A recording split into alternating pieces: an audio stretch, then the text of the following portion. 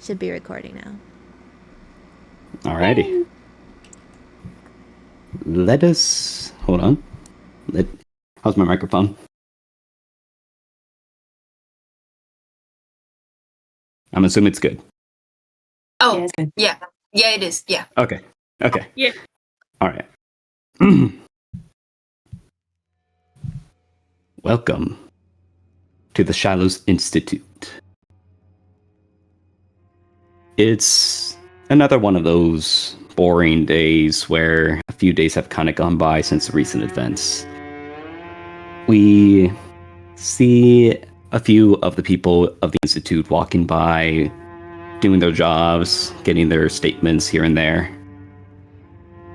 And we actually see a computer in the archives.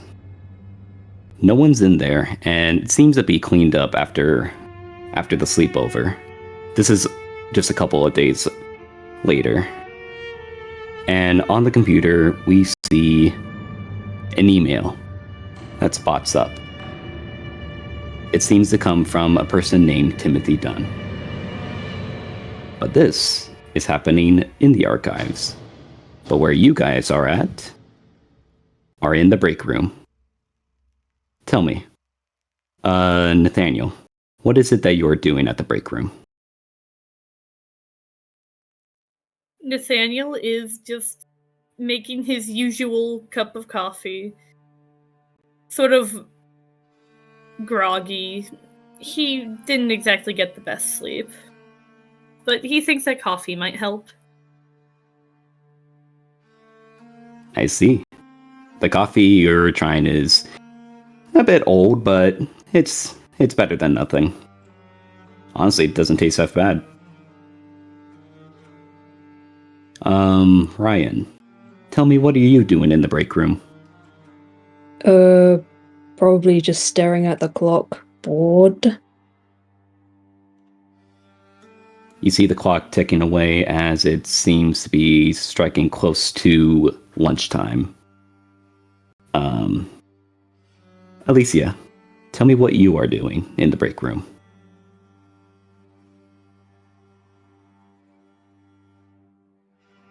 Alicia is eating. She's eating a lemon key pie that she bought in a store that was close by because they didn't have any sweets in the cafeteria. That's what I'm doing. It tastes sweet to the touch of your tongue, to the point where you can't help but grab yourself another. And D123, what are you doing in the break room? D123 is also staring at the clock. Ryan beat me to it. I wanted to stare at the clock like how I did in episode 1. And Lorelai, what are you doing in the break room?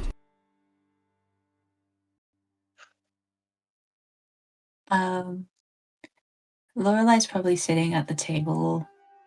She probably has like a bag of sweets, but she's mainly kind of focused on a book she's reading. She looks kind of lost in it. Also very concentrated. As you're reading in the book, you kind of get lost in the words as they tangle you into this fascination towards the story. You're so lost in it that you actually hear the door to the break room open.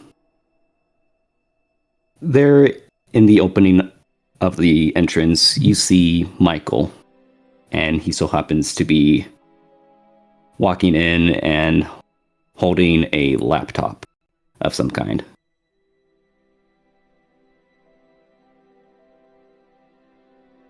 She lifts up her head as she hears it, like she's kind of like snapped out of her trance, and she turns around to look at Michael, and she gives him a soft smile, like, good day, Michael. Oh, good day, Miss Fontana. How are are you guys? Sorry, mate. Employees only. Hey now, don't be It's an rude. employee. He is. Yes, he is. He's been working here for weeks now, Ryan. I've never met this man if you before want- in my life. Yeah, it makes sense. Uh, You wouldn't. Sorry, sir. I can go. No. No. You can come in. Don't go. Come on in. The break room is open for everybody. Nathaniel does do a little side eye at Ryan, being like, "How don't be rude like that." Bombastic. Offensive side eye. Side eye. Feel free to sit down with us, Michael, if you wish. Oh, thank you. And he cheekily sits at the end of the table and starts opening his laptop and is typing away. You can see he's quite focused on it. What is it that you're working on, Michael? It's nothing. It's silly. Well, it must sure be important if you're that focused on it. Come on. Tell me. Oh, well, it's a novel I'm working on. Really? I mean, you do look like the kind of person who likes to write, to be honest. What is it about? Oh, it's about a faraway place. A place where nothing makes sense and a little bit different from our world. And the main character so happens to be blind and has to feel around the world. But it's still a working draft. Well, I'm sure you'll get it. Working on it. I believe in you. Yeah, it does sound That's intriguing. Thank you. It's my father. He's not really one for liking my stories, so. Well, screw your father. No. Respect to the old people. But, you cannot pass too much time worrying about what other people think about it. If it makes you happy, well, go ahead and do it. If you die today, then you're not gonna get to come back a second time, So you might as well use your time in whatever makes you happy. As you say that, you actually kind of see Michael tense up a bit, a little bit nervous at hearing the words.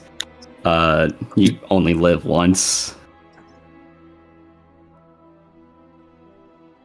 Oh, I'm sorry. I didn't mean to scare you.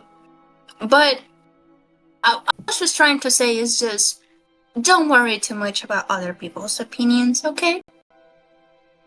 Do what makes you happy. Okay. Yeah. Sorry. It's just that things here are a lot scarier than I thought. Yeah, I I thought guess. so as well. I thought so as well, but eventually you'll get used to it. And who knows? Maybe you can use the monsters as inspiration. Right. Monsters.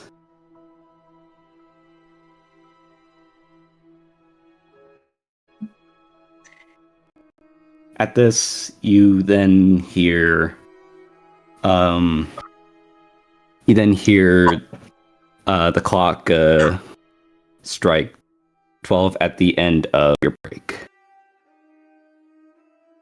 Break's over. Okay, I'm gonna go wash my hands. See you guys. Well, there's that. I'll see. Alright. I'll see you later, Alicia. Dee immediately goes to her office. She's excited to do work again. Let me go. I love it, yeah. Nathaniel kind of Michael, you looks are a here. little Oh. I'm no sorry, I was looking at Oh. the clock. I didn't even notice you. I didn't even notice anyone here. Hello? Hello, dear.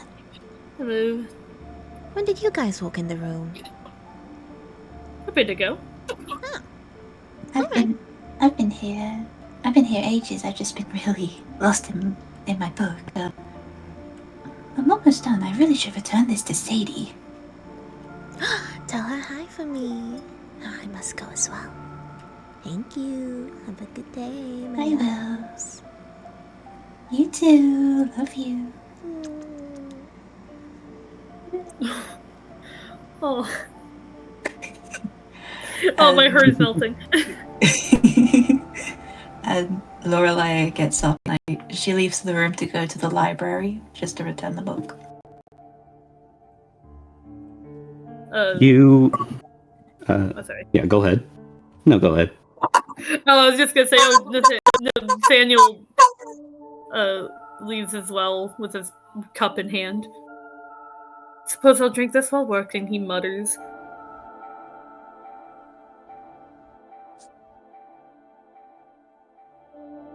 And as for you, Ryan? Oh, I thought Alicia was there as well. I guess also he Alicia. also. Huh, what? I mean, is Alicia still there, Alicia? I literally just said I was going to wash my hands and see you guys later. Shit, My that bad. was you? Okay. Yeah, he leaves too. Let's just start with Lorelei as she heads back to the library. You've been to the library multiple times, and it is nice and cozy here. Even though the season is starting to get a little bit hotter, it's not too bad. And honestly, it brings a sort of comfort. You see a few of the employees sitting, doing their research, sitting around. You even see a few leave the library as they get ready for work.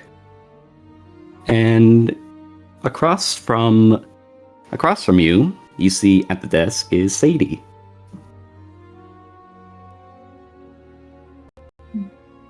Lorelei spots Sadie, and knowing their previous interaction, how it ended, before she walks over to her, she takes a long fringe and tucks it behind her ear, just so both of her eyes can be seen, and then she walks over to Sadie. Hello, Sadie. I've come to return a book. Oh, thank you, Lorelei. And my gosh, I remember seeing that eye color of yours before, but seeing it now in the light is pretty awesome. Thank you, dear. I suppose it was a little silly of me to act the way I did when you saw it, but since you think it's very pretty, I feel like I should feel a bit more confident showing it off. Thank you. You don't have to, but it means a lot. So, how'd you like the book? Oh, it was fascinating. I didn't think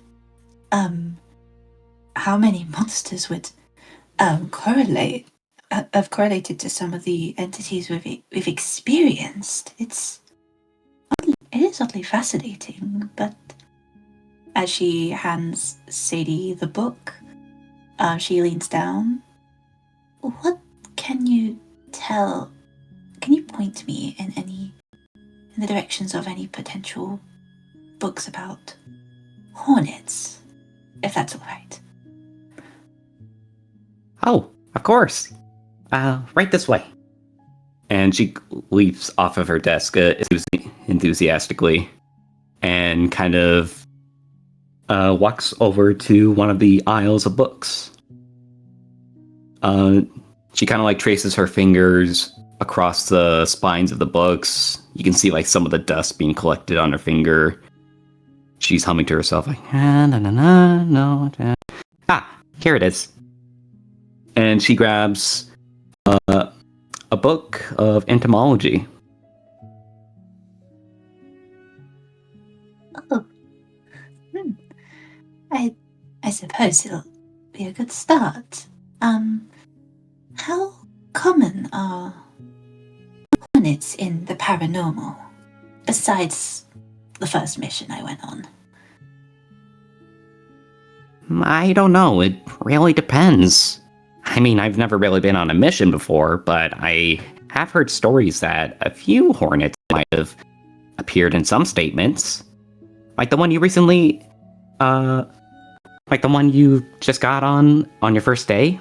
That counts. But I don't know about the other times. Usually varies. I remember hearing this one story where one of our investigators woke up to a bed full of ants. He kept scratching himself all day. She shivers at the thought. Despite wanting to learn more about hornets, she still just bugs you. That sounds awful. Well, I should ask Diane for potential statements like that. But thank you for the book, Sadie. And if we do end up going on a mission, later today or later in the week, I'll let you know. I was pretty serious when I promised you that. That would be awesome. Well, since Shallows isn't here, I do have the ability to close the library for a bit. So, Exactly. can I come? Yes. And don't worry, if Argyle finds out, I'll make sure he'll be light on you. Thank you so much. You can kind of see she's like trying her best not to squeal in delight. She's like, yee!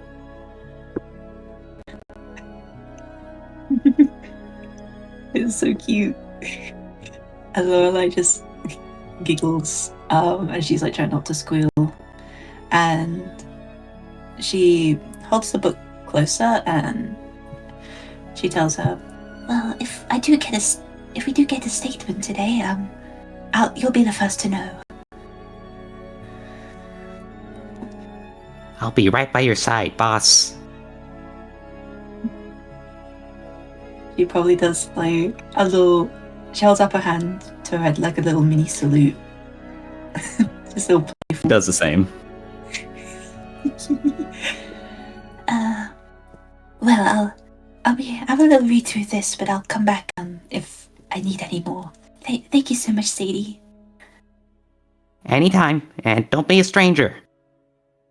She kind of calls out a little bit loudly, and you hear some of the other employees there kind of hushing her, and she's like, "Oh, sorry." Lorelai giggles as she gives her a small wave goodbye, and she makes her way back to her office to read. Alrighty. Let us now head over to Alicia. Alicia, what is it that you are doing at the moment?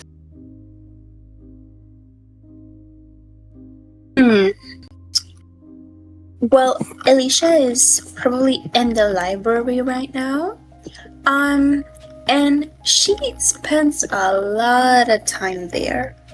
Even when she's supposed to be doing paperwork, she rather spends she most of the time spends her day in there. But she's usually not in the booths where you can see people easily. She's usually sitting by a corner, as if she was trying to hide the fact that she spends there so much time.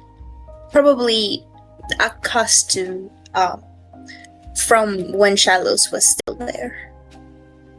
not a custom, like a pattern. Kind of So like she already used to what's been happening. Hmm? Like already used to, yeah, accustomed. Yeah, so like she's used to like she doesn't want to look like she's being too nosy. So even when Shallows is not there, she's still it's used to going to like the corners of the library, so most people don't know she's there reading the books. Yeah. So she's doing that. What book is she reading? Ay, Endon. You're reading I Have No Mouth and I Must Scream. Let me think.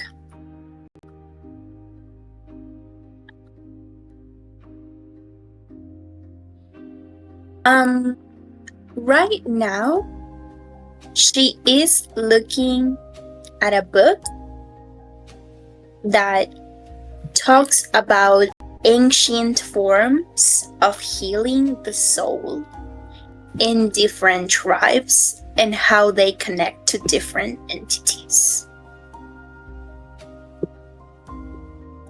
As you're reading through it, you do see that some of them do mention, connections through mythology, rituals, and religions. But some of them, in a few hidden chapters, are mentions of some of the entities. And you do actually find one that is placed on the flesh, or Venus Carnis. It is... Go ahead. She takes a special attention to it. That's all I wanted to say. It's a little bit hard to read due to how old the book is. You can kind of see some of the ink has been wiped away over the many uses it's been through. But you do see some wood-carved drawings on it that show of people, like a person mending the wound of someone, but without using any tools. It's kind of like a 1800s kind of style of... No, not 1800s, I mean 1300s. Sorry, I get them confused. 1300s kind of style of drawing. As you can see, like them mending the wound without using any tools. But you do see a little GM intrusion. You do actually see a book in the other arm of the person.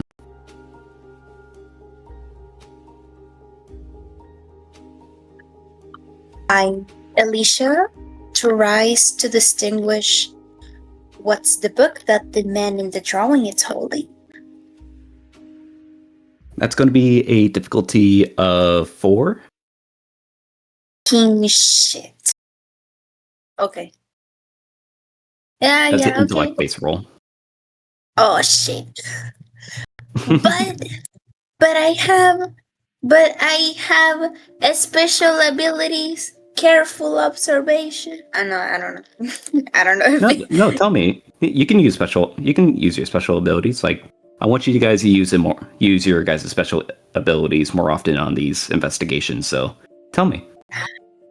I have all of them are intellect. So I have careful observation, and mise en detail, and scheme. But that one doesn't help at the moment. So I have careful observation and mise en detail. So I'm guessing careful observation would be the most fitting. Okay. Yeah. Okay. Yeah, you can use it. Okay. Does it say like how many XP it costs, or not XP? Points? It says careful observation, intellect 1. So I'm guessing I take off 1 point from intellect, right? Correct. Okay. So yeah, I use it. So looking at it, it is a little bit hard to see because of the details, but you can almost see. You can actually almost see pictures on the book showing that of some weird mangled horse skeleton. And with just the fair minimum of seeing the words, you see the words Bone Turner.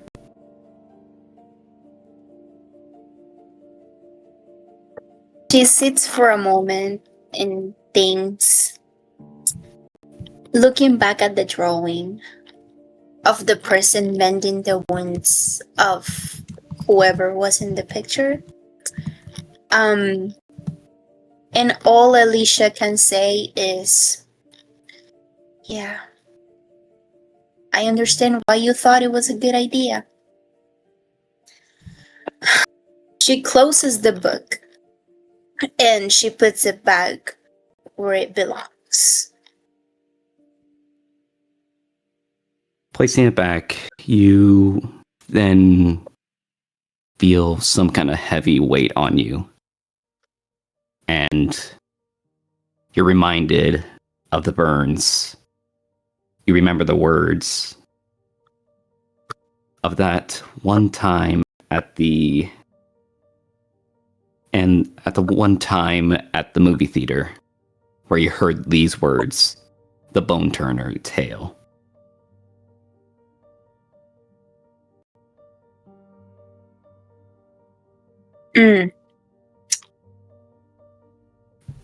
She goes to the front desk and speaks with the lady that knows, that's supposed to know, whoever keeps track of the books that we have here.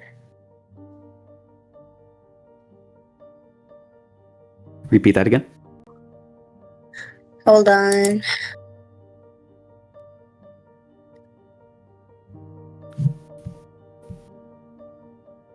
It's better pay attention to what Mushi's asking you. I'd rather if you take care of that first, because I cannot focus on that. Both things. No. Go ahead. I'll tell you guys soon.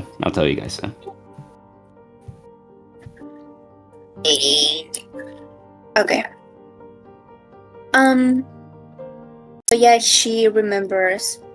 It's kind of crazy, she remembers hearing the words Born Turner in the flashback right in the cinema in episode 2, and now she sees it in the illustration of this other book. And she goes to the front desk and asks the librarian, what's the name? It's Sadie the librarian, or is that another Correct. lady that does that? Yeah, it's Sadie. Okay. I pretend there is a thingy in the desk. Ding ding ding. Sadie. Yellow. Hey, how are you, Hello. Lisa? I'm good. I'm okay. Just a little tired, but I'm doing fine. Hey, but I have a question for you. Shoot away. What is it? Heard of a book called The Bone Turner? The Bone Turner? Yeah, Bone Turner. Have you ever heard of that? I don't think we have that. Not even in the secret stash. Damn. Have you ever heard of it, at least? She kind of scratches her head a bit. No, unfortunately, no. Okay. Thank you. Yep. I'm happy to help either way. Of course. And she turns back and kind of kind of sad, because she was hoping that at least someone would know about it. And then something occurs to her. Maybe Shallows knows about it, but he's not in here. So maybe she could ask him. but she'll save that for later.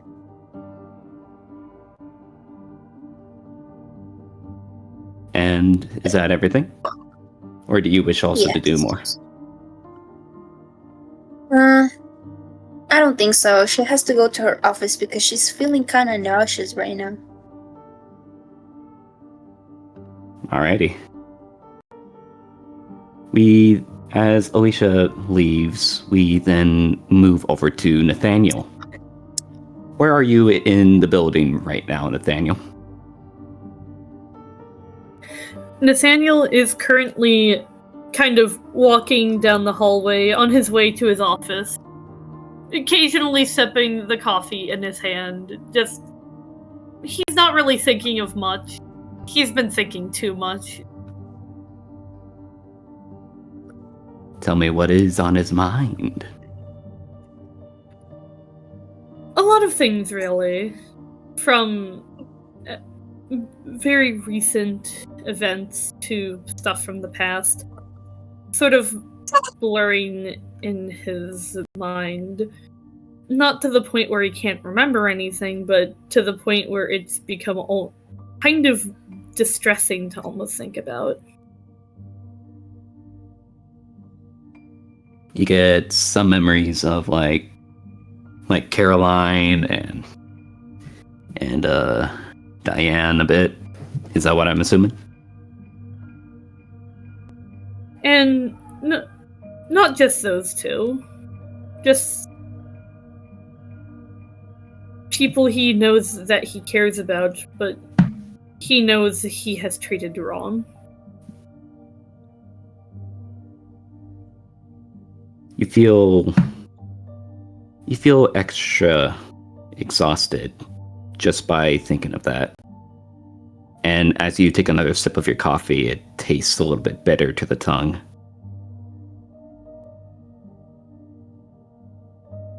And eventually you reach your office. You open the door and inside you see your office. It's kind of nice. It's reminiscent. It's recognizable. It's home. Until you see the box.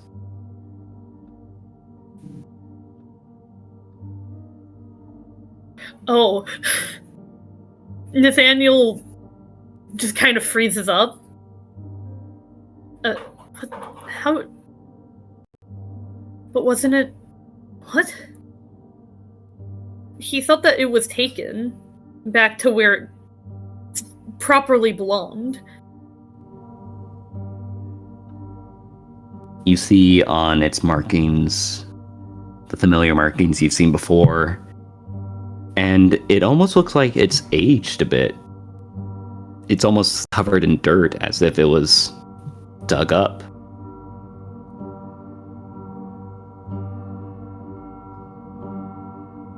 Although he is a little concerned about this, he can't help but to get closer to really see if he's just imagining it due to all the stress, or if it's actually on the table currently. You inch closer and closer, and with an outstretched hand, you touch it.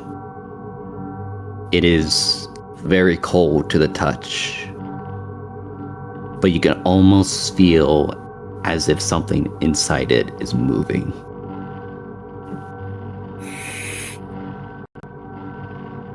Nathaniel is obviously freaked out by this. He kind of backs away for a moment, but knows that it's not the best idea to leave it. He sees if he can find some sort of... maybe some sort of new way to open it, or if it is still locked. You want to check if it's unlocked? Yes. All right. That's actually going to be a difficulty of 6. All right. That is a nat 20. God.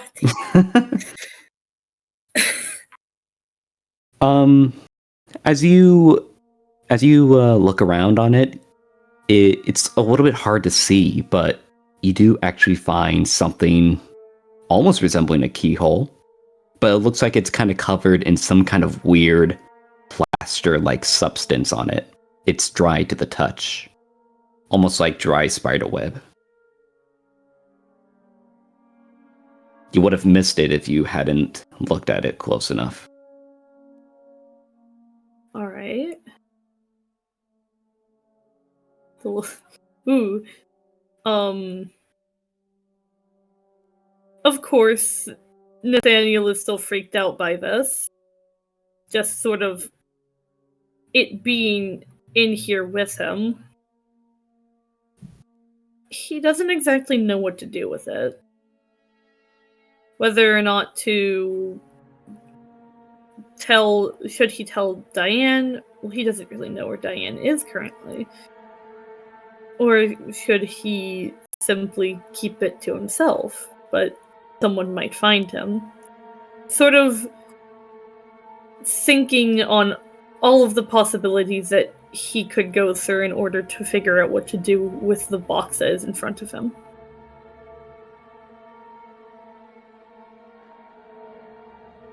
As you do, you then hear this.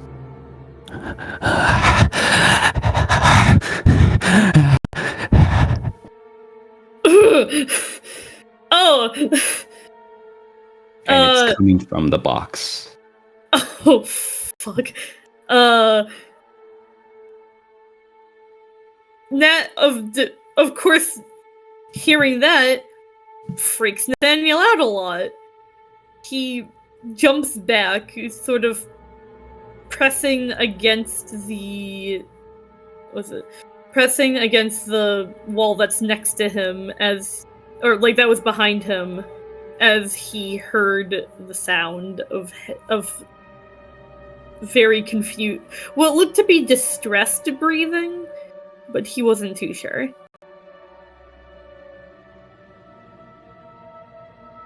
What feels like a long moment as you hear.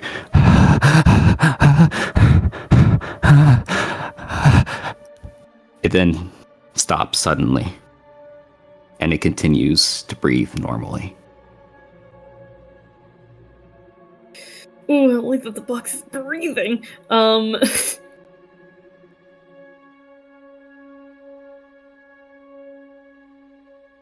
Nathaniel seems at a loss on what to exactly do. Because he could go and warn someone about this, but then again, what if they suspect that he took the box and it didn't just appear in his office? Did he want to risk that? He didn't know.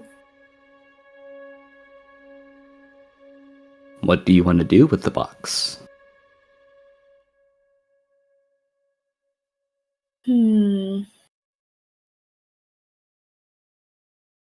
I say that after a moment of thinking and making sure that the door is closed, just to be sure, he decides to try and talk to whatever is in the box. It could be bad to do so, but with everything going on, what does he really have to lose? Can you hear me?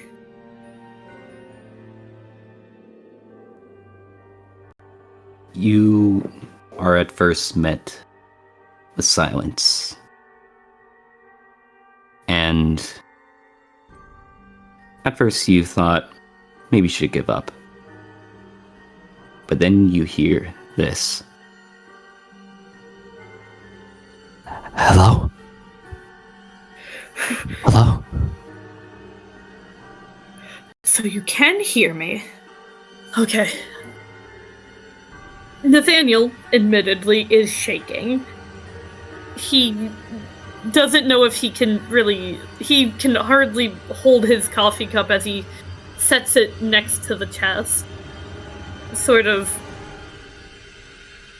both scared and yet relieved that he wasn't just going crazy about this thing breathing.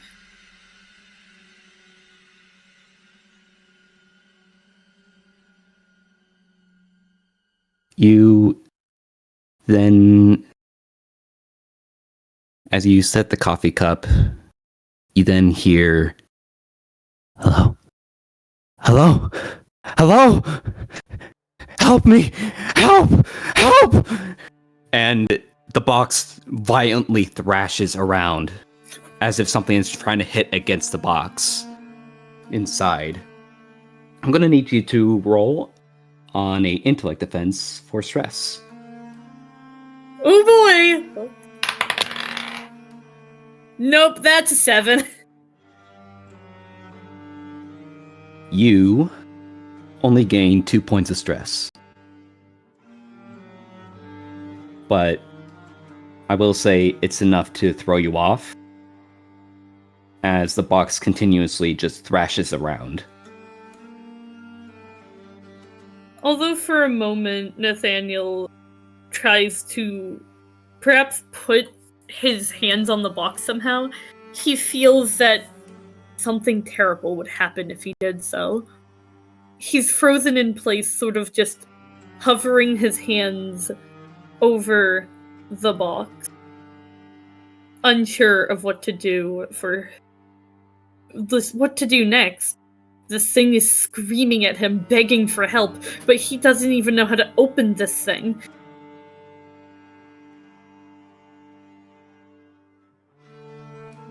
And as you place your hand over it as it continues to thrash around, it then finally calms down and continues to breathe slowly. But you can almost hear muttering.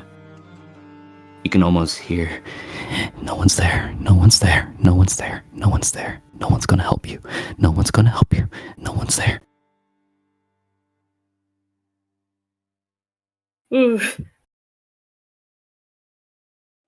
Nathaniel is still horrified by, admittedly, all of this. But a part of him can't help but push his luck just a little further. What do you do? Nathaniel is going to try and lift the box up a little bit to see how it would react.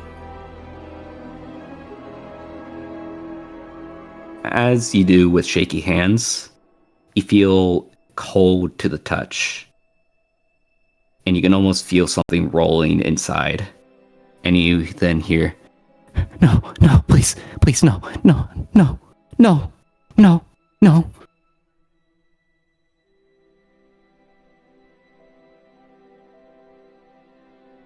A shiver in his breath. It releases a scared sigh as he tried to find the right words to say before just almost whispering, "Do you need any help?" "Hello? Who are you? You don't work for him, do you?" Work for who? "The man with the top hat. The man with the top hat." No, I do not work for him. "Oh. Okay. Okay. Who are you?"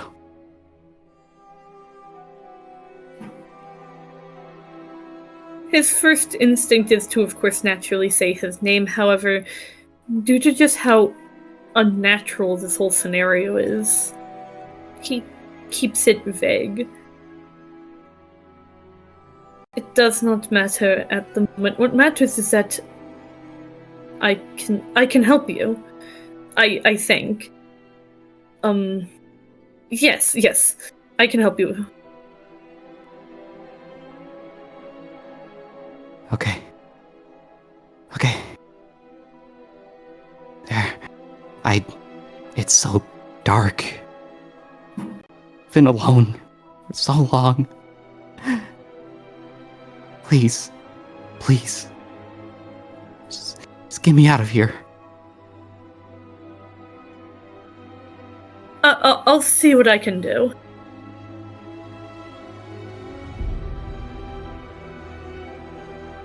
Okay. And at that, it continues to breathe slowly again.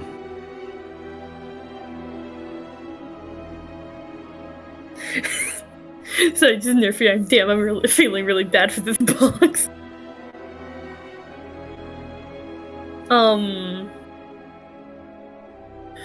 Nathaniel, in reality, has no idea what the hell to do.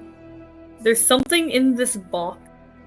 It is talking to him, and he doesn't know if he should even trust what the box says to him, because in a job like this, anything can be said, and anything can be believed. He takes his hands off of the box and just kind of stares off as he thinks on what to do.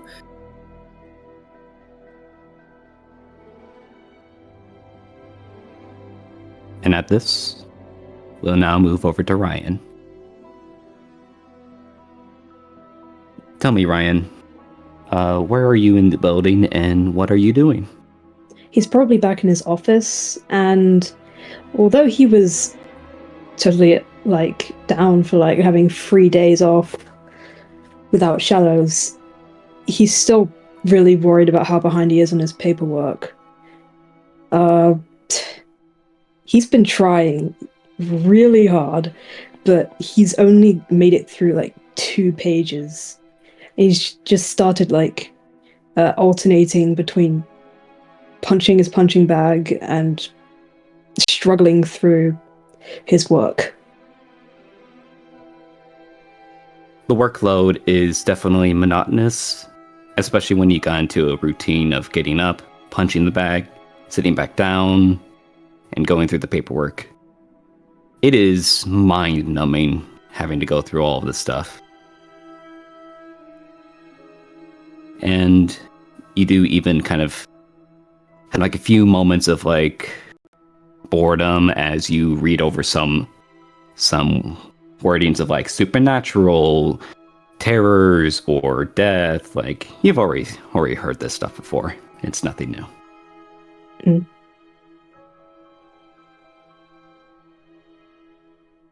Do you want me to elaborate? Okay. You do eventually land on one paperwork that does mention something of a dark creature. And it kind of brings you back. Even though it's all seemingly over, you can't help but think about the potential danger that your family is in. Those shadow creatures, those cultists, they just came out of nowhere.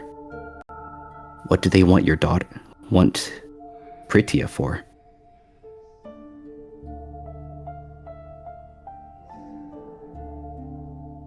Is there anything more on the sheet paper thing? You do find that on this seemingly to be an old statement of someone having gone through some kind of bed monster that mentions this shadow creature, and how they kind of seemingly use the covers to kind of help protect themselves from this thing for a while. But from what you see, it's already been checked out. but it is brought up for different investigation. We're taking statements from 5-year-olds now. You then hear a ringtone. This counts as a GM intrusion. Okay. Brian, I assume that's coming from his phone? Yes, it is.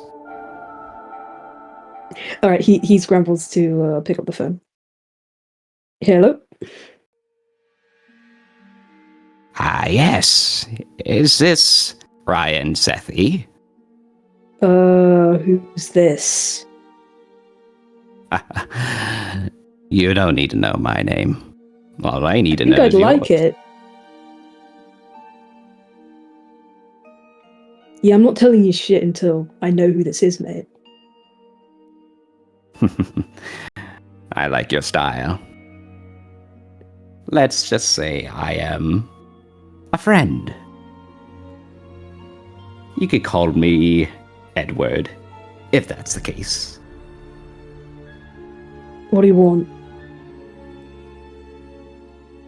Oh, well, I'm here to, check up on you. How are the investigations going? I don't... Why do you want to know? Can't an old friend ask? Old friend? Who the hell are you? Who are you, man? I am not a who, but a friend. How... What, I'm not answering shit, mate. I don't know who you are.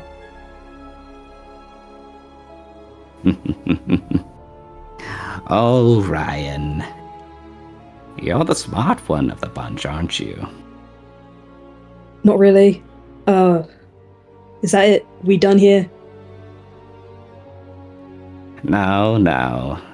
I am here to warn you of something. Uh-huh. But what's a warning without a riddle? For fuck's sake.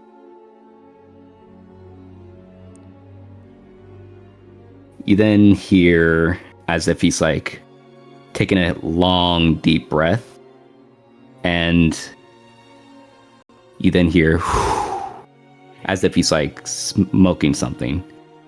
And as that happens, you actually see smoke coming out of your phone. Oh my god.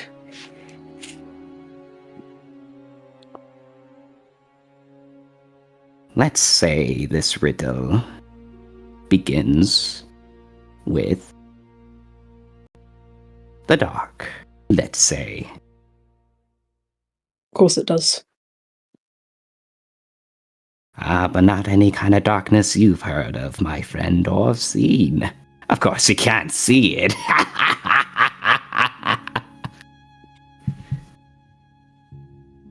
I'm starting to think I just hate old men.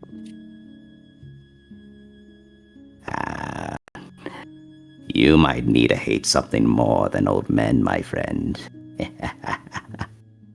Get to the point. Okay. Let's say, be wary when the next time you fall asleep.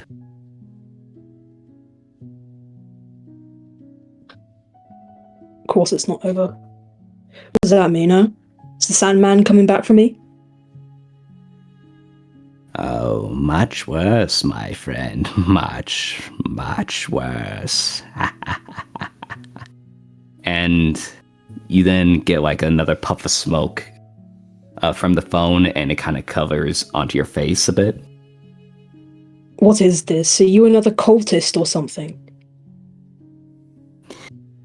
No, I may have been told I was one before, but let's say I am more of a helper than a follower. Helping who exactly? And then you hear behind you, myself. Ryan shoots around. What do you do again? He turns around immediately to see what was behind him. You turn around and you see outside of your window, and it shows the street outside, but you don't see anyone around. And then you hear your phone get hang up.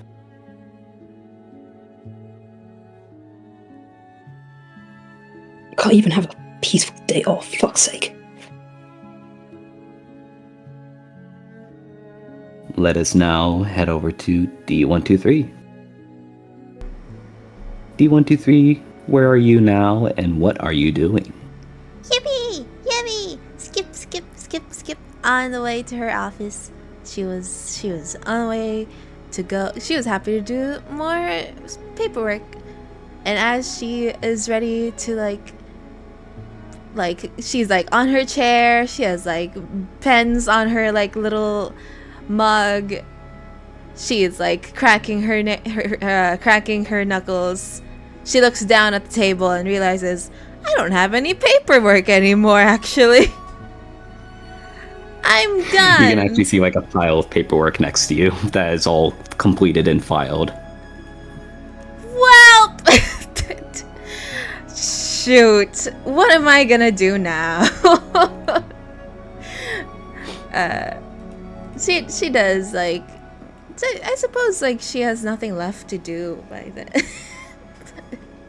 She has nothing left to do by then.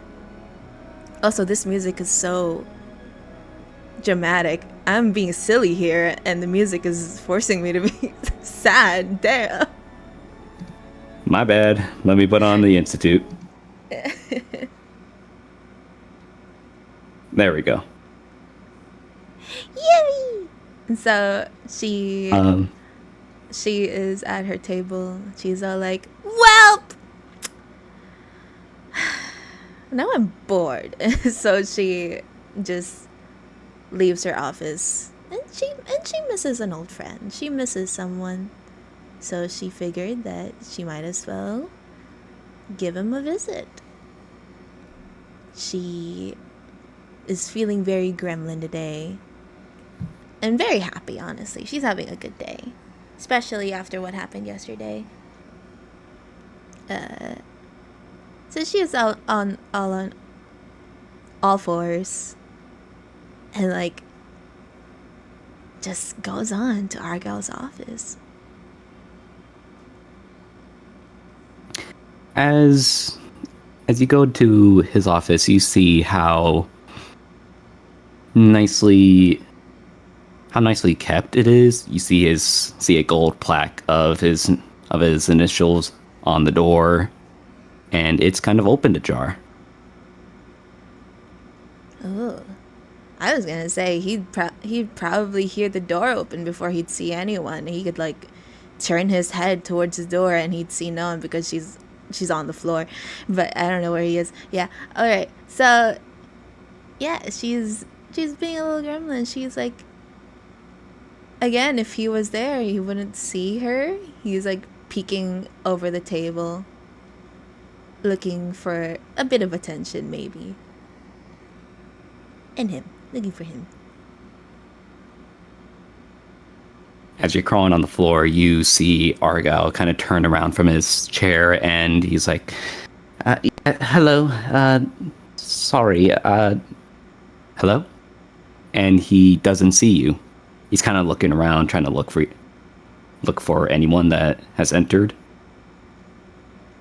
She purposely avoids his eyes, and is like, she's kind of like staying behind him so she doesn't get spotted.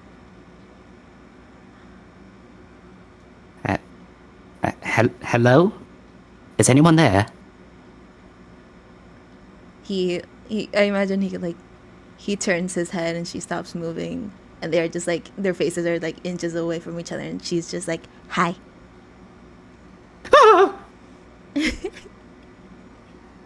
He kind of jumps from his chair and hits the floor a bit hard. He He kind of like rubs his head a bit and is like, D, Oh, God. what are you doing here?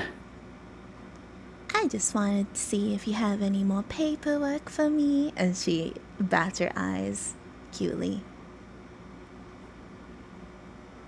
Oh, I thought I already sent you some paperwork.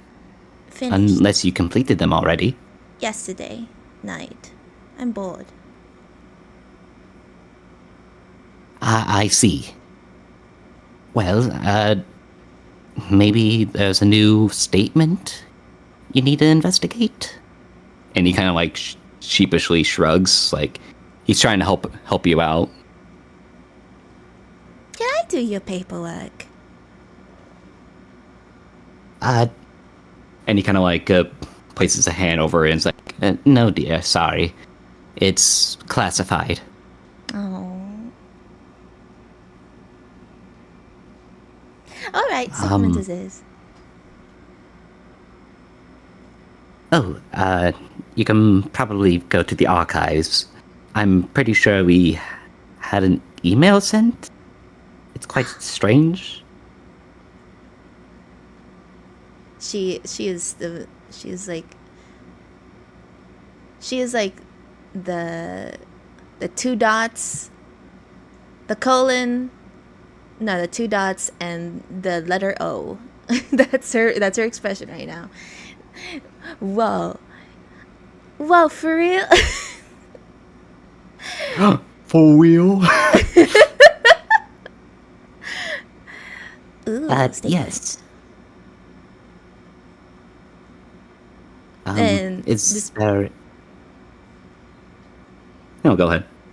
Despite her interest, though, she does stare at him, kind of like a cat with like big dilated eyes. She's all smiley, and like she's like looking at someone that she loves, you know, like it's a special kind of look.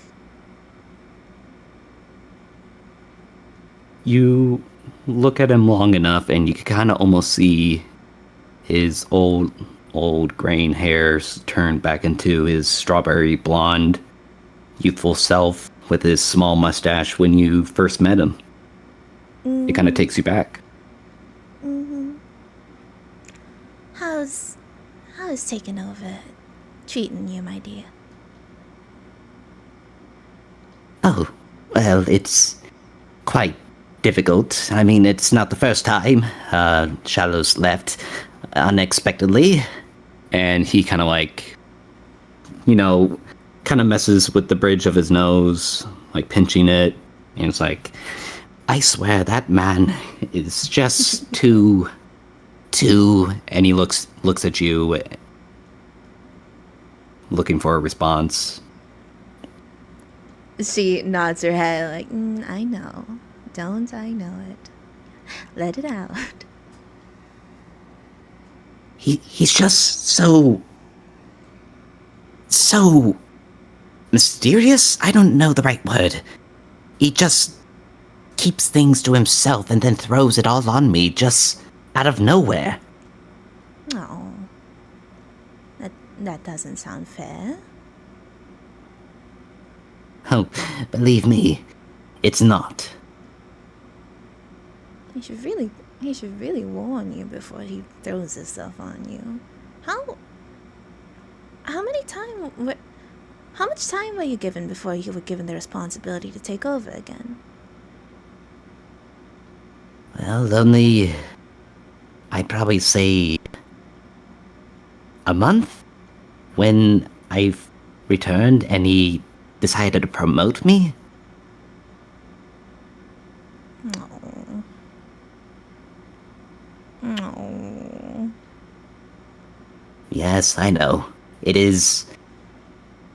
I respect the man, and I don't dare disrespect him, but I just wish he can be more... open? You know what I mean? Oh no, he's a baby. And I love that about him. He's a baby. He's a man. He's a baby in the form of a man, and I love that about him. But yeah, I agree.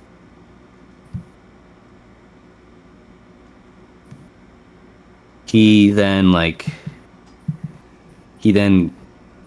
turns over and then says, "How are you doing, Dee?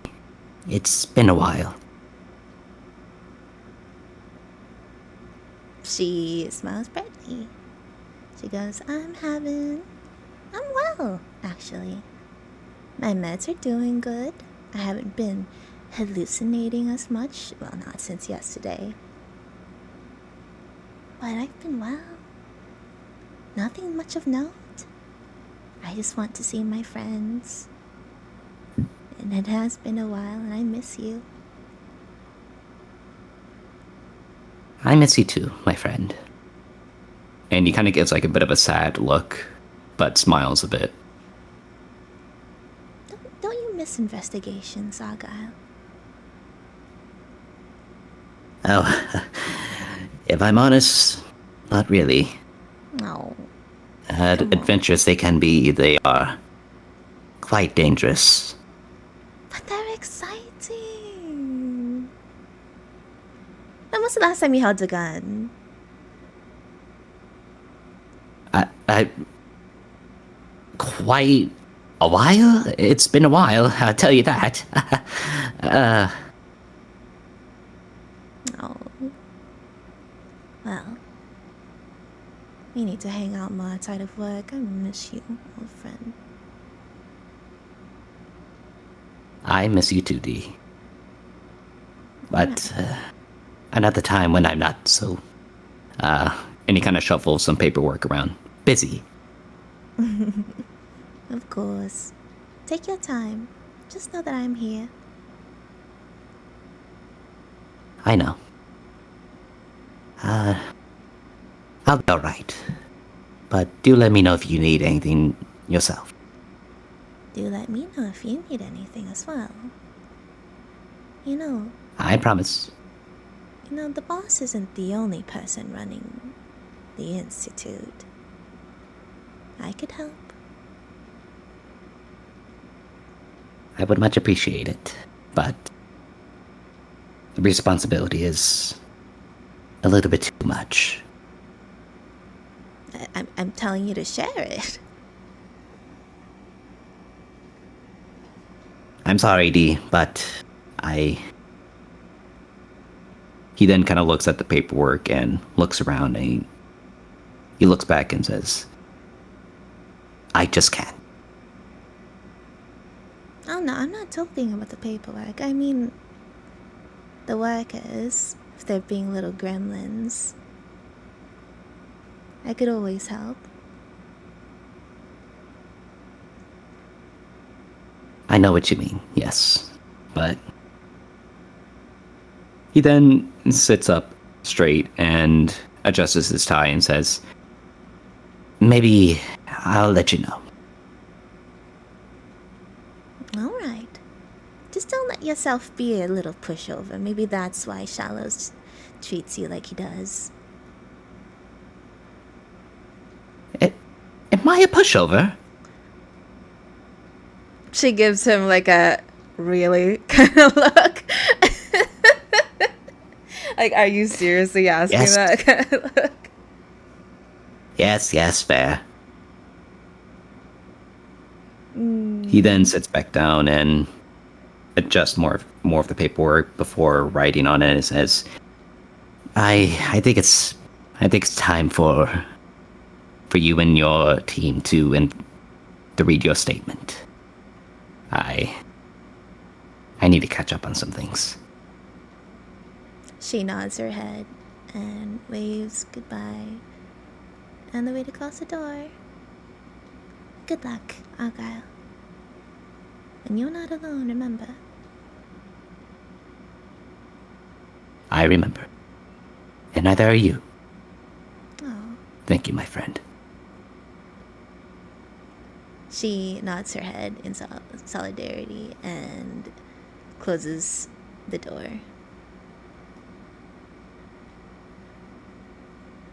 And as the door closes, we see inside Argyle kind of sigh to himself and then continues to write. let us now head back to the archives, where we see the doors slowly open, or not slowly open, just open, and enter all 5 of you guys.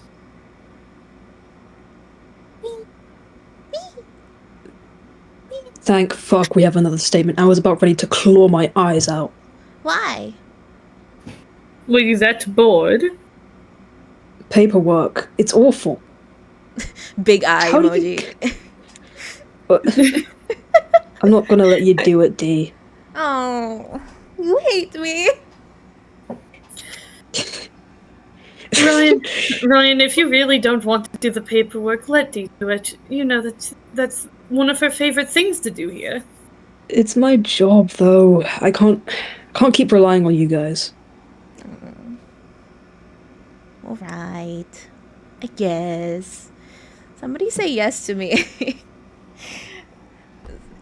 I think you should get a hobby. This is my hobby. Anyway, the email. Hello, friends. I forgot to let the others talk. Hi. Hi, darlings. Hello, 1, 2, 3. Good morning. What time is it? Good afternoon. Yeah, it's 2 p.m. It's 2 p.m. 1, 2, 3. Oh, I could have sworn there was a moon outside. My meds aren't working that well today. Anyway, good afternoon. Good afternoon, Dee. Yes, good afternoon. How are you? Alicia! Alicia! Alicia, Alicia, say Say something. hi to me! Alicia! Alicia, say hi to me! too much cake.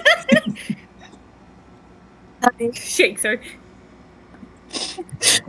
Hi, Dee. How are you?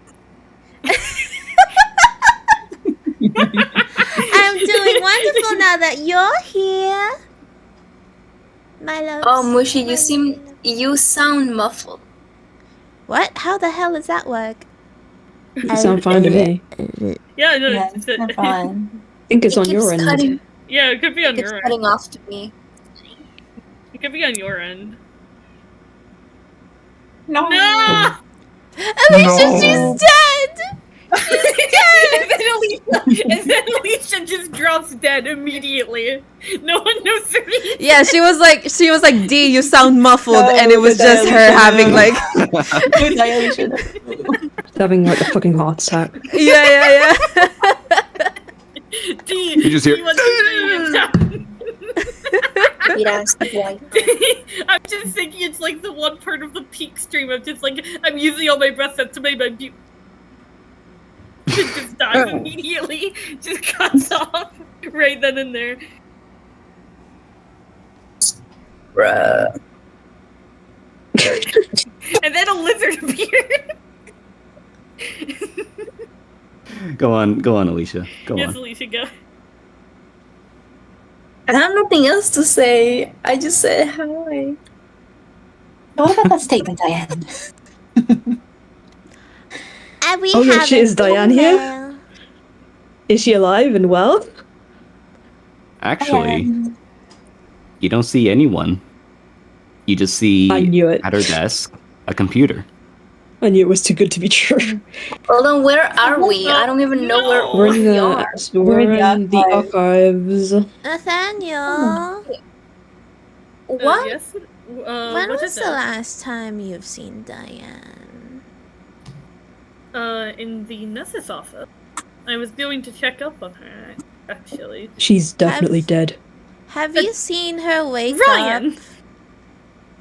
She was awake when I left because visiting hours were. Oh. Alright. So she's not dead. She Could was be. she was through a lot of physical damage, so it's not just going to take a few days to recover from. She If was you want dead in to- the if you want sleepover. to- No, she was not there at the sleepover. I lied. I'm a liar. I'm a liar. I'm a liar. Lie, that's a lie. All right. Just as Um, long as she's not dead or anything, or experienced anything supernatural that could lead to her death, I'm asking for the bare minimum here. Oh, Nathaniel, I sure hope your thing didn't kill her. That would be all on you. All on you. Anyway, we have an email. Okay. No, that was really fucking funny. That was really funny. Oh no, Diane's dead anyway, so let's read her emails. Let's go through her search history. Yeah. Yeah, what can we find in her search history? It's a work computer. What am I talking about? It's a work computer. We're not gonna find anything personal there. yeah, it's a work computer. There's just one thing of just like, is it okay if I'm a woman who kisses women? Everything else is just fine. I thought she'd have like a furry forum on there. I was like, Diane does give furry energy. no, I just imagine like other members of the crew just like searching things up. Like we see a search from Alistair or something like nearest beach.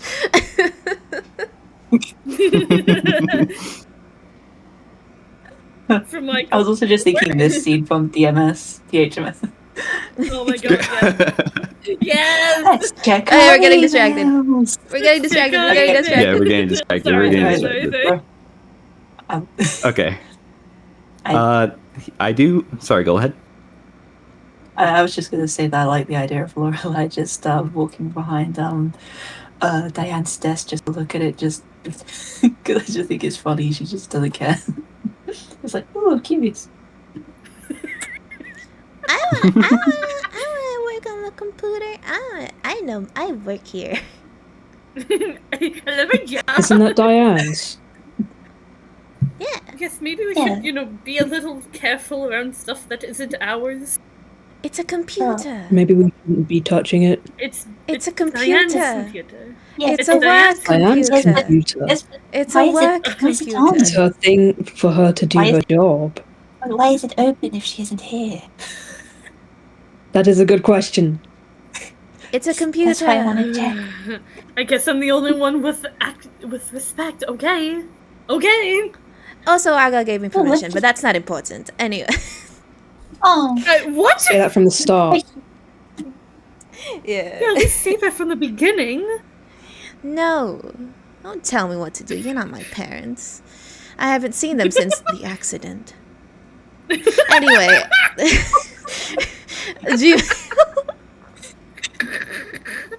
oh golly gee, I wonder what this Coming email up. says. Let's see what this email says. Let's check our emails. Let's check out email. I haven't seen them since the accident. What mice in the carpet?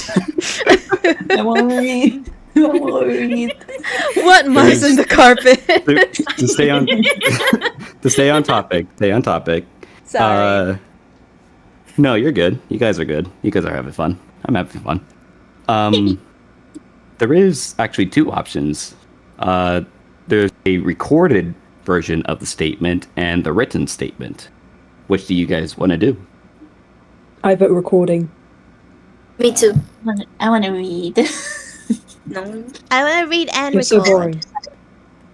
I want to read and record. No. I want to Because- read and record. Yeah. No, we're not. I want to We're hear not it. gonna Is this an record it. actual like recording It's a that's going to record. play? Or... Yeah. It's gonna be Yes, recorded. actually. Yeah. Oh, I gotta turn this Yes, thing okay, on. do it. I want to do the For the recording. I first want to time hear in my that. life. Okay. Clicks recording. I also want to read it because like it goes one ear and out the other for me. I have ADHD. Yeah. Yeah, here. Let me send over the statement as I play it. Let me just get the right music. I don't hear. I was gonna tell you. I Putting don't that hear new any channel to music. good use. Can you hear the music, Alicia? Let me play it real quick. Like if you were playing any music before that, I cannot hear. It's Like, playing now. can There you it now? is. I can hear it. Okay, now yeah. Got a little Alright. quiet. Let me restart it real quick. Alrighty. Alright. The following is the statement of Timothy Dunn, taken from a text file apparently created using dictation software on his smartphone. The Magnus Institute received it as an attachment to an email. Statement begins. My name is Timothy Dunn, and I'm dead. Not like, oh man, my wife is gonna kill me, but like, really dead. Here's the thing, I don't know who killed me, or how. Knowing that won't save me. Nothing will. So, why am I recording this? Justice? No, I don't think so.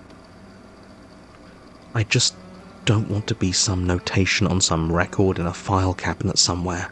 A John Doe no one remembers. Someone should understand what happened to me. That's why I'm sending this to you people and not the police. Because they'll just assume I'm crazy and throw it all away, but you people know about this kind of thing. I'm using the voice dictation thing on my phone to record this while I lie here, before I'm gone. But there's no way you'll read this before I die. That's why I'm saying this all like I'm already dead, because as far as you're concerned, I am. Alright then. I've been living out in Hammond County on a farm that my family's held onto since my grandfather. You won't find my body though. I don't think there will be anything left. I think that's how it works. I'm not a farmer. I didn't really spend much time here before a few weeks ago. The place has been boarded up and empty for I don't know how many years. But I was homeless, out of cash and out of options, so I hitched out here. I had to break a window to get in, but I do honestly own the place, so that's no crime. There's no one else in my family left to claim it. There's no electricity, but there's water. About half the rooms were bare of furniture, but there was a little. I made the best of things I could. At least it was a roof over my head. I wasn't here more than a week, though, before I started hearing noises outside. The house is way out here, so I figured it was just raccoons or something. Then, one night, I caught a glimpse of a person outside the house. There's a shed here, and they were rummaging through it. The first thing that came to my mind when I saw this was that it was dark out there. No electricity, remember? But this person didn't have any light with them, and they seemed to have no problem rooting through all the junk with only the stars providing any light. Obviously, I didn't get a good look at them. Couldn't tell you if they were big, small, male, female, anything. Just a person shape. Anyway, I was scared. I stayed quiet and hid in the house. Eventually, they were gone. A few hours passed, then I finally got to sleep. The next day, I cleaned the mess they'd made and tried to close up the old shed, but the door wouldn't latch anymore. I didn't much care. While working at that, I felt like someone was watching me. But I couldn't see anyone. That night, though, I kept a nervous eye out. Sure enough, I saw someone in the yard again. I'm not embarrassed to say that I'd already pushed an old bureau against the front door and a heavy table against the back door in case they came back. When I heard the banging noise, I knew it was someone trying to force the front door. I wanted to get a look at them, so I crept into the front room and peered out the window. It was an old man. Didn't look very frightening. Instead, he looked withered, frail. So I yell out, "Get out of here, old man. This is my house. I've got a baseball bat and I'm calling the cops." He came to the window and peered in. "The book," he croaked out. "Give me the book." "Go to hell. I don't have your book." He left. I had no idea what he was talking about. I just had to hope he wouldn't come back. But he did. The next night, he just banged on the door and said very quietly, "Give me the book." And he did that for at least an hour, ignoring me when I yelled at him to get lost. For a minute, I thought there were two figures out there in the night. But my mind was playing tricks. Finally, the old codger left again. I didn't sleep that night. But after lying in the only bed still in the house, I got up in the light of my flashlight. I gathered up every single book I could find. A couple of old kids' books, a Bible, a book in German holding up a broken leg of a couch. I even found some old Life magazine from who knows how long again. I would have looked in the cellar, but I knew it was way too damp down there to keep any books. And if I'm being honest, I didn't really want to go down there in the middle of the night anyway. By morning's light, I piled them all up on the front stoop. Maybe he wouldn't come back, but if he did, maybe one of these books would satisfy him. He did, and they didn't. He kicked those books into the weeds by the door and repeated his whispered demand. I holed up in the pantry off the kitchen because it had no exterior walls, blocked the door with a chair, and got some sleep. The next day I went outside. I didn't have a baseball bat, but I did have an old length of pipe I found in the shed. I figured I needed to confront him or I'd never get any real rest. Maybe he just needed to be scared. I searched all over the property. He had to be nearby, I figured. And if I was going to get physical with him, I wanted it to be in the light of the day. I searched all that day, and by evening I reached the river about 2 miles from the farm. Once again, from time to time, I felt like someone was watching me, but I caught no sight of him, and I doubted anyone else was way out here. There was an old wooden shack on the riverbank, though, amid some trees. It looked abandoned, but I wanted to check it out. I thought I saw movement inside and made to call out a warning, probably something like, "Hey, old man, I'm coming for you." You'd think after having all day to think of it, I'd have come up with something better. Anyway, it doesn't matter because I never got a chance to say anything. Just as I saw, I'm pretty sure I saw anyway, the old man's face in the window of the shack, I felt a slicing pain in my back. So much pain. I don't know if you've experienced that kind of thing, but it hurts so bad and took so much out of me that I didn't even have the energy to cry out. It felt like someone behind me was reaching into my body and grabbing things, moving them, rearranging them. I blacked out. When I came to, I was back in the farmhouse, in the bed I'd been using. The pain returned every time I so much as moved, but I could only barely manage moving my arm. Otherwise, I was just sort of stuck. I didn't know how I got there, but it sure wasn't under my own power. The bed was soaked with blood. I called out, but there was no one. I screamed my fool head off, but no one came. I think I passed out again, and when I woke up next, the bed was soaked that it sort of sloshed. It wasn't just blood. The pain was a lot less, and I mostly just felt numb, like the nerves in my back had stopped working. I pulled my arm around and felt under me. I don't know why. It came away with not just blood, but something I wish I'd never seen. It was a pink and red sort of goop. I was liquefying. So now you get it, you see. I'm dead. Even now I can't move anything but my mouth. And even as I say that, my throat is clogged with, well, my throat. My teeth are coming loose. The back of my arms and legs stick to the bed. I'm not going to tell you about the smell. Please, if you can, figure out what this is, and know that I'm not just some nameless damn. There goes the tooth. I didn't just disappear. Well, maybe I did. Oh, well, whatever. Somebody's got to know my story. Statement ends.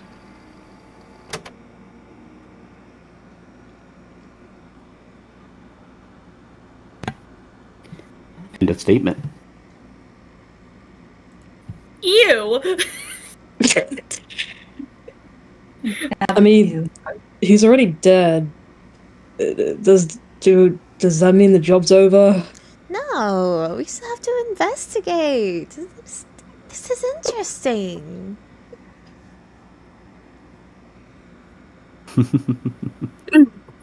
I say Alicia hasn't still processed the whole thing. She's just staring at the recorder like as if she saw everything as vividly as it possibly could be. She just has her hands in her heart and it just keeps staring at the recorder, thinking. Are you alright, Alicia? It doesn't answer.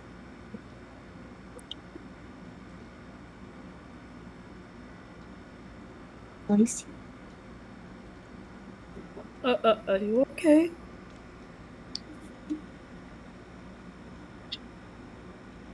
You can tell she's trying to calm herself down because her heart's going faster than usual. But eventually she manages. And she sits for a minute, a chair that was nearby from the computer, and she says, "Yeah, I'm okay." Are you going to be able to handle this investigation? I need to. This is important. This might be. And she pauses for a second. This is the kind of thing that we're working here for. To help others, right? Have to he's go. already dead, but yeah, alright. Yes, but if we know what happened to that man, we can stop it from happening to other people. I have to go. No. So down there. We still need to do our research. Right. I guess I'll head to the library then. We should. Come on. And you can see that she gets up, but she visibly struggles to wake up from the stair. She is visibly dizzy, but she can still walk. She brushes it off.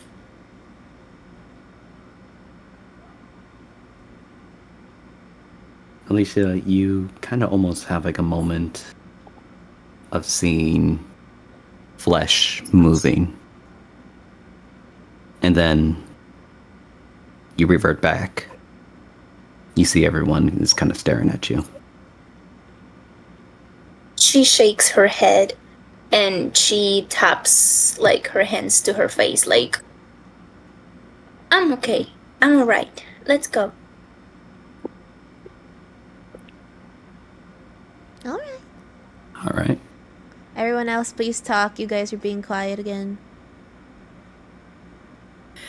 I'm still just kind of like. IRL, I'm trying to think of something, but I just going back to. Oh, that's just gross. Oh no. I'm assuming that maybe the book was indeed in that damp cellar. Just small hunch.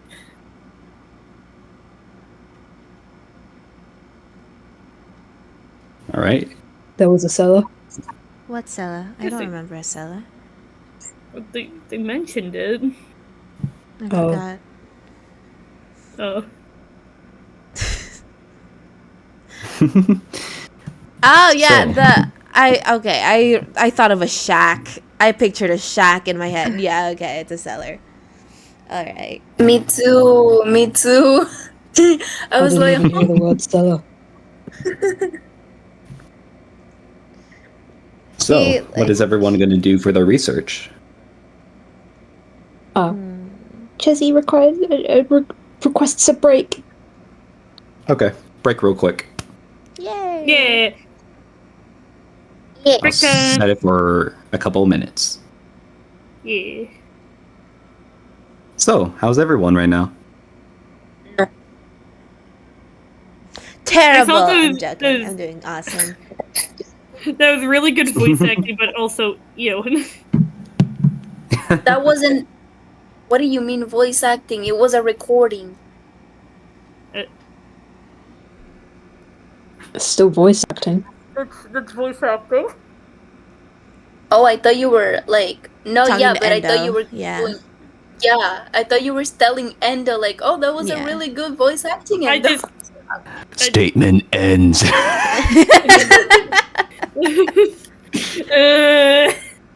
No, I meant like I thought it was very well done. I liked that near the end you could hear him fucking gurgling, and that's where I was like, ugh. Like more than anything Yeah, else.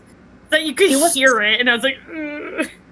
No, he was describing like I was kind of zoning out the whole statement because I was like, okay, guy wants a book, and then when he started to describe like the body, like what was happening to him, I was like locked in. I was like, oh my god.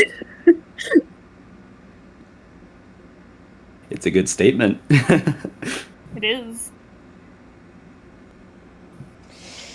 No, I want to speed What's up the the research. No, wait. and the No, never mind. I have to what's wait. the name of these and the what's the name of this statement? Timothy Dunn. No, the title of the statement. Does the statement has a title? Well, I can't tell you. That'd be spoilers. I just want to know the title. I haven't read any of them, but I'm curious. Which one is it?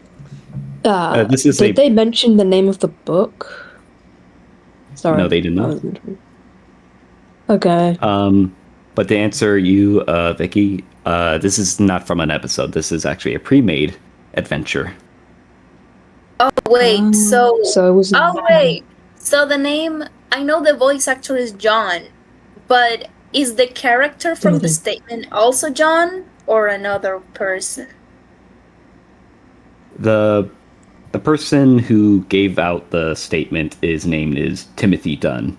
The one who voices it is the creator of the Magnus Archives, Jonathan. Johnny Sims. Yeah, Jonathan Sims. Yeah, Jonathan Sims. Hell yeah. Oh, okay. Right, I thought the character on the because you know there is also a character called Jonathan Sims. So I was like, "Oh, this is about him." Oh my god, I was so excited. It's like the only character I know. So He doesn't know any of the characters. Obs.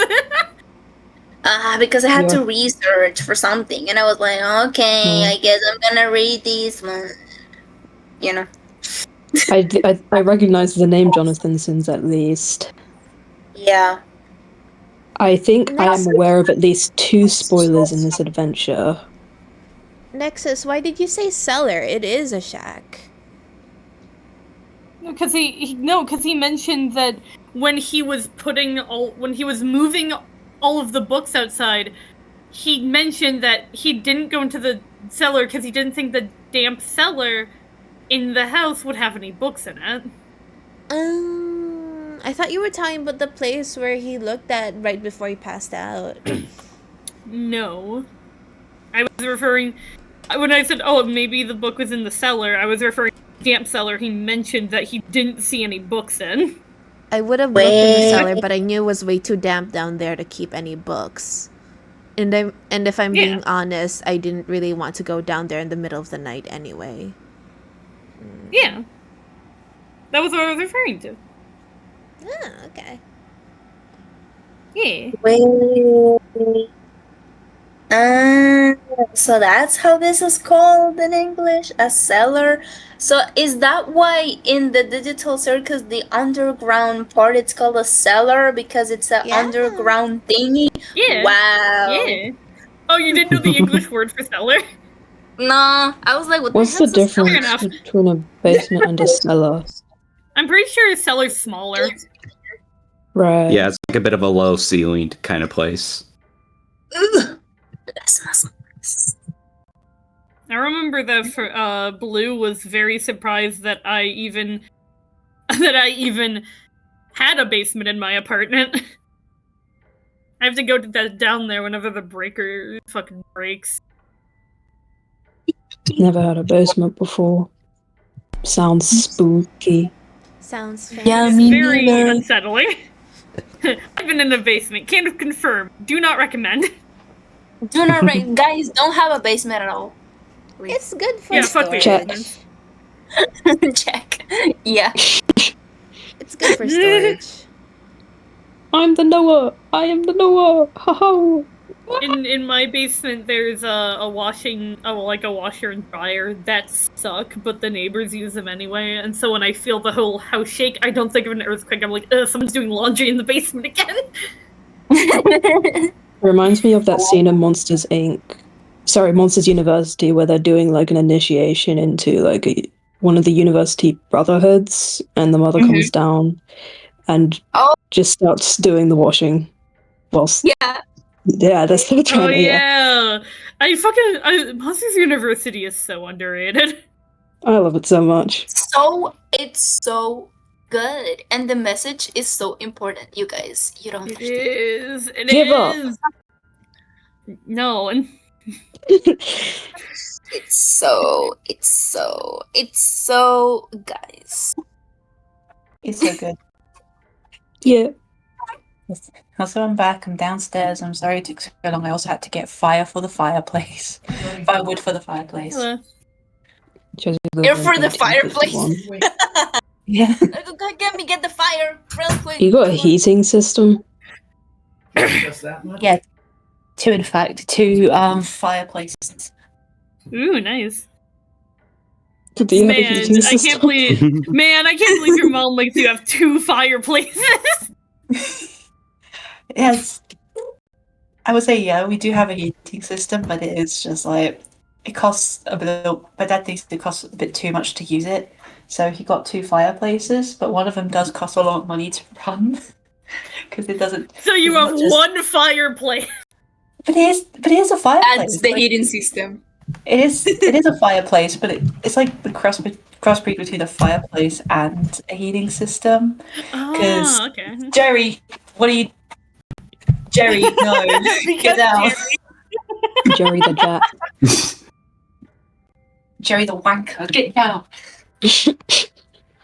All right, so real quick. Real quick, about the XP. No. So each of you guys earn actually 5 XP, combining from the last 2 adventures you guys went on. Yippee! Oh wait, that means I go up a tier, but I won't do that until this is over. Bats my eyes. Bats my eyes at you, and do I get? And you also, and yes, you get 3 extra points of XP. Wait, Five. The little Hey, what kid about- just to be here. What Sorry. about Wait. Yeah, Lorelai also got like an arc thingy, right? That's Yeah. true. Because I got That'll be the Lorelai beating the fuck out the cultist, and then there's the and then the there's phone also call. yeah. The Okay, call yeah, my with bad. mom. And also you as well, Ryan, since you also completed your arc with. Yeah, I was gonna say I didn't get this special treatment. Yeah, my bad. There's so many of you guys. I am so sorry. And y'all gotta remind Endo. Y'all gotta be like. I did, and he was like, "Oh no, you will get 4." I love that you say that. Yeah, okay. I don't remember. And okay, so both Lorelai and Ryan also get 3 extra points. I'm at 15 XP. It's like The world is alive. I'm 9. It's Me with Alrighty. me with my 15 XP get 3 supernatural stress points. Oh my god, I have 14, but I don't have any. Okay, I promise. So, where did it. Okay, so I want to get this clear before we start. So, the stress points go in the little box that say stress, right? Correct.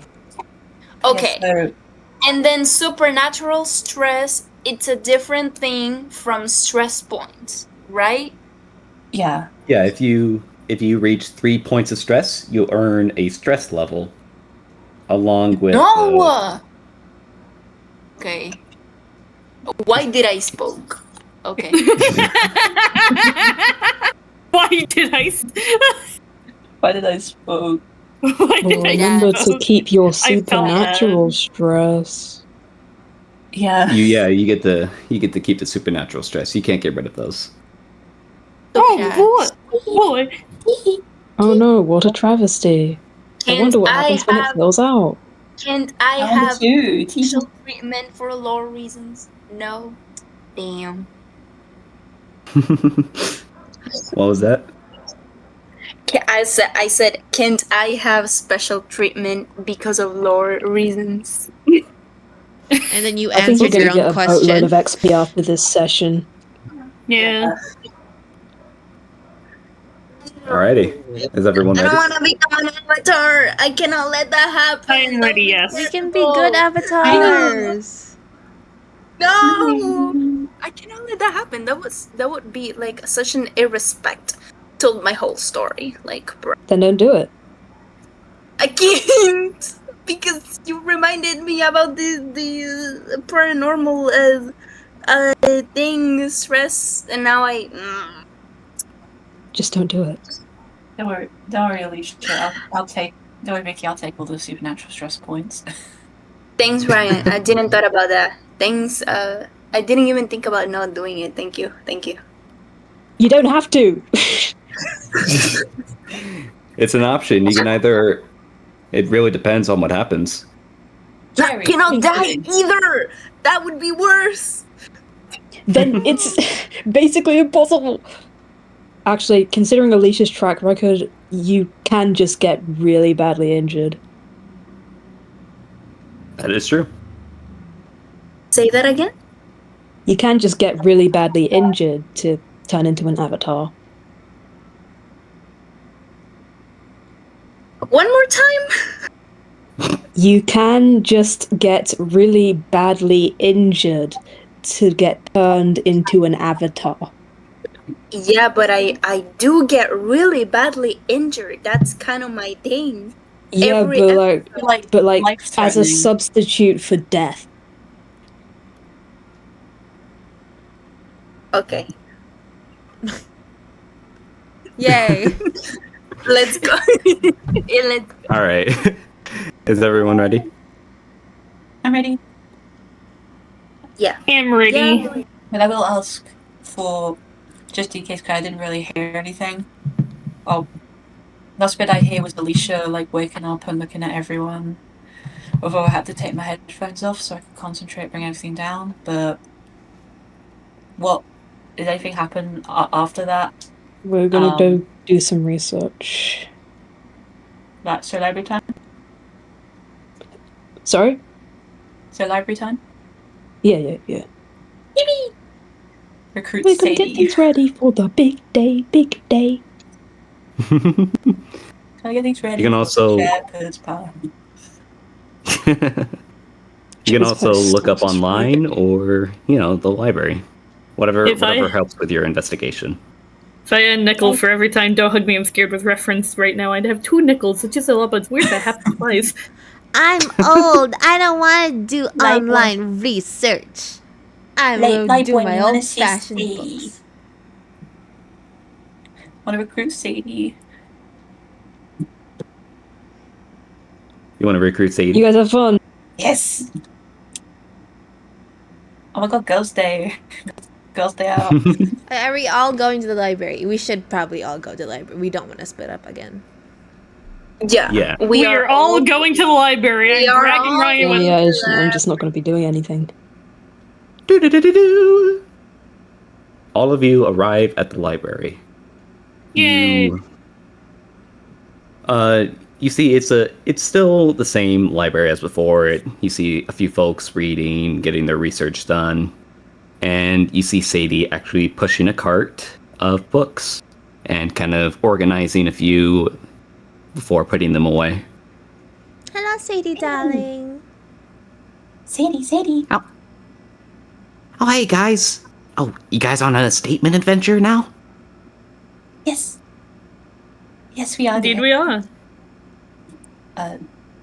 Lorelai walks up to Sadie and she like holds both of her hands in hers, like she's cupping her hands, like, oh, Sadie, you should join us on this one.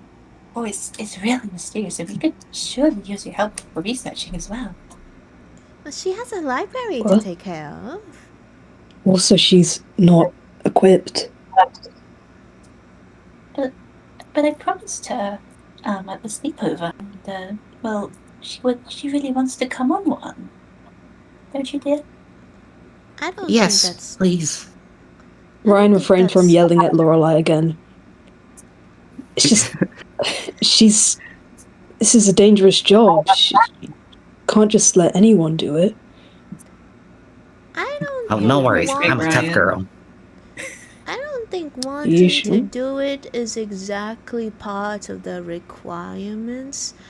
A lot of our investigators don't really like doing their jobs. Well, We What are you talking don't. about? and if you think about it, I'm not exactly an investigator, I'm a priestess. Neither are you, Ryan, you're an electrician. Or Alicia, no, like a Well, investigator forensic is kind of like a pathologist. rank. We've been doing Lorelai, you this for are years, though. technically an investigator. Yeah, we are investigators because Shallows gave us that title on top of our already professional titles. And if something was to happen to Sadie, then who's gonna respond for it? Because technically she wasn't authorized by Shallows to go on an adventure with us, you know? Oh, Argyle would be blamed. Poor Argyle. Yeah. Oh, she blinks. I could talk to Argyle.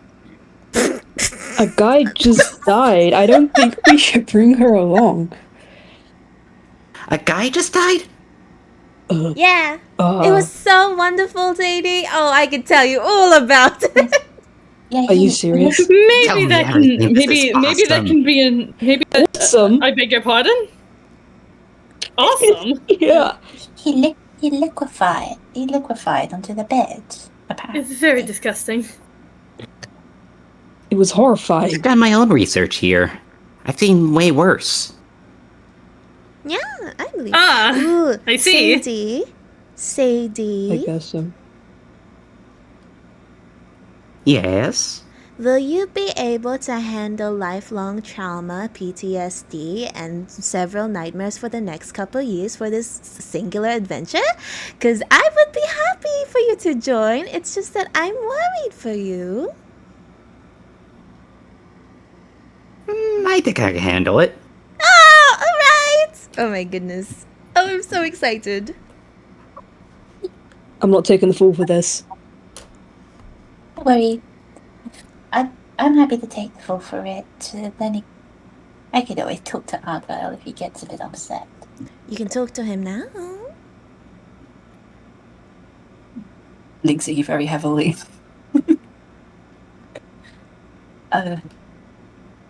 I would talk to him, but I'm not that earnest on bringing Sadie along, but you are. Perhaps.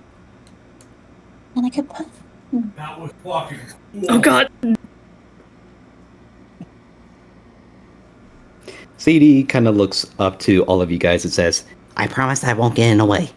I can help do research, take notes. I'm happy to do my part. Oh no, Sadie, darling, you can not get in the way in the best way possible. It's also more that you're going to develop a lot of mental distress, and that's also a bad thing. Surprisingly, She therapy kind of doesn't looks. cover. Job doesn't cover therapy. I have to pay for that Oh, myself. fuck's sake, my headphones are fucking around. She looks at you, D, and is like, "Well, does watching a lot of documentaries about psychopaths count?" No. No. It doesn't, because you're always safe in your room and you're not actually there. Yeah, on And the field. before she finishes what she could say, she just passes out. I thought it would be best. Would have loved to have Sadie with us. Hold on, what? No, me as Eliza, Mushy. are you okay? Okay, so me Yeah, as what the Mushy fuck? would love to have Sadie with us, but as D123, she would know better. Okay. At least she just passed out. Would we like to talk about that? Yeah, Nathaniel's currently body fucking being like, are you okay? Alicia? What happened? She can't respond. She's passed out. Oh my god, I need to. Nathaniel is Oh, she trying to actually- pick her up. Oh, she's actually passed out. I thought you were joking. No, she actually passed out. Oh. I'm taking her to the nurse's office. I can And carry also her I'm for you. checking- Alicia has died. No, it's fine. Oh, Alicia right. is not dead. She just passed getting a out. sense I'm of taking her to deja the vu. nurse's office. I will also say hi to Diane for you, D. For everyone here. Yay! Thank you, Nathaniel. Of course, I did. He's panicking. He's picking up Alicia and he's panicking. Don't pass out yourself on the way to the infirmary. We'll definitely do that. I guess Nathaniel's taking Alicia to the nurse's office. I'd hate to split up, but I'm also like, oh, let's go talk to Argyle, and then someone has to research. Oh, I have an idea. Mhm. But you remember, it's not so bad if we all came together, like, really quickly. Like, if it's for a Yeah. couple, if it's, like, real quick, it's not a problem. Exactly. So, okay. Lorelei watches Nathaniel take Alicia away, but then she turns to Sadie, like, well, I'm sure you could still come along. Well, we will be needing some books on anything to do with a liquefying body, or anything to do with the body or decomposition. Well, I can see what I can find. And she heads off and kind of is skimming through the books. I'm going to actually need you to roll on a difficulty of 3. Oh.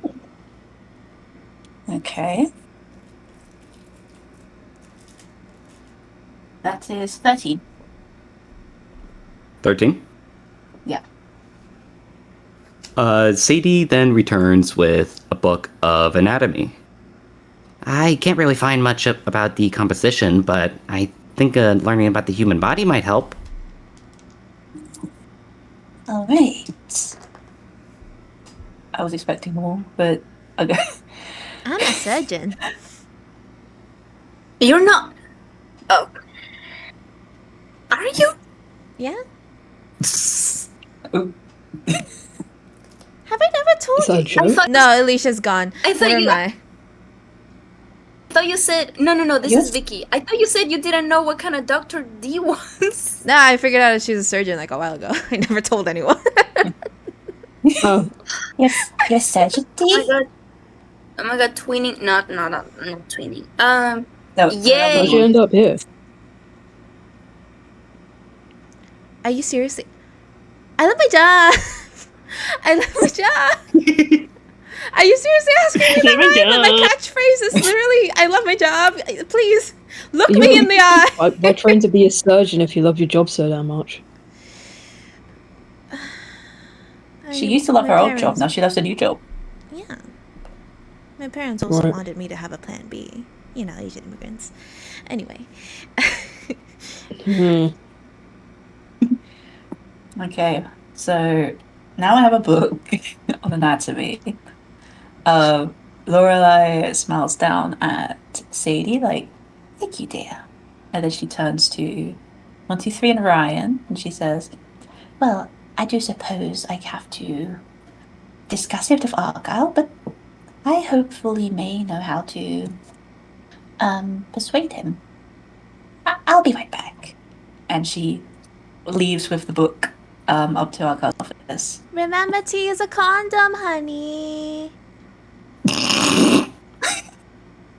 I will want to. What? I said what I said. He's a virgin. Be careful with him.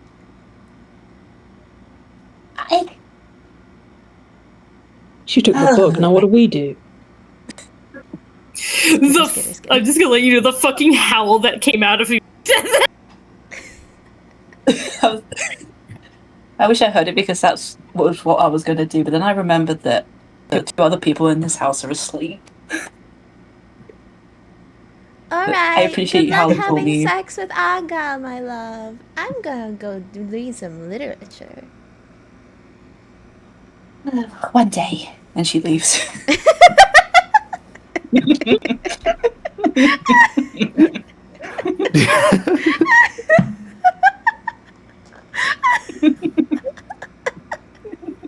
Anyway, do you want to die? do you want to looks for literature related entities or like something with the flesh? I'm gonna need you to roll on a difficulty of 3. Fuck, hold on, where is my dice?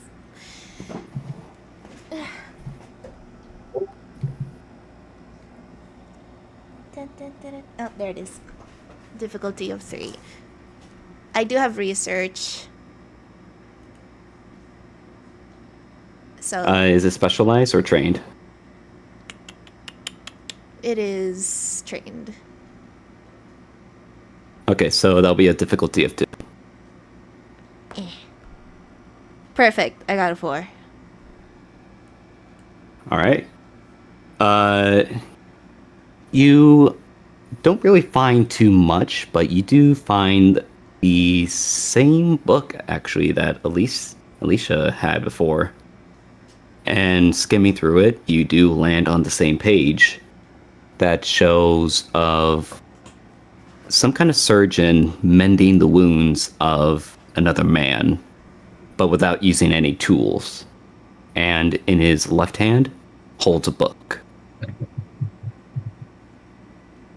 Ah! She says it out loud. Oh, sorry. People are shushing her. Sorry. Ah. What is with the yelling? I understand. I think this might be the easiest investigation we've ever done. If I'm right about the suspicion of what Endo has planned to do, it's not gonna be easy at all. Never mind. Oh, it's not. That's nice. Well, I mean, I'm not sure about like actually figuring it out, but in terms of getting out of there alive, I don't know. Mending the wound, the guy went back to his bedroom all like fixed up essentially, and he felt like pink sludge, like that could be how the wound was mended. And like obviously the book. He's holding like a book in his hands. You the book. The book. Can I read something about? Can I read more about the book? It doesn't say much about the book, and the the writing is a little bit scratched up that it's kind of a little bit difficult to read. All you can really get is from the image.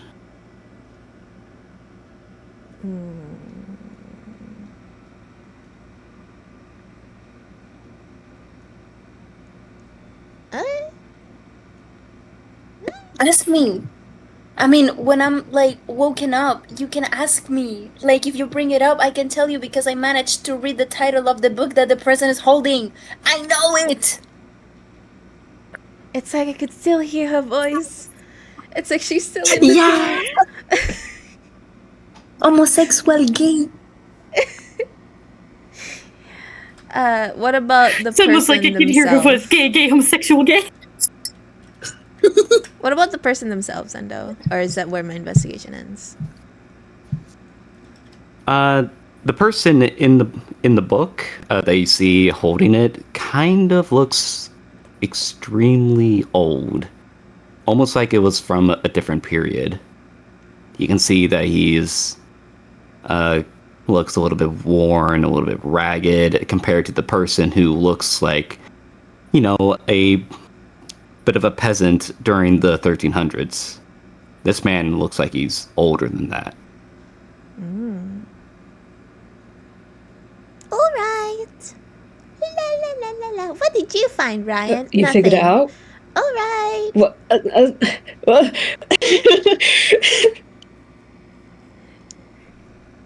Did you find something? Did you Ryan? figure something out? Yeah. Oh yeah, Ryan wasn't doing shit. He probably just followed her around. She shows in the book. See, book, mending, flesh. You see my connection here. Not really. Yeah, me neither. Bruh.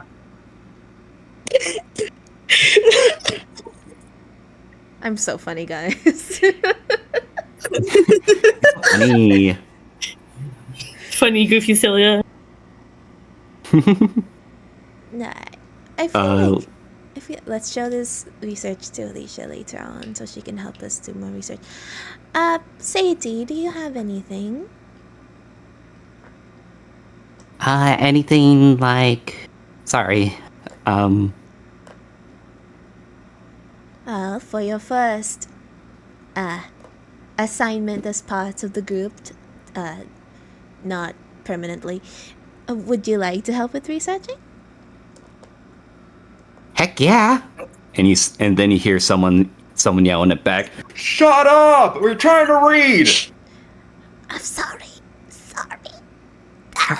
Sorry. Ryan flips the bird. They try to give the bird back, but then someone just like punches him on the arm and lets him get back to reading.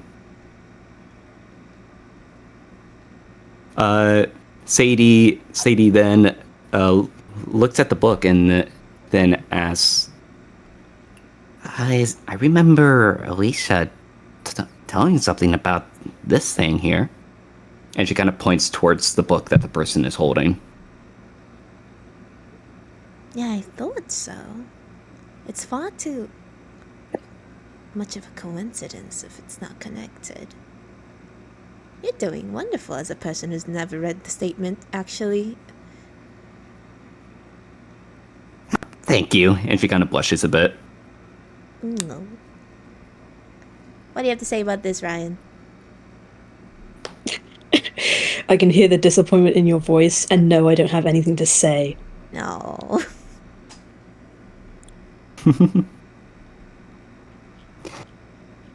Would this be the end of your guys' investigation for the moment? I think so, yeah. All right. Let us head over to Alicia and Nathaniel. Nathaniel, as you're taking Alicia, you're taking her to the infirmary, correct? Yes, I am.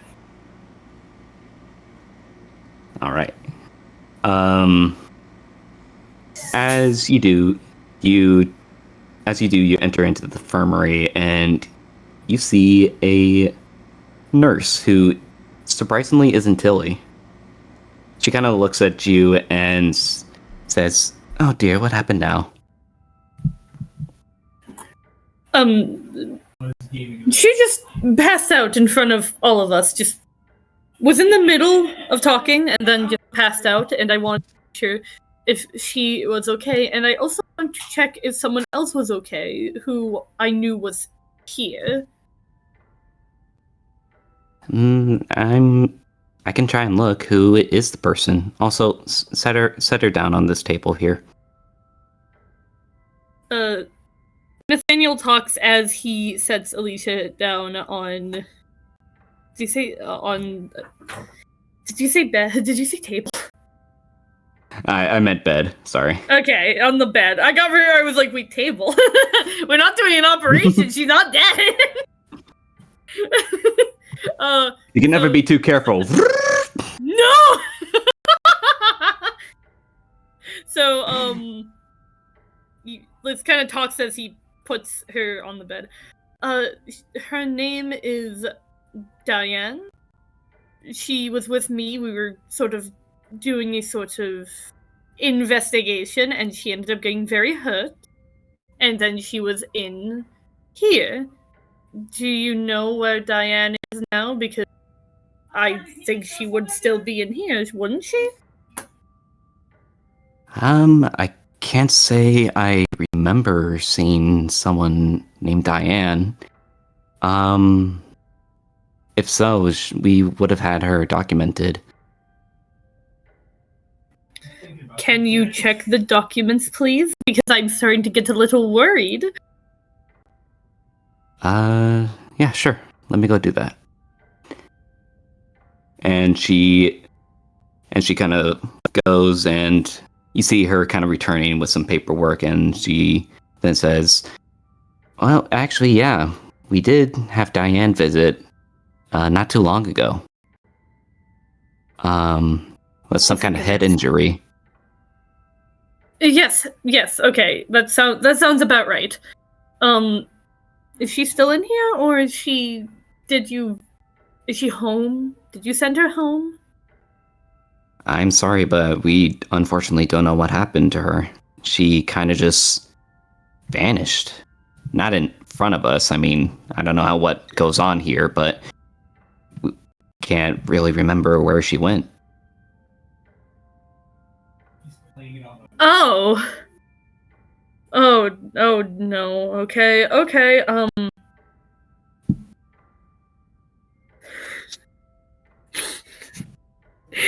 Thank you, mysterious voice in the distance that is mushy.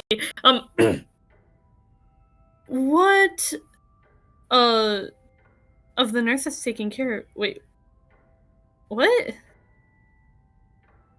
Because at the end of the day, nurses write down a report of what they do during the day. What the hell was her nurse doing? Okay, I had no idea. I don't know how this shit works. I'm sorry. Oh yeah. Wait, ask if Tilly, ask about Tilly because she was the one taking care of her. Yeah. What about? I assume you're a substitute nurse. What about Tilly? She was the nurse that was taking care of Diane. Oh, Mrs. Tillison is Tillinghast is actually on break right now. Awesome. Could I look at your work reports just to make sure, since maybe you just weren't informed what happened to Diane, but the work reports say what happened to her, right? Right? Is that all right? I'm sorry, but that's kind of classified. I'm just making sure Diane didn't potentially get injured in a place where we couldn't find her, or perhaps got kidnapped by someone. I'm very worried for my friend, okay? I'm gonna need you to persuade them on a difficulty of 3. Okay. Sorry, I bumped into something. Give me a second. That is a 16. She kind of sighs a bit and then says, "Okay, let me go grab him." Alrighty, thank you. And just a question, Alicia, what are you doing right now? Besides being passed out, like what's going through your head right now? Alicia is having bad dreams. She is shaking and she is visibly sweating. And her cheeks are kind of red. You can tell she's having a fever right now. Shit. Nathaniel, of course, obviously notices, and he is like, "Oh no." He doesn't know a lick about health, but he just sort of he does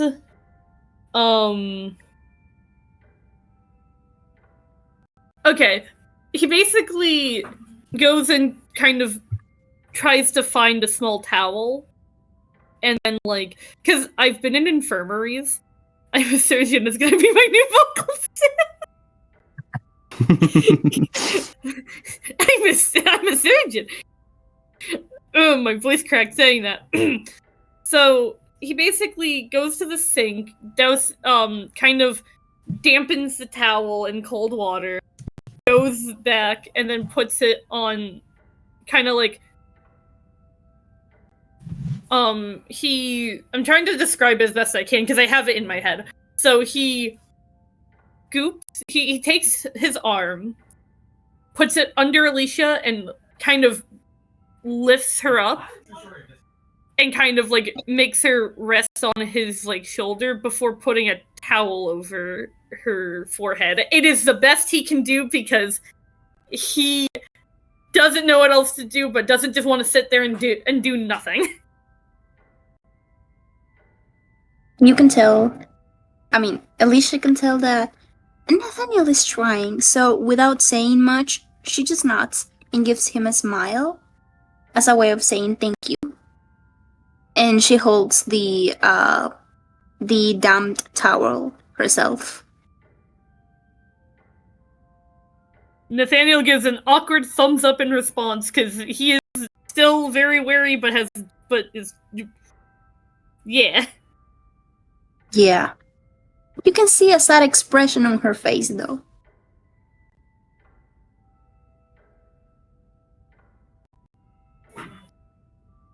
It's gonna be okay. Just hold on.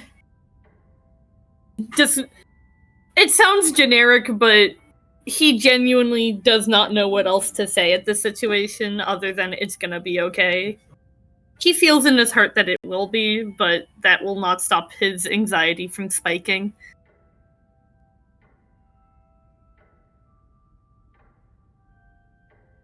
The nurse, oh, sorry, you're gonna say something?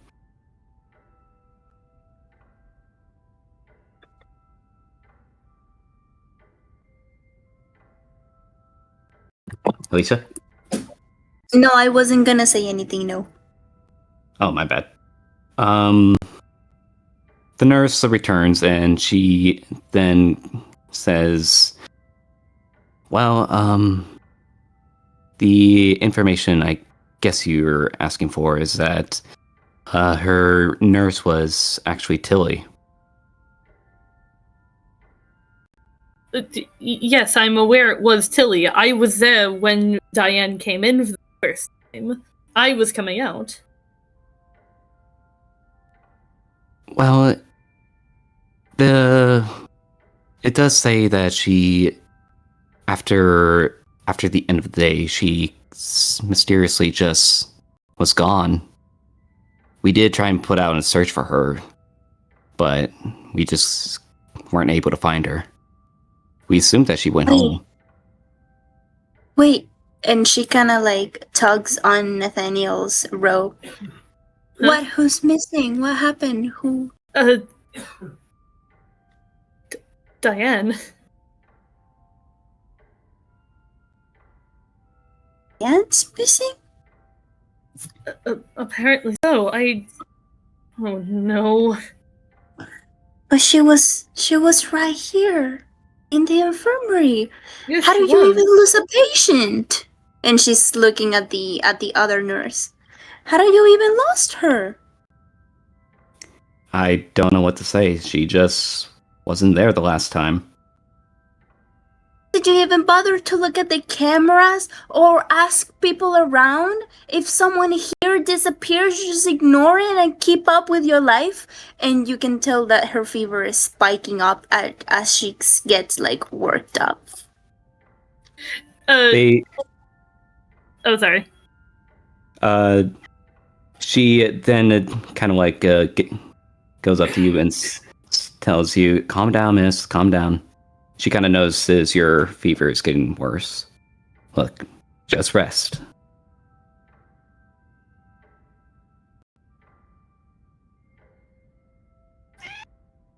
How about Tilly? Where is she? She would know where he went.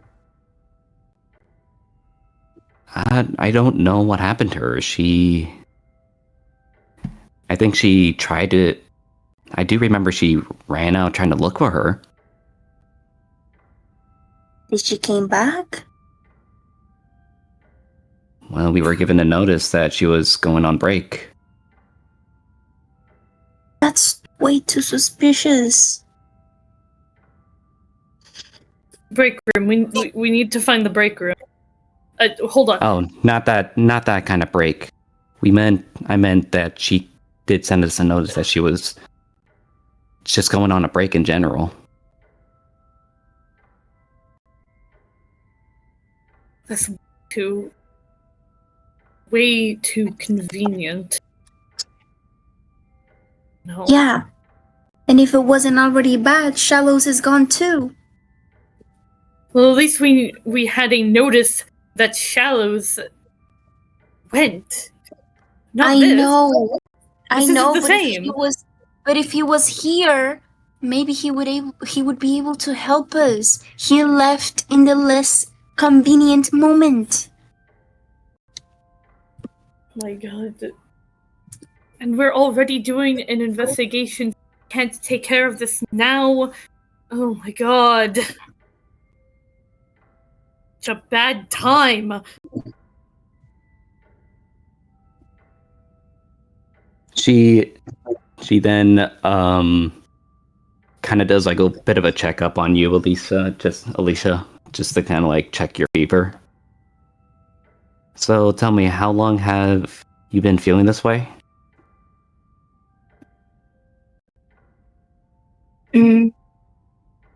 She's kind of feeling this since she read the book. But it got worse as soon as she heard the statement. It's fine.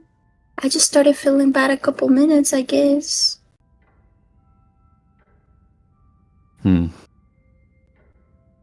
Well, it doesn't seem to be anything lethal. Nor is it that big of a fever. You just more like are just getting nauseous. Alicia, have you eaten Okay. anything? Did I eat anything? Oh yeah, I ate an apple pie this morning. Wait, that's not out of character. Aren't you? Wasn't it like key lemon pie? Didn't you say? Yeah, I like lemon pies. Then what? You just said apple pie to me. Did I? Yes. It was a key lemon pie with slices of apple. Did you check the Best Buy date for that? I did. They do a new one every day. Okay. So maybe the statement mixed with the food could have just made you nauseous? But the passing out also doesn't make any sense. At least not to me. She then hands you like some pills and says, "Here's some nausea pills. These will help you with your state." Thanks, miss. Sorry for lashing out at you. I know you are not to blame for her disappearance. It's fine. It's fine. You can tell that she is like a little bit annoyed, but trying to be empathetic. Yeah. My father told me patients get really annoying and healthcare providers get mistreated a lot of time. I don't want to be remembered as one of those people. And then she just like wakes up and tries to like get back to the others. Okay. She just stands up like nothing happened. Out of And Nathaniel's leaves. hands. No, She like just I'm not gonna just describe stands up it. and I'm not gonna. leaves. I'm not gonna describe it every time, but just assume she's gonna be feeling bad for this whole episode. I'm just telling you. Yay. So every time she attempts to walk or run or do something, it's gonna be like a sick person would do it. Limping, basically. like limping. Yeah, exactly. Yeah. Yeah. As you guys leave, let us now head over to Lorelei.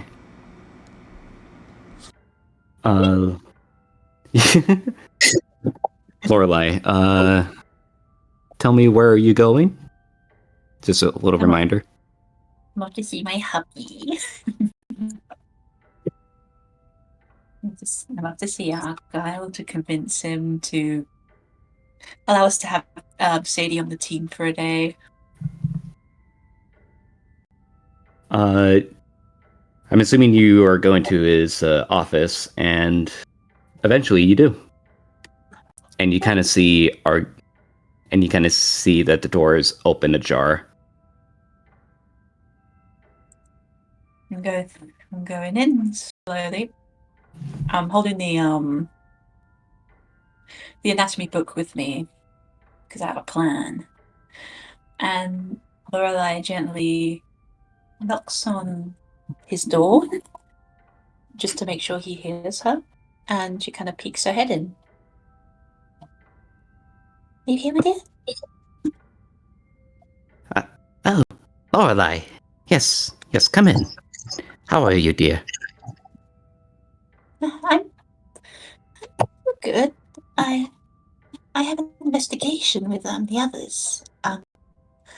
And I was wondering if we could, if she knows with brioche in my mouth. She blushes a bit as she like lifts up the anatomy book. Like, I was wondering if you could help me with a bit of research, so I have a bit more of a fresher eye, so to speak. Oh, sure. And he kind of like gestures you over, and he's like, "Tell me, does this involve with your investigation?" Yes, it's an investigation into a man who was liquefied. There was this old man trying to get in, and it somehow involved Magie. It somehow involved a book. I'm not sure. I'm not sure why that would happen regarding a book, but Sadie gave me this anatomy book. Oh, well, I do believe it might help out with understanding how the body works. I don't know how much help that can do, but he then gestures you to place down the book. I will say that doing these kind of research actually is pretty important, which you probably already know, being here for a while, but usually it could be any small detail.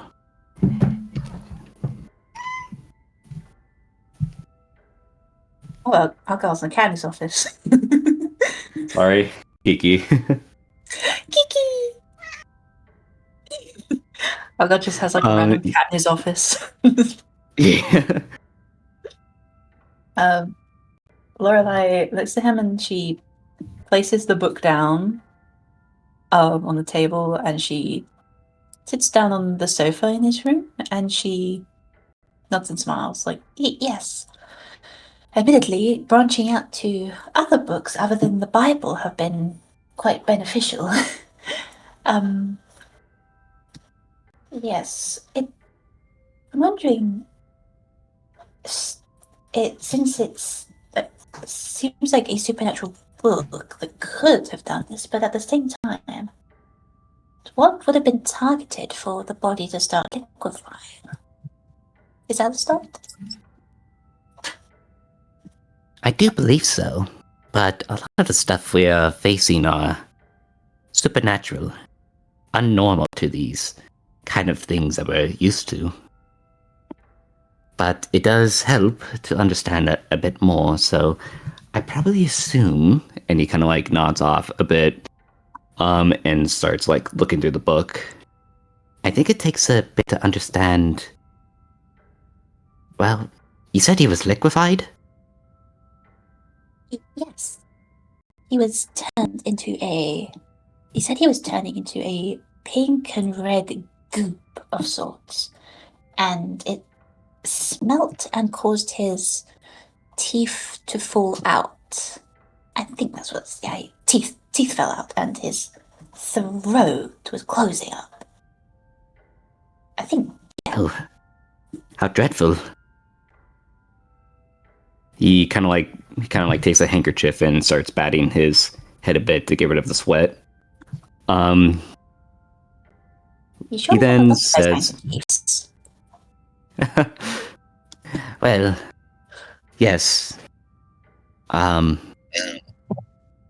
He then looks through the book and says, well, I don't know how much help this can be, but this is a good start.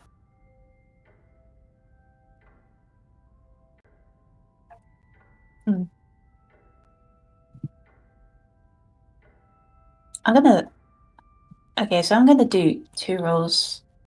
First roll, I want to see with look through the book with Argyle to see if there's anything that could be like important.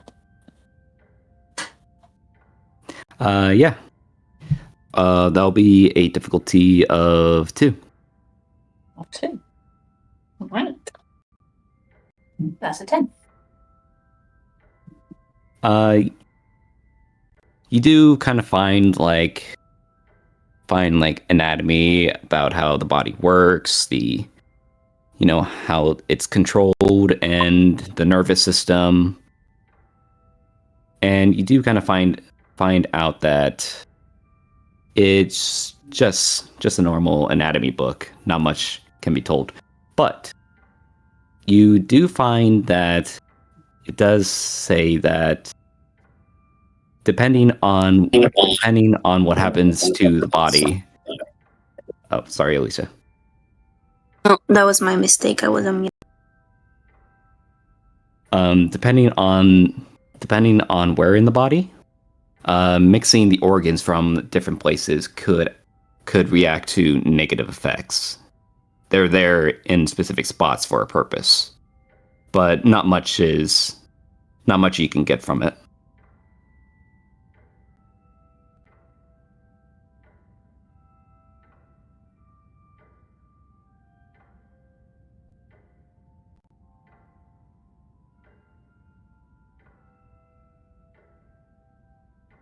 Lorelai?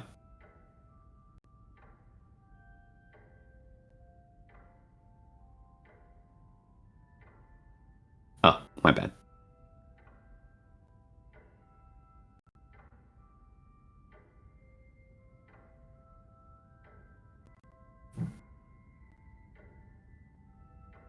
Give it a second.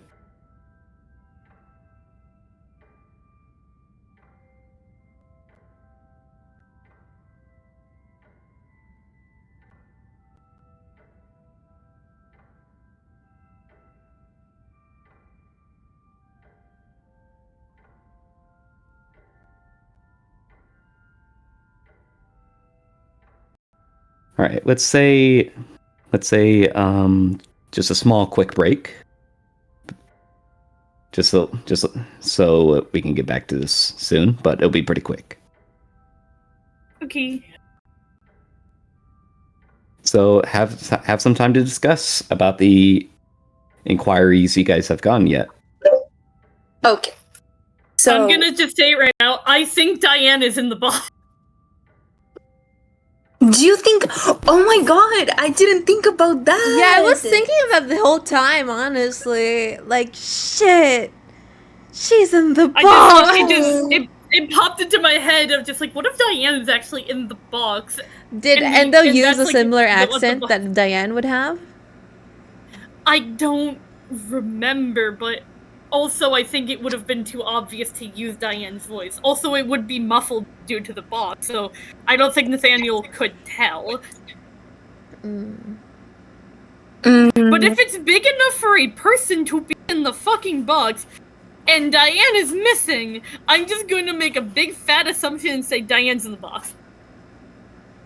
Like, I'm Tilly's just, also like, missing. the biggest, fattest assumption that Diane is in that goddamn box.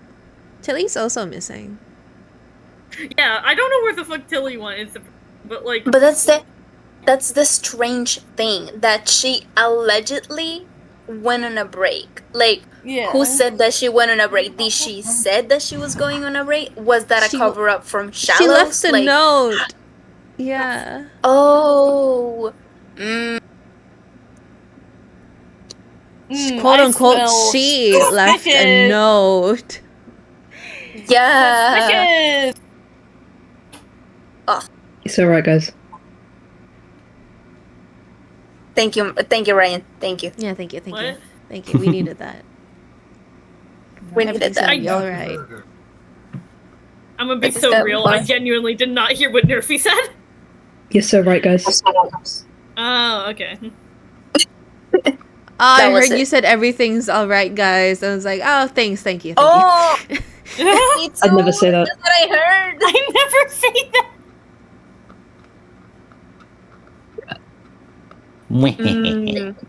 My friends are theorizing. Let's see.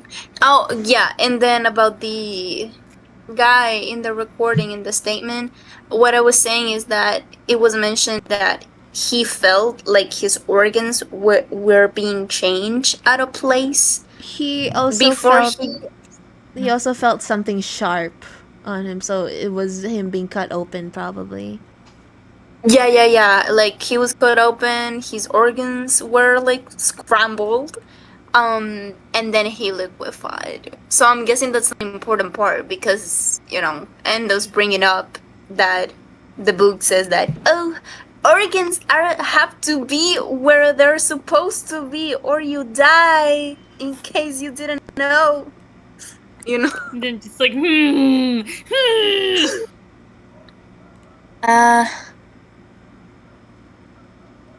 Yeah. I love Vicky, I love you taking charge and like having little quirks for Alicia this session. hell yeah. What do you Same What here. do you mean? Like, What do it's you like mean me taking charge? randomly bringing up that she has like a phantom pregnancy. You're like also bringing up that she's feeling sick and ill. Yeah. It's like a quirk. yeah. Like for a session, you know. Like, guys. Guys, me. Look at me. Yes. Look You, at what you. happened to me. You. No. You. Pose No, for the but- camera. Oh, Pose God. with the camera. But yeah, because I was like, from now on, I'm gonna be like, if I ever had like a thought, I'm like, oh my god, it would be really interesting if this happens, and then I'm just gonna do it. Because her entity genes are strong today, and it's destroying her body. That's my theory. Yeah. What? No, Her I wanna entity hear it. I gene- wanna hear the theory. I didn't hear, sorry. Her entity genes were strong today because it got triggered by something, and it's destroying her body. That's my theory. Entity genes. Yeah. D, you should make a paper, because this would change the curse of science. I think, I'm a We should make a surgeon. thesis together. We should make a thesis together. Like, Oh my god, Alicia, let's open your body. Oh my god, let's see what's what's going on. Oh my god, yeah, I Yep. knew you'd be into that. I knew you. Alicia, my girl, daps her up. Of course. Of course, of course. Of course. Hold on, Not where's the that fucking daps her up! Hold on, this, doing this to I wanna. What do you mean exactly? What do you mean exactly by entity genes, though? Because I keep making jokes of it, but like, what do you actually mean when you say that? You mean like, do you think she's an entity, or like she's Yeah. partially an entity, or what? Yeah, that I think that she is partially an entity, or she is an entity, or like something similar to Lorelai, where like Lorelai's leading thing was that like she was given as a sacrifice. That's my thing for her. Or Holy maybe shit. her birth included an entity. But with Alicia, maybe like her family did something. Maybe her grandfather did something that ended with like entity thingies getting into her blood, into her body. Or maybe her grandfather himself was an entity and she is like half human. Okay, I see you. I hear you. Okay, Okay. Vicky and Wishy. What do you mean about beans on toast? What do you mean? The absolute strand. Okay. It's the British. It's the British Check way through to this go. conversation. It We is were just so- talking about it. It's so sharp. So I'm actually gonna be right back because I need to help get Oh. dinner going. So I will be right back. Okay. It's all good. But you continue with Lorelai's Still got a bit. scene, and then we can. Yeah. Exactly. Yeah. If that's We all right. need it. If that's all right, Nexus. Nexus is already gone. Index is okay. gone. All right. I'm gonna mute. Well, okay. Let's continue. So, Lorelai, tell me, what do you take from this? Wait. So it was. He got his organs scrambled and he was liquefied, right? Correct. That's what you have right now. Okay. So Lorelai kind of like squints at that. It's like, oh, that's a horrible way to go. Indeed. And Argyle kind of like slowly shuts the book and is like, ugh. Can't really bear to imagine it, how it feels. Agreed. She shakes her head to get the idea out. The idea of like melting organs out of her head. And she kind of like starts thinking about it. So that's safe. Yeah, so the book opens on the penis and they just ignore it. She's like, so about Sadie. Yeah, condoms were involved. It was an entire thing.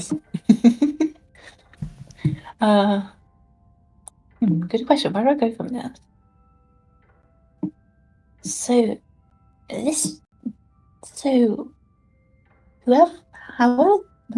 however this happened to this man caused his organs to somehow break and begin to liquefy him. But wouldn't that be instant death? How would he still be alive to complete the statement? Unfortunately, that's where it leads to the esoteric, the supernatural part of things. It's a little bit difficult for us to understand.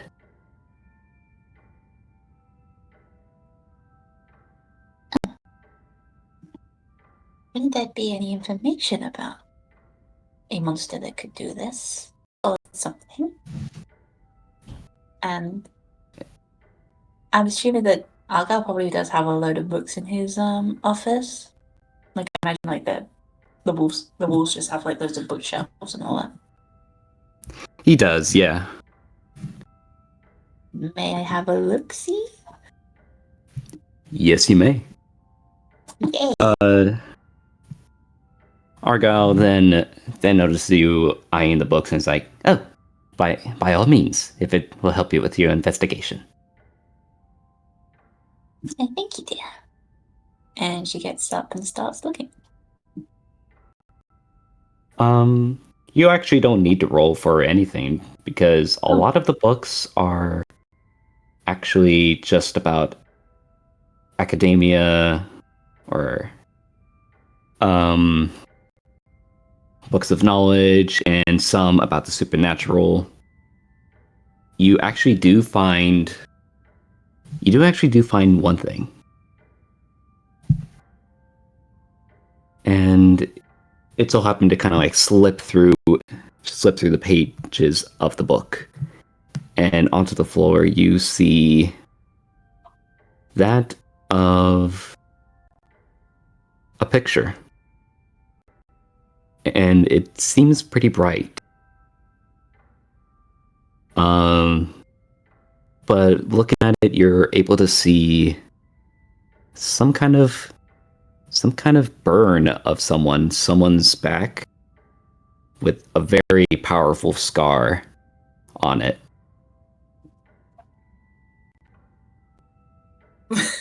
And, almost like that of burn marks.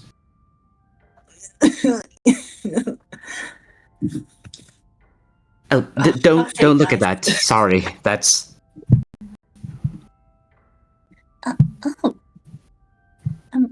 Why not?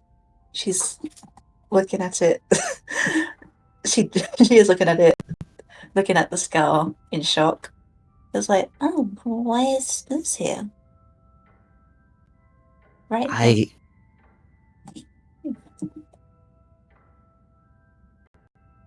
He looks nervous and says, "Look, it's a bit of a long story, but I appreciate it if we don't bring it up."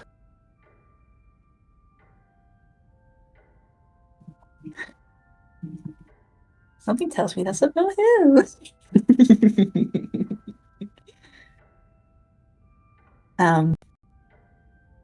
She understands like how normal it is. Oh, I breathed. Breathes. She looks at him as if she's like examining him.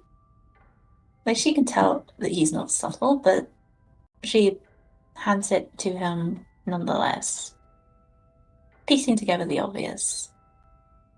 Oh, dear. It's none of my business, anyways. Sorry, love. Thank you. And he puts the picture away. I'm sorry, I don't really have much that could help with the investigation. But I'm happy to oblige with anything you need. Oh. I really appreciate you helping out.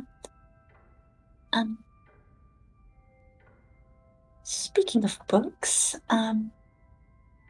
I was wondering if I could ask a favor. Oh, anything. What is it? Well, I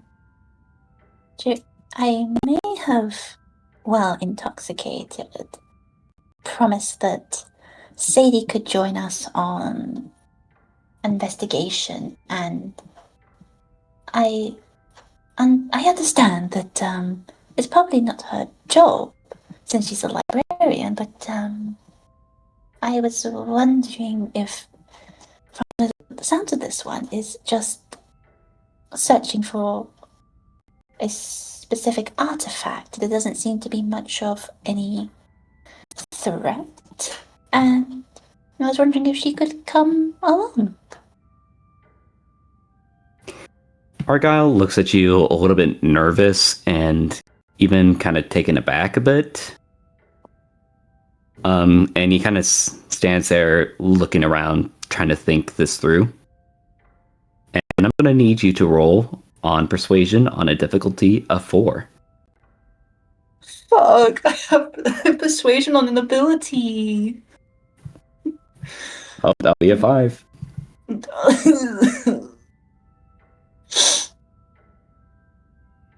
I have 1 effort. Would you like to use it? Yeah.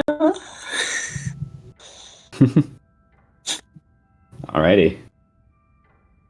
Back to a 4. It's back to a 4, yes. Okay. 4 is 12, okay. I'm tier 2 nerfy.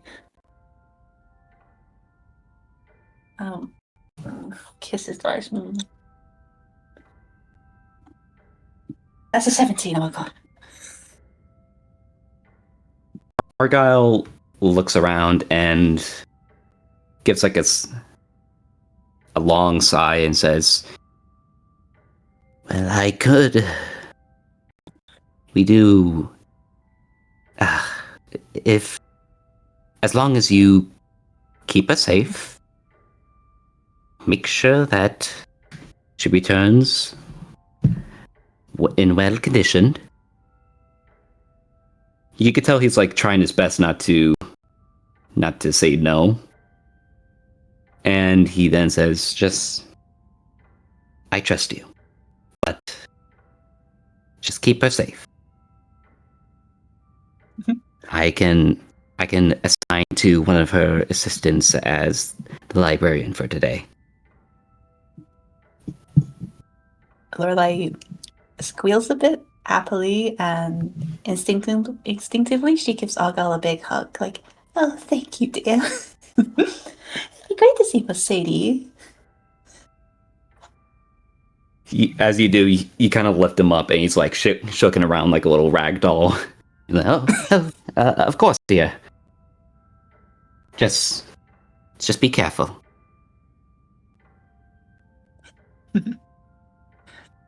She blushes, realizing what she's doing, and then she puts him down slowly, like, I promise.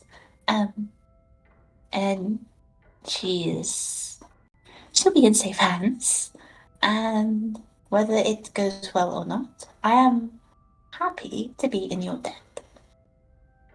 As in, I'm happy to do anything you wish as a thank you. Well, it's all right, but I'll take you on that offer.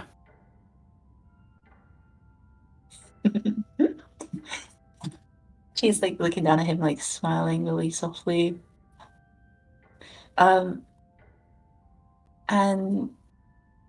she picks up the book and she turns back to him, like, well, thank you, Argyle, dear. You've been an absolute tremendous help. Anytime, dear.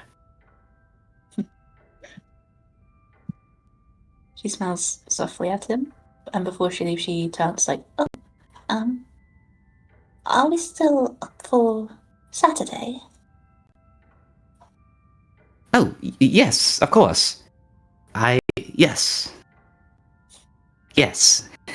And he's kind of blushing red.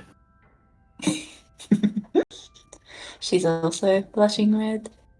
As she holds the book a bit closer and she starts making her way out. I'll be seeing you after the mission anyways. Be a nice little time to catch up. Indeed.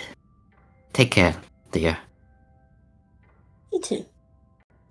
Thank you.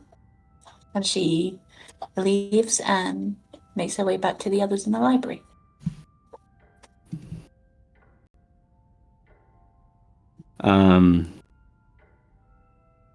This is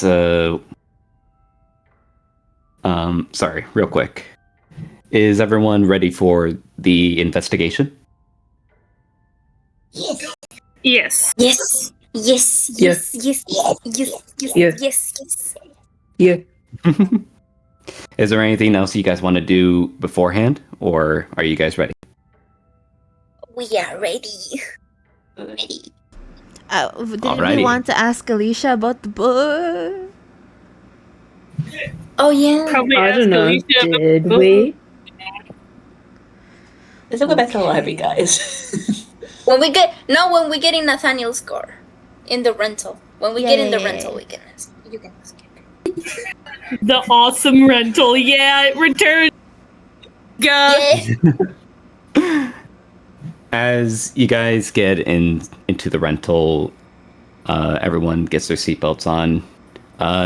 Take this moment to roleplay with each other real quick. Sadie. I'm coming. And she takes her seat inside. It's a little cramped, but Ooh. she gets her seatbelt and looks to you, Lorelai, and says, "All right, I'm ready." I cannot believe Argyle said yes. I take it he took Hey, it well. What can I say? I have my chance. Did you use a condom? no, I don't think they did that. Oh. She was just red. She's like, yeah. Wait, I did was you? wondering why it took him so No, long. of course You not. shouldn't stay long. Minuteman. Shy in that sense. I mean, I wouldn't Anyway. be surprised. But Anyway. yes, we can go to the site now. Everyone ready? Mm. Yes. Nathaniel's driving, by the way. Alicia's unconscious body also agrees. No, Alicia's not unconscious now. Ryan. This Are is you even? this is episode Are you one. even? Are you even here with us? Is That your was a person? roleplay. It's your person in front of the That screen was a right now. joke. Okay. Sadie? Oh, how exciting. I do mean what I said about the lifelong challenges and distress of PTSD and nightmares for a long time. So, I hope you're ready for that. We all agree we're just going to leave her in the car, right? Yeah, like that. You're what? No. This feels kind of... If she worries you too much, Ryan, I'll be her she'll be my responsibility. Ryan refrains from saying anything so as not to distance himself further from Lorelai. I love rage baiting Ryan. Listen, Lorelai. I know you are a pretty tall woman, and you can defend yourself pretty effectively. I know She that. shot a man to death. But are you sure you're gonna be able to defend Sadie if something happens to her? What if she panics? What if she runs away? Well, I was like that once, wasn't I? Yeah, but you're Lorelai. You're a mountain. Sadie kind of looks around, nervous, like, I can look after myself. Yeah. I do believe you can. Don't worry. We're all usually very worried people. Oh no. But I do believe in you. It's not that we don't trust that you can look out for yourself, my love. It's more the fact that entities are a special kind of danger. It's not the same as how you would go at a bar fight or a jumping at an alley. Or at any Yeah, like you wouldn't recreational casually sign up for the army, right? Mhm. Not unless it's one of my interests. Oh, I love you. Anyway. Yes.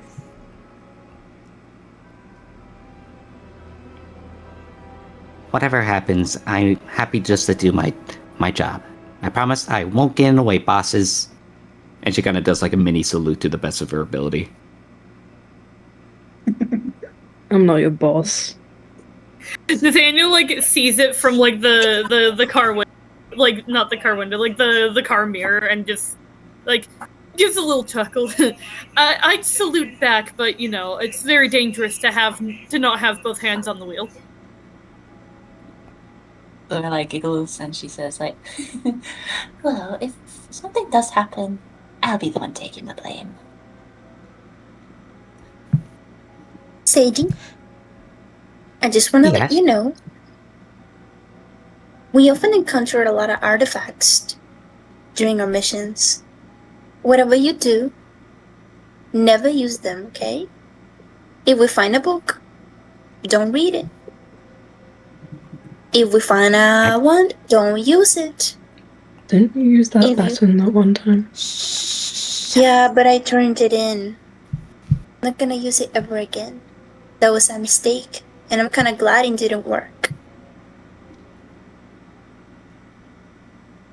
Sadie then looks over, and you can tell she's a little bit excited, but especially nervous. And she says, "I promise." Right. And Alicia goes back to thinking, talking to herself. Hey guys, And I just this is- sorry. Oh. I just noticed something breaking the fourth wall here. Didn't we? Are we sure that it's a smart idea to leave Sadie to Lorelai, since we just promised her that she should interact with the players more and not the NPCs? Oh, I forgot about that. I mean, yeah, but it's, Me too, I forgot about that. I could thought more of the role. Yeah, we can like. That sounds like a good idea. Yeah, Ryan's a tank. Yeah, I'm a tank. Yeah, Yeah. you're a tank. You're not afraid of anything. You can take deal hits. with everything heads on. Yes. I'm a surgeon. Especially not the dark. Especially that. Don't worry. Especially the dark. But what were you gonna say, Chessie? I was just repeating, like, yeah, we could all share Sadie, we could all have Sadie moments. Yeah. We can all shut up. Escort mission! Escort mission! We really just said it's my turn. It's my Sadie. It's my turn. Shallow says that it's my turn on the daughter. It's like that one image of like these guys in like a one of those like water roller coasters, and like 4 or 5 of them are dressed up as bodyguards, and in the middle is like this guy enjoying himself. So it's just us with Sadie. Okay, I'm sorry for interrupting you, Alicia. Go ahead. Oh yeah, I was gonna say, Alicia goes back to thinking to herself, and she's afraid that the suspicion that she's starting to have, it's true. Because she might have a hunch of what's going on, and she's hoping that it's not what she's thinking it is.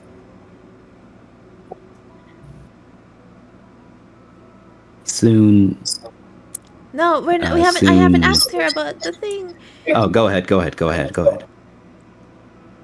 Alicia, darling. She gets startled. You can tell she was pretty zoned out. And she says, "Oh yes, yes, Dee. Is there a problem?" Do you sometimes crave meat? That was a random question. Anyway, so I was researching about the whole situation and I found the book. And I show it to her. It's just kind of like, she was quiet for a second because that question, the first question, threw her off. But she's like, Yes, the investigation I passed out. I'm very sorry for that. I didn't mean to scare you guys. So, did you find anything helpful? I did find this one book about a healer that helped heal heal people all around the world. And he did have a book with him, and I think that would be connected to our whole situation here. Also, the man that the witness described, Timothy, was also described to be an older gentleman. So maybe. Do you see the connection here? I do. Are you implying that the book that Timothy claimed that the entity was looking for is the same book that you saw in that one illustration with the healer? Mm-hmm. That's. Oh, that's great! Well, this might be the easiest statement that we've ever had. That's what I said! But you can tell that hopefully I'm advocating that she's like kind of forcing herself to smile, to be happy about it. Like, oh my god.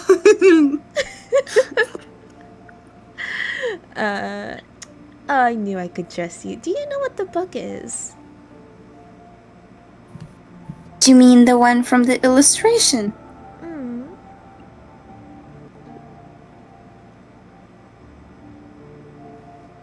Well, it was hard to read, but I think it said Bone Turner. I think that was the title of the book that the person was using. But I was, maybe I was wrong. The handwriting was pretty messy, and maybe I just heard what I wanted to hear. Maybe I just saw what I wanted to see, so I wouldn't completely trust my judgment. So yeah. Bone turner or bone churner? Like churning butter. Let me write it down.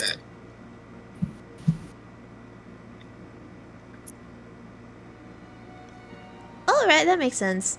That makes sense because he rearranges organs. I guess.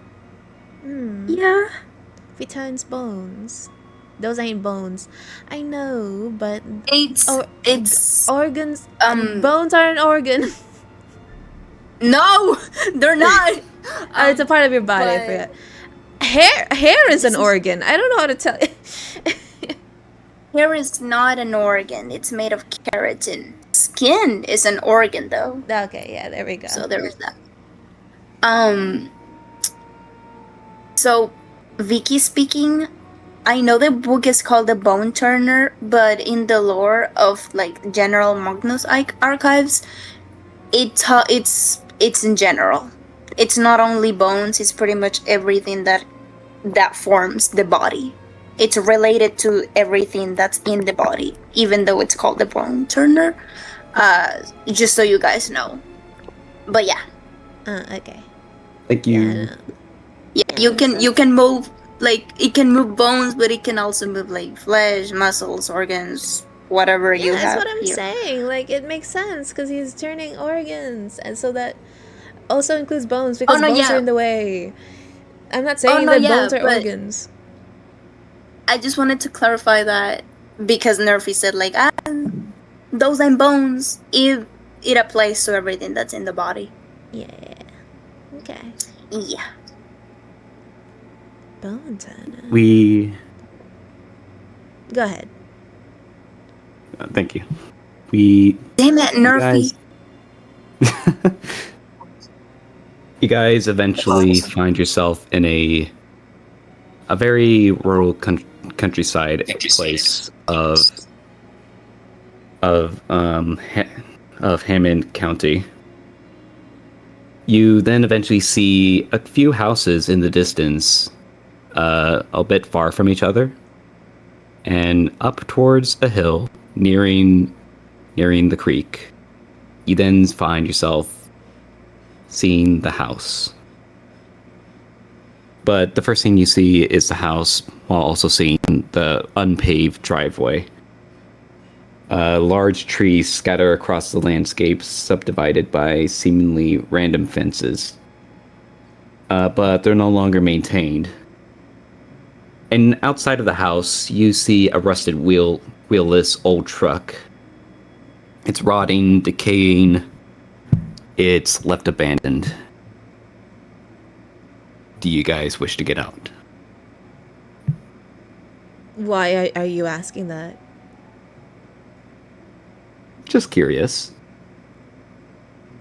No, I don't want to. No, I don't want to. Oh, how about we do our investigation from the car, guys? Yeah. Do you want to get out, Lorelai? You know what? We have an extra today. Hey! Do not send Sadie out. You know, I could go if you guys really don't want anyone else to Oh, go. if I don't you want you to insist, die, Nathaniel. Nathaniel. Oh, you're so kind. Please. Daniel. I don't want you to, Nathaniel. Why not? I wanna go with Nathaniel. Well, I guess two's better than one. Exactly. I can go too. But I am the tank. Sadie, I would feel better if you stay here. Oh. Okay. Thank you. We're just making sure it's alright to get out. That'll be alright. Yes. You are gonna be with Lorelai and Ryan and D123. If in case anything happens, you guys are also crucial in this position. You know. Okay. Well, alrighty then. And she kind of chippers up. Great. So as the two of you leave the car, the sound of the door closing. Sorry, Nathaniel, you're a little bit loud right now. Oh, sorry. Hold on. I'm gonna mute. Sorry. You're good. As you close the door, you hear some crows cawing out in the distance. And walking on the pavement, it is very unpaved. You can kind of see like some rocks, grass poking out. And as you reach towards the building, you can see some peeling white paint, decaying. It is... I actually do have an image of how the building looks, if anybody's interested. Yes, please. I've been stuck staring at the boner image that Nerfy sent. Me too. Bellamy. Boner. Oh my god, because it's made of bones. No. Yeah. Never mind. Send it, Endo. See this? Alright, let me send it real quick. That was like earlier. Trust, guys, trust. It knocked his head off. I didn't see that. Here you guys go. Ooh, that's not a farm. You know, Is that a farm? Kind of vertical, but like, you know, it's okay. Is that a farm? It's a farmhouse. Oh, it's a farmhouse. Okay, fair. He said he wasn't a farmer, but I'm assuming like his family. Yeah, but he inherited. Like, they were farmers. Yeah. Yeah.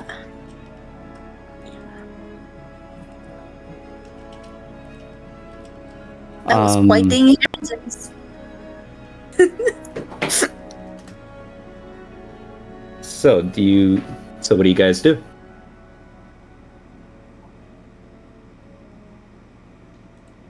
I have a question. Go ahead. The old rusty car is still there.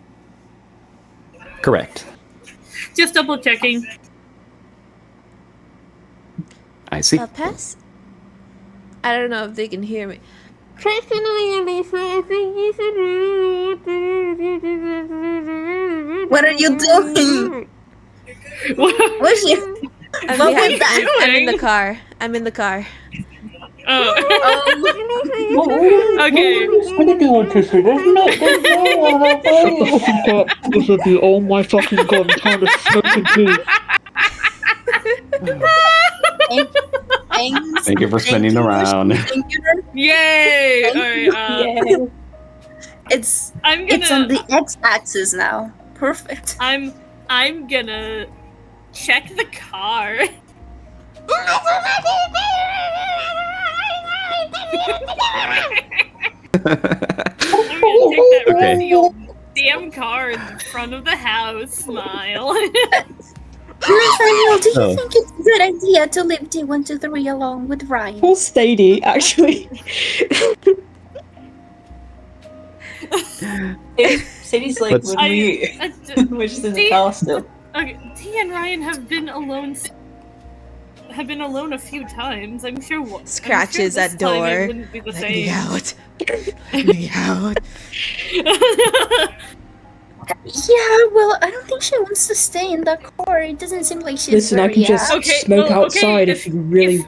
If she wants to join us, you can go and ask if she wishes to join us. Wait, Alicia. wait, hold on. Then can't Dee open the door by herself? Oh yeah. Child locks on. Child locks on. Yeah, you guys can come out. You guys Yeah, aren't you gotta- locked in. I didn't lock any of the doors. Yeah, but you there, made it guys. seem like we would die instantly the moment we opened the door. I asked if you guys wanted to go out.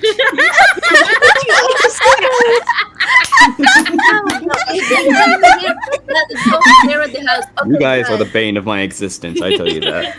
The Yeah, fucking D&D party versus the door. God,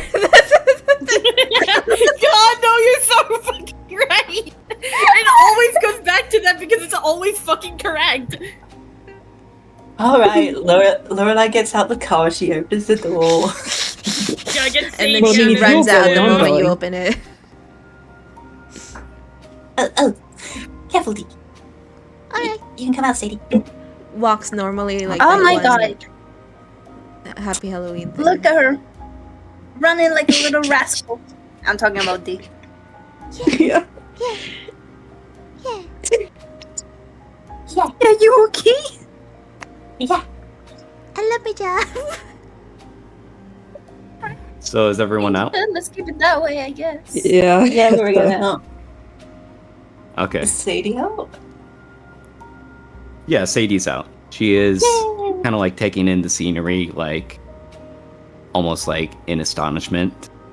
A little creeped out, but still amazed. Back to Nathaniel. So you wish to investigate the car?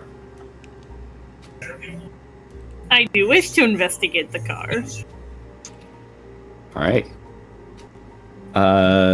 Do you have any special ability for investigating? Let me check. Or tell me, and also tell me how you want to investigate.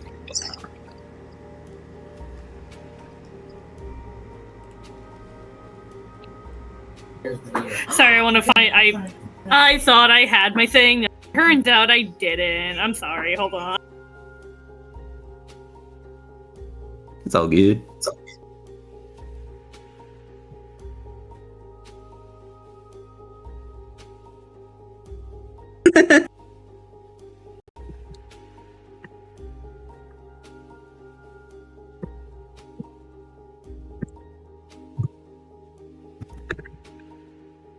I'm talented in identifying.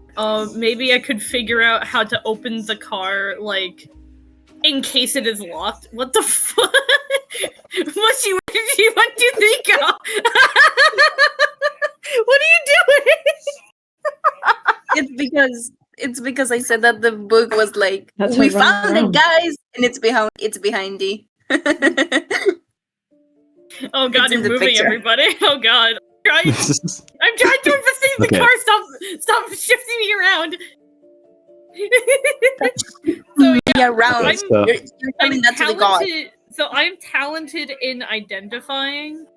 And I could identify what kind of car this is so that I can find an easy way in without like causing too much like I don't know, destruction or something. From what does it say? Like, what role you need to do for that, or is this like? Oh wait, no, this is like one of your skills, correct? It's in my skills, yeah. Okay. I'd probably say there is no role for this because it is just an old car. A truck, from what you know, it could probably have been helping with getting supplies here and there, but overall, it's just a car. You can inspect further. I would like to inspect further. Maybe even like look inside. Not go inside of it, but definitely at least open it and look inside. As you do, I probably assume you open the left door. At first, it's a little difficult to open it, but with enough strength, you open it. And you see inside like rotting chairs, some weeds poking out from beneath the truck. And what is that? Something moving. It's like a dark shape. And Oh fuck. do you inch closer?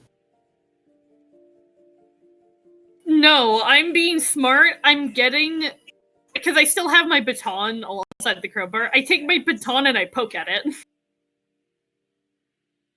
As you do, you then hear, "Ah!" and then you see the thing skitter out of the truck, and Oh god! make a mad dash into the ferns of the overgrown place.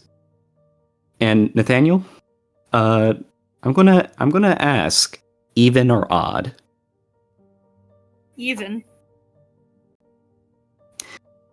You got a good look at it, and you probably assume it's a raccoon, but raccoons' limbs don't bend that way, and they're not sharp and pointed. Oh, I don't like that. Oh, I don't like that. Oh, I don't like that. Does anyone else see it, or is it just me who's fucked up raccoon? Yeah, you was guys saw it just too. Oh my god. I think Nathaniel straight up falls backwards, seeing the thing as it scuttles into the ferns. It's like, fucking flops over. So it doesn't just That was target one ugly humans. fucking cat. Alicia throws up. Oh my god. Sadie comes to your aid and is like, "Are you okay?" I'm fine. Just your average paranormal creature is all. Raccoon that didn't look quite right. Huh. Wow. That must have been cool, at least. Bombastic. Sure, you can call it that. The silence. Yeah, totally. Should we investigate the house? I would love to. That's actually what I wanted to say. I wanted you to check on him, the person. He said that he was in bed. Yeah, Is he? did. Good job, stop guy. He rotted in bed, yeah. I wonder if there's any remains of him. Go. Well, be careful, might be someone hiding in there. True. Thank I mean, you. So, Yeah, I volunteered to. Yeah. so as a few of you, like, who are going towards the front door? I am. me. I'll go. All I of you guess we're guys? all going. Okay, so- Yay! Yeah, we're all Let's just going. all go. As you guys were about to open the door, you kind of notice there's some strange symbols carved into the walls outside. It's kind of chipped the paint, but a lot of them seem so unnatural. Can I open the door, or do you have to do an exorcism on the house? Turns to Lorelei. I can perform one just in case. Is this any language that you recognize, Lorelei? You said just to old languages when you studied theology, right? Oh, yeah. Let me have a closer look.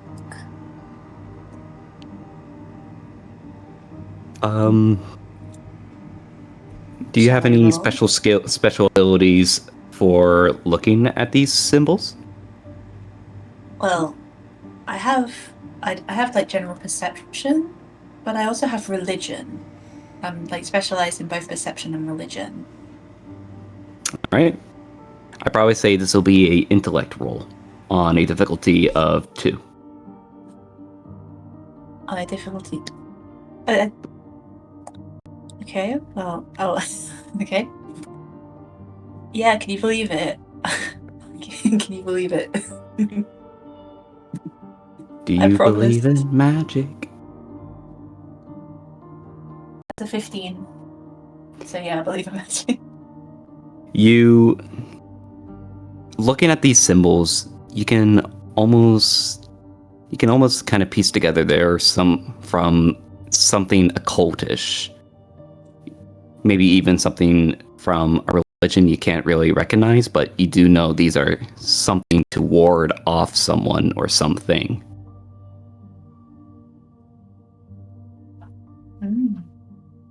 Does it offer me any clues on what it could be warding off? You don't know.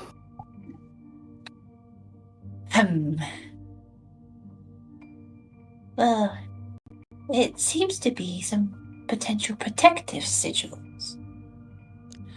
Like someone was trying to keep something from coming in. The guy didn't mention any sigils, did he?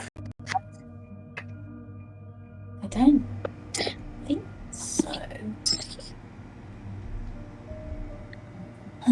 Because yeah, it does. I don't think it does mention any sigils in the No, he doesn't. statement. No. Yeah, like all that was mentioned was him going out to confront this old man with a baseball bat, or a pipe, but you know. And he wrought too much to really do anything else. He said he was stuck to the bed because his limbs were molten. Yeah, So could it have been the old man? true. Potentially. But See, what That would is a the good old man want point. to ward off?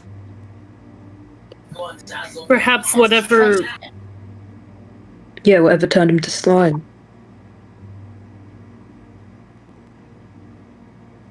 I shall bless the house anyways. I assume the old man was the one who turned his bones.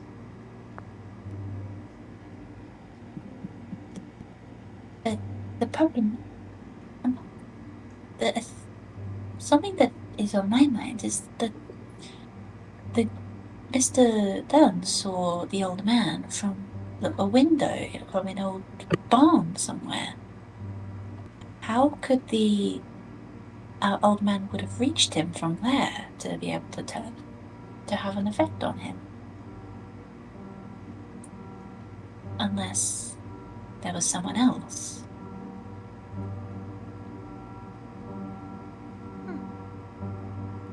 Can I open the door now?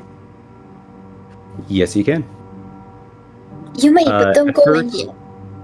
I want to do something. Oh, go ahead.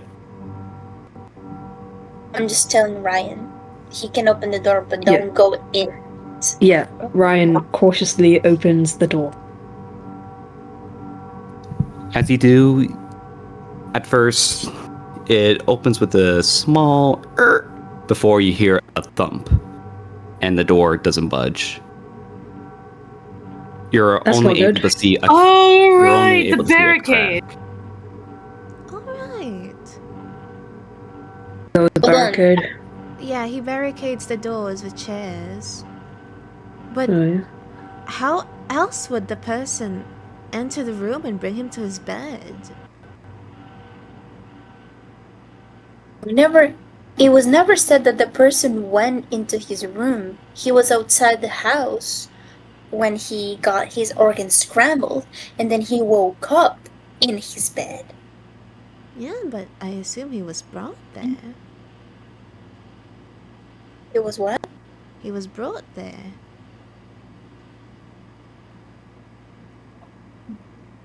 Perhaps he probably found another way out if he didn't want people potentially discovering what had happened to Mr. Timothy. True. I will say, to open the door would be a difficult 3 might-based task. Oh, Ryan! Yeah. Yeah. Uh-huh. Uh-huh. So it's Mhm. a difficulty of 3. Correct. Okay. I'll just roll. Oh, got an 11. Can I re-roll? Oh no, wait, you can't. Can I re-roll? You got it. It would cost some XP, Wait. but you did get it. Oh wait, shit. Yeah, yeah. I got it. Yeah. It's 9, so you got 11, so you did it. You were just about to like take my XP from me, no questions asked. Cutely steals your XP. It's mine. As you push the door open, it's hear a bit of a loud crack and a creak before a loud as the bureau falls to the floor and you open the door. Inside it is quite dusty, and you can see like some of the weeds from outside are seeping through the floorboards. You see a bit of the furniture blocking some of the windows, even the doors from the back. And you see a staircase leading up. And as you even step forward, you then trip on something. Well, you don't trip on it, but you do stumble on something. A bunch of books.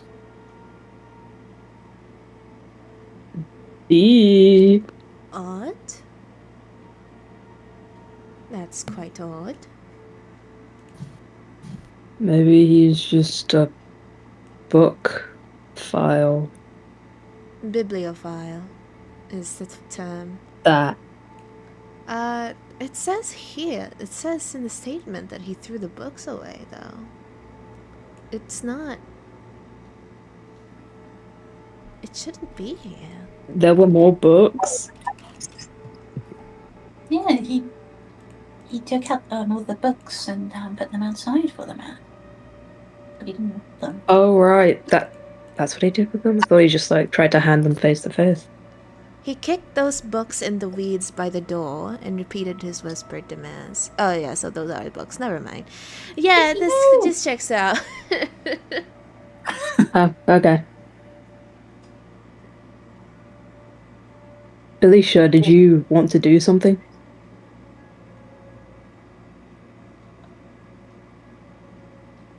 Vicky? Vicky.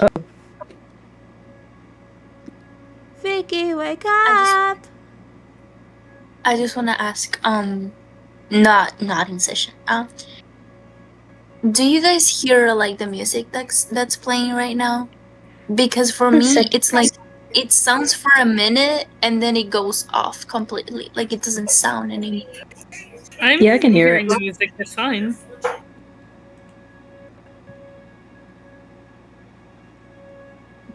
Yeah, I can hear it.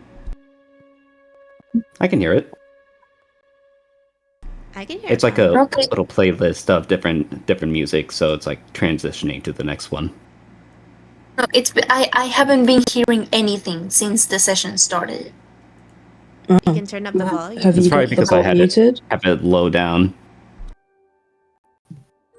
No, it's all the way up. You have the bot muted? What do you mean? The You Calliope? can mute other people. That includes the bot. Yeah. Yeah, it's right here. I see it, and it's on the max volume, and nothing. It's muted. Oh yeah? Alright. Yeah, I'll figure it out. I just wanted to double check with you. What do you guys do? I look through the pile of books.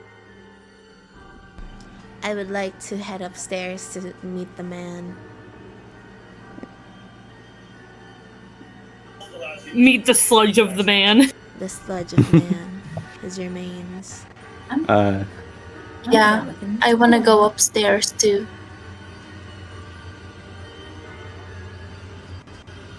What about you, Ryan and Lorelai? Fella time. What? I meant you two. Like, what are you guys also gonna No, do? what I'm did asking what did everyone, Lorelai say?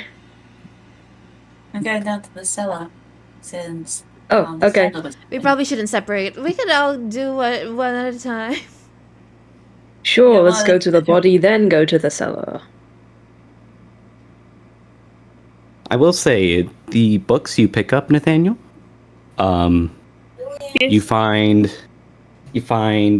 a Balton, a book in German, and an old black Bible. I take it's a German book in the Bible. Who knows? Oh, what's a pretty Bible? Read German. I know German. That is true. Okay, I instead hand the German and I hand down. I guess I like. Do you want this Bible? Yes, please. She has a look at Hands it. you Bible. My I hand the two Lorelai. books to those two. Oh, no. Yes.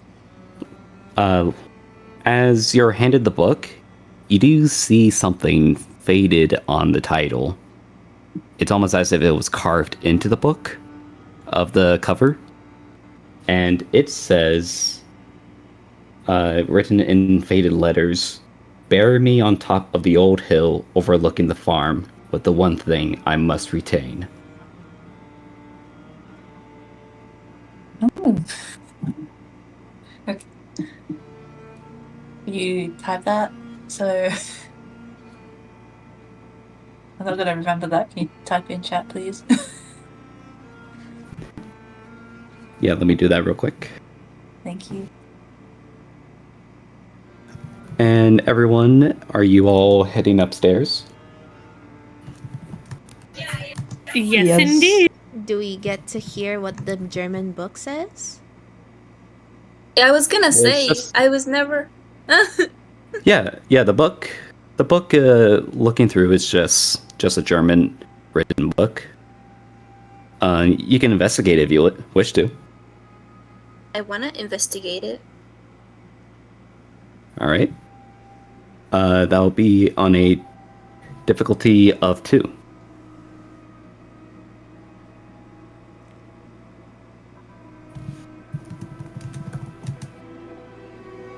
I have careful observation. Does that help me? Yes. Is that a intellect based roll? Yes. Special ability. Careful observation. Intellect 1. Okay, so that would cost you 1 point of intellect. So I don't have to looking. roll. Yeah, no rolling. Good. Looking through the book, you actually do find it is a book of fairy tales. Oh my god. Actually, no, wait, wrong book.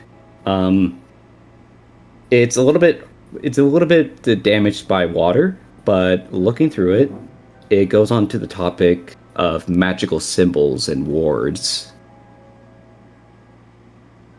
little occult related symbols on keeping things away. I want to compare it to the symbols of the Yeah. door. Yes. Yes. Yeah. As you do match one of the symbols, and it so happens to match exactly like it. Is there any way I can decipher what this specific symbol means? Or not really? No. You can only tell that it is the exact symbol for warding off anything of danger.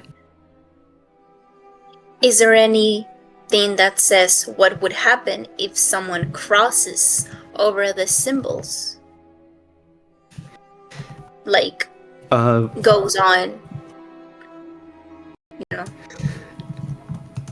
It doesn't say, besides saying it's only able to keep someone out. It doesn't have any effect besides just keeping them bound from getting inside wherever Someone. the symbols are attached to. Keeping who So it's a outside? Because it someone. certainly didn't keep us out.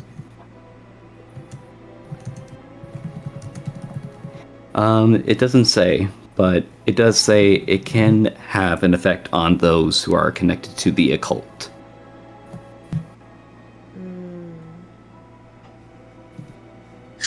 Alright.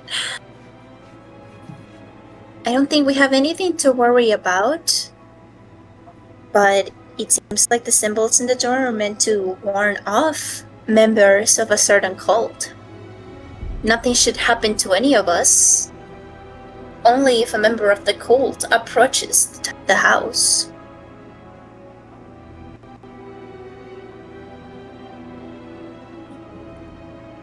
That's a relief.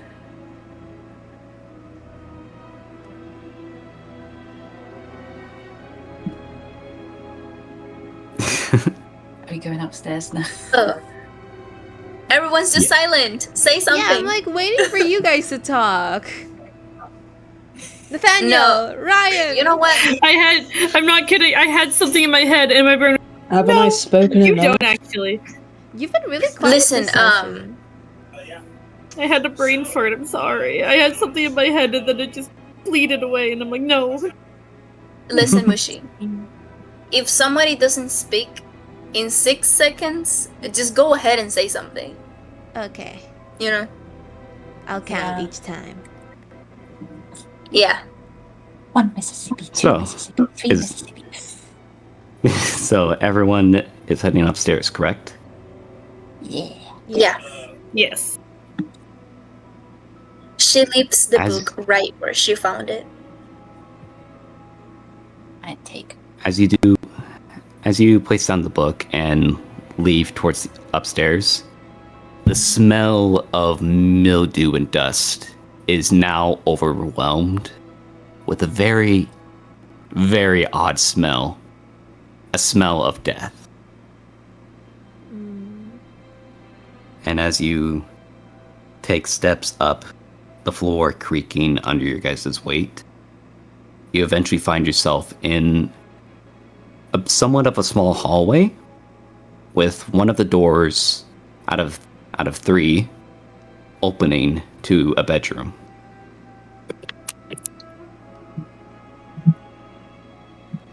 I want Who to is open going this. to which one of us is going to door? Oh, What's I've the seen cease a of corpse. focus? someone I definitely examine carried them. corpses for a living. I want to do it.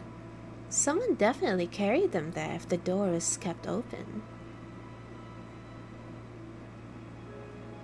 Alicia, as you step inside, the smell is what strikes you the most. It is the utter smell of death. And as you look to where the smell is coming from, tell me, what has Alicia seen in her work? Well, the smell of death, it's certainly not new to her. She's seen all kinds of corpses, all kinds of crime scenes. Dismemberment, shots, knife wounds, poisoning. There's probably not a single death that she hasn't already seen marked on someone else's body. And so she stares at the bed. She looks at it, and she tilts her head, and you can see her smiling. This scene is definitely very nostalgic for her. Let me describe to what you see, but I do agree, this is very fascinating. What you see is a bed soaked in red and pink. You see some bits of clots of blood, meshed up flesh, and sinew. And going up, you see a mangled, rotting bunch of meat. But it looks like they are still slowly melting into the fabric of the mattress. And on the bed, you also see clothing soaked in blood and meat. And on the pillow, you see it turned from a white pillow to a now pinkish red, with 2 eyeballs on it, along with some teeth and some melted bone.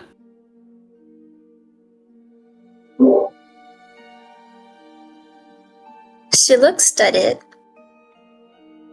and without seemingly... No, hold on. She looks at it, and it does seem like the nausea suddenly it's gone. She kneels beside the bed, and she speaks to the man. Well, that's kind of the look that they left you in. Could have been worse, but don't you worry. We'll find whoever did this to you. I'll not let it go. And I'm hoping that you're resting in peace, without pain. And she steps back up. She grabs the eyes and she turns them to the pillow to pretend that she closed them. That's when you do when someone dies with their eyes open.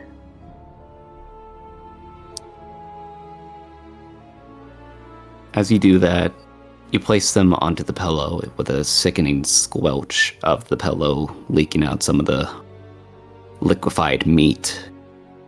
And you see one of the eyes kind of roll off balance and onto the mattress and onto the floor.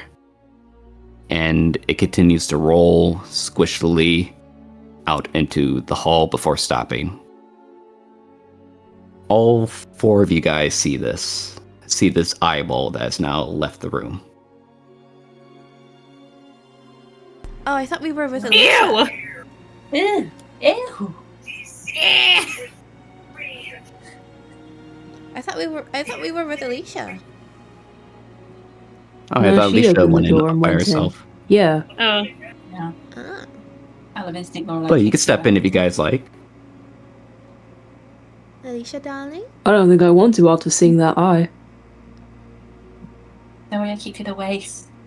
She, D123 pokes her head out to the doorway like, Alicia, darling?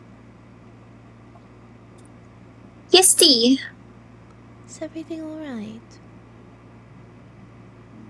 Everything's just fine. Nothing that I've never seen before. You don't have to be afraid of this. I know. Whatever is in this bed, that's what we all are. Just a little bit messier. That's all. I'm a surgeon, Alicia, I know. Of course you would. It's alright. That man is a smoothie of muscle and blood. Sorry, I'm so sorry. Nathaniel just goes, "Oh God!" seeing it. Seeing the eyeball or seeing the entire bed scene?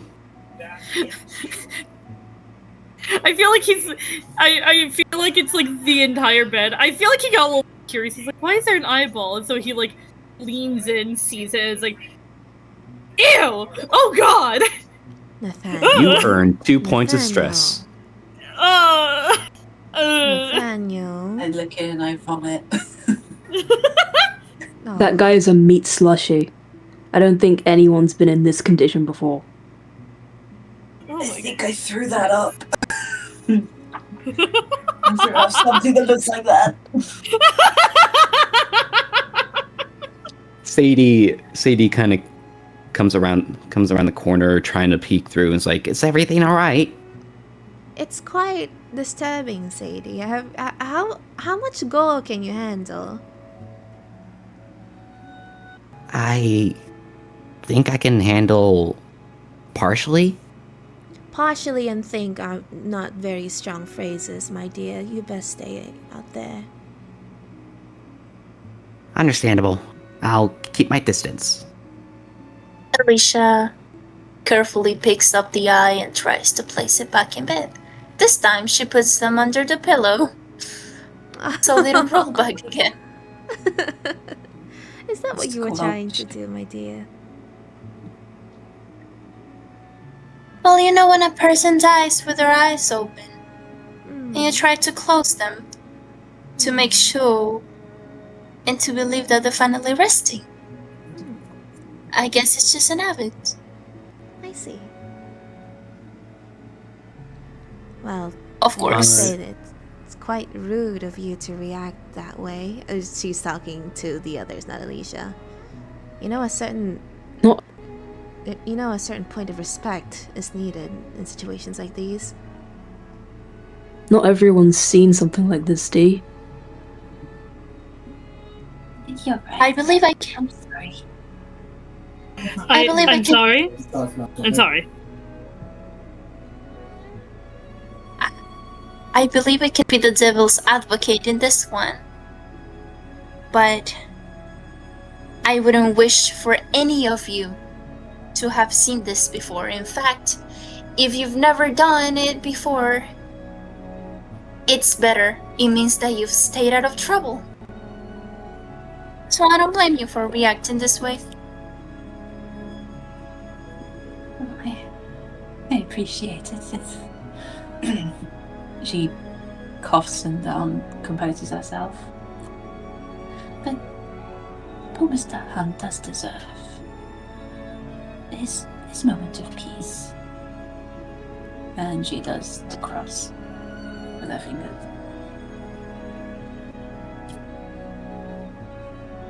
I will say, so it was Alicia, Nathaniel that both witnessed the bed scene, correct? Or Nathaniel? No, we're all. Yeah, we're all in you here. I guys thought are we're- all Yeah. you guys are all in the room? Yeah, I imagine Yeah. when Dee talked, she Yeah, I'd say so. Alicia. Yeah, like I went in first, and then they came in. Yeah.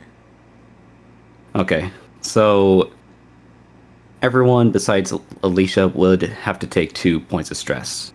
Even me? Oh boy, Okay. 4 stress in just one day. Wow, Oh, not you, not Nathaniel. You already got the stress. Oh, fair enough. Oh, I get 2 then. Yay! I gain or is there a roll? No, Oh, gain. You gain them. Okay, cool. That's 1 stress level. And I will say, you do notice when the eyeball landed on the floor and rolled away from before, you did notice on the floor a wallet and a smartphone. That's where he recorded it. The statement. She wants to reach for the wallet to examine if there's like any ID, any information that could help us out inside the wallet. Or in the phone? From what you can gather is a few dollar bills and his driver license, showing Timothy Dunn.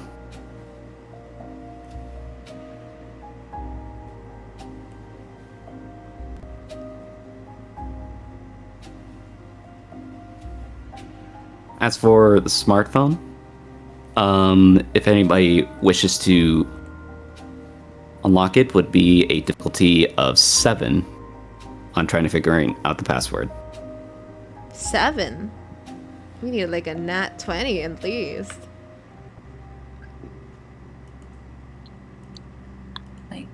No, like 3 times 7, that's 21. Yeah, you need modifiers. Need to be super duper smart. Who has skills in smart things?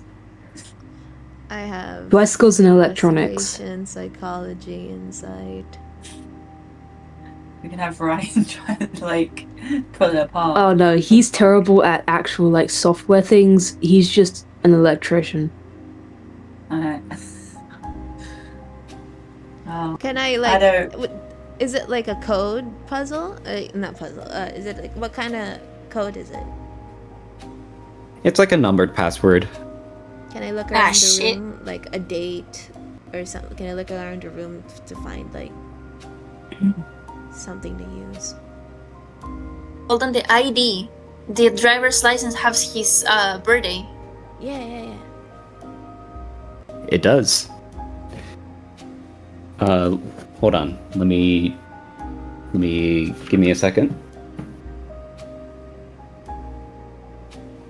It has the code digits of somewhat like, it's kind of hard to say since it doesn't really say his birthday, but he is a recent high school dropout, so I probably say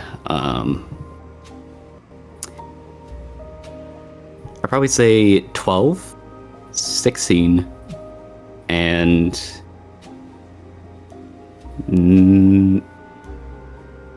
sorry, I'm really bad at math. It's okay. I probably say like 1985. 1985. How old is this guy? Yeah, I was gonna say 2009. Remember? 20. Yeah, he's at least 20. He's so young. He's a high school dropout. He's like 29. That's why. That's why I asked. asked. That's why I asked. What do you mean it's such a high school dropout? No. Yeah, he's a young man. This is hard.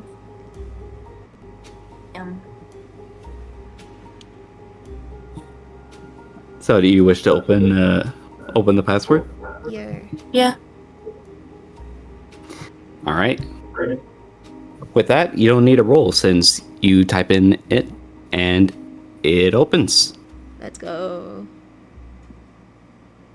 On it, you're able to find that he sent the recording and, his messages.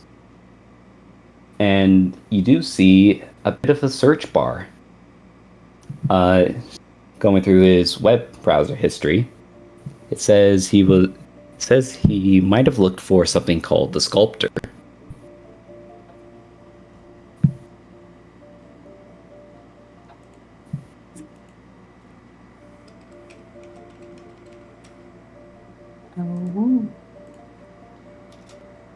What's a sculptor?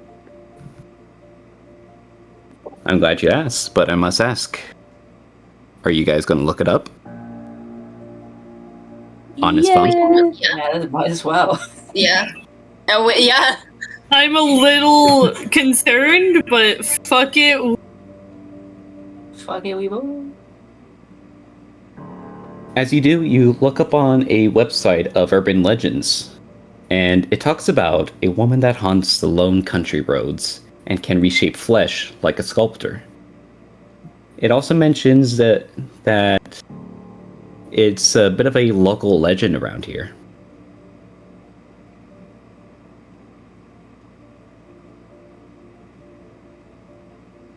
She's like a plastic surgeon, but with powers. You get it? No. Yeah. But this I feel like something kind of clicks a little. Like, well, as Timothy said that it was an old man that was harassing him. But if that's the case, why was he seeing an old man rather than the sculptor?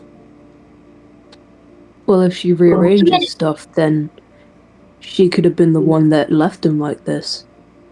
She could have been Yes. the one who turned. And also, if she can rearrange the flesh, doesn't that mean that she could manipulate her own appearance at ease? That's true. Yeah. But that still raises a question how she'd be able to reach him from that old cabin. What's even in the cabin? I feel like Oh, that potentially So- could be in somewhere we can check. it has to be two people. Because he saw the face of the man and then he felt a stab on his back. How is he supposed to see the face of the man as well as feel a stab on his back at the same time? It has to be two people. Well, this is supernatural. True. Yeah. And we don't know the range of their power. Whoever this is, man, woman, old man, guy. He could have done that from the distance. Who knows how far does he have to be to actually have like an effect on the flesh? Read. But one person or two is best we all stay close. Right, I sure hope nothing's happened to Sadie while she's been outside of this room. Sadie, Marco! Hello. Okay, cool. Okay, great. She actually, as you mentioned about a cabin, little GM intrusion, you do hear her call out to you guys. Hey guys, I think I found something. Don't touch anything. What is it? Lorelai goes over to see what Sadie's talking about. Near the staircase, there's a bit of a window, and you see her kind of looking out and pointing. It's a bit dusty, but you're able to look outside and see far near the creek is a cabin. A small one, to be exact. A shack. Ah, speak the devil. Not literally, of course, but Rubbing hands. Cellar or cabin first. Rubbing hands. Rubbing hands. I say cellar Suppose first, it'd be, but yeah. Be sensible to go to the nearest place first. yeah. agree with that. And also, the cabin seems to be the most dangerous place to be. So it's best we save it for last. Agreed. Because Thank you for pointing it out, Sadie. Happy to do my job. You're Or- so smart. Well, not really my job, but happy to help. You're a natural. Ah, shucks. So, Okay. what do you guys wish to do next? What Yeah, other rooms are in the, so- what other rooms are in the house that Oh. we can check?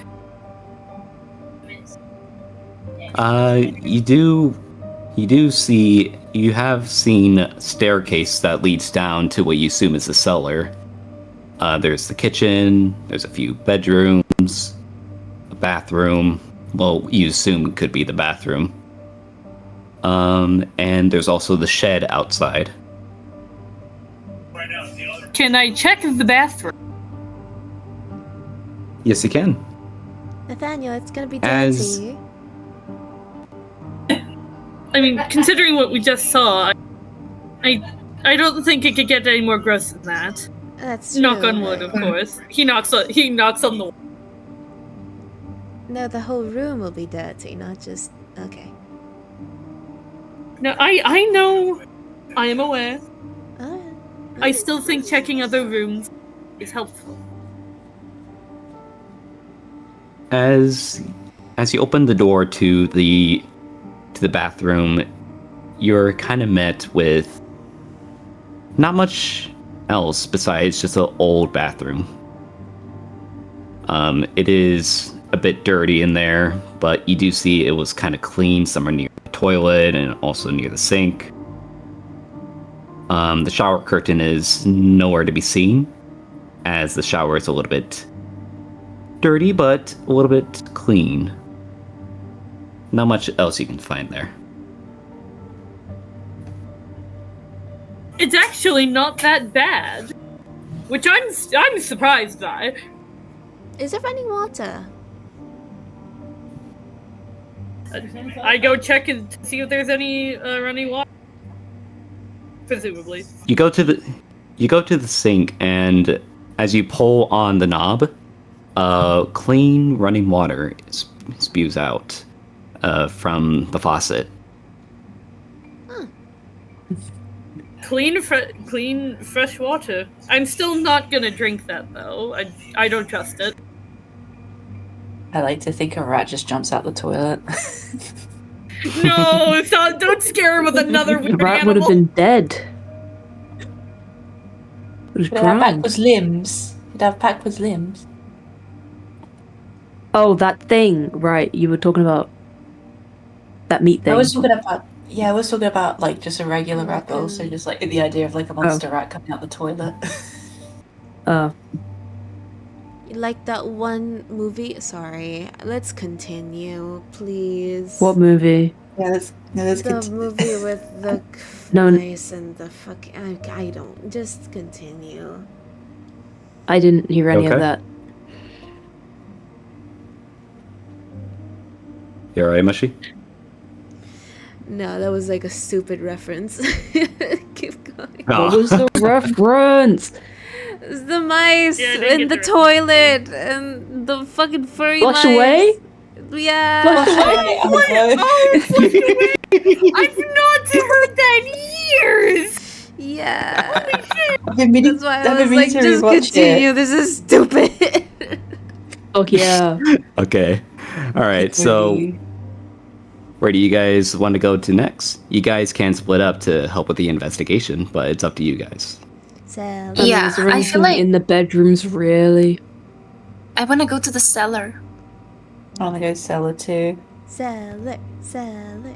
See, You guys- Yeah, there's would probably you nothing like else to go up to the here. cellar with us? It's okay. We split up though. We can sometimes split up as long as it's not the entire session, you guys. Like if you want to go somewhere else, you can go. It depends. Is this session all going to be completed in one? Like, is I this hope all so. in one session? I hope as well. I hope so because that's what we talked about the other day. That with like one sessions ended. In Then the I same say we stick together. I was gonna Damn say it. it's gonna take longer if we split up. Yeah, because I will Oh. say it's already 2 a.m. for me. Okay. All right, let's go. Gonna finish it in one session. Let's all stick together. Shed. Go in the cellar. The cellar's nearest, so. Minority, Nathaniel. Alright. For once. Fair enough, cellar. I wasn't even a Going down the stairs, you then find yourself close to some kind of trap door that would lead to the cellar inside the building. You open it and it goes for a long creak as the doors are open. It is pitch black down there, and some dust kind of fills your nostrils. Do any of you guys have a light? Me, I have a flashlight. And I have an electric lantern. I too have a Yay. flashlight. Yay! We are so well prepared. Yay! Right? Stepping down, it's at first you hear the creaking of the floorboards. It is pretty dark, and the ceiling is pretty low, especially for you, Lorelai and Ryan. And looking around with the lantern and the torches, you find some wooden crates and an old metal box.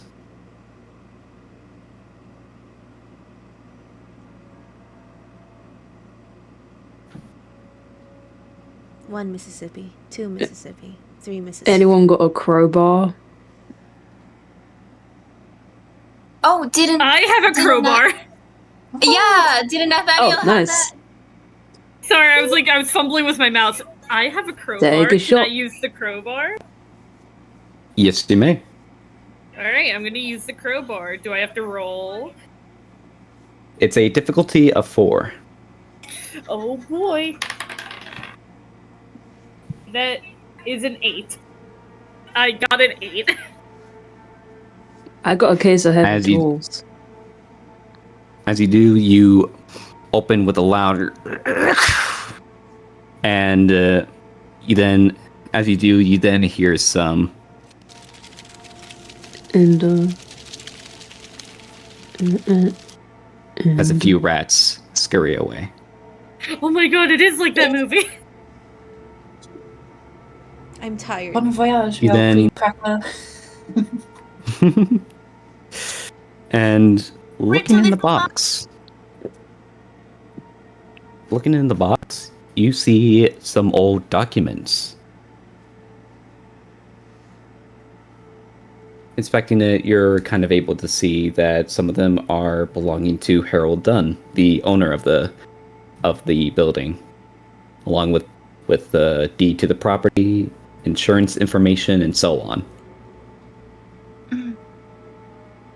I wonder how old this house is. Can I inspect the documents? Yes, you can. I wanna inspect the documents.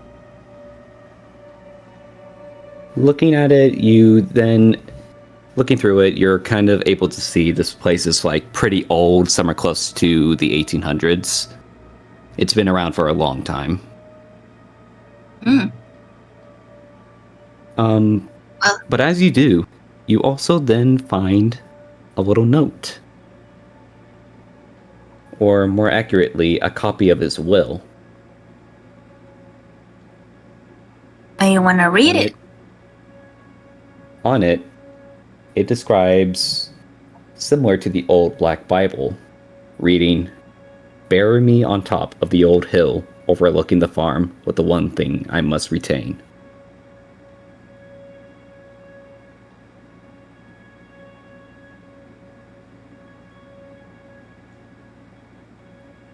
Was there I anything wonder else in what's- that book? Oh, sorry. No, I was just gonna say, I wonder what that one thing is. And who even is saying this? Even if it's Timothy, I don't think we can ever bury him anymore. Where'd the note come from? Was not. Mm. The note came from the metal box, and Oh. it's the will to Harold Dunn. And there's nothing else in there? Not much, no. Wait, what But was the what's- name again? The Harold name is Dunn. Harold Dunn.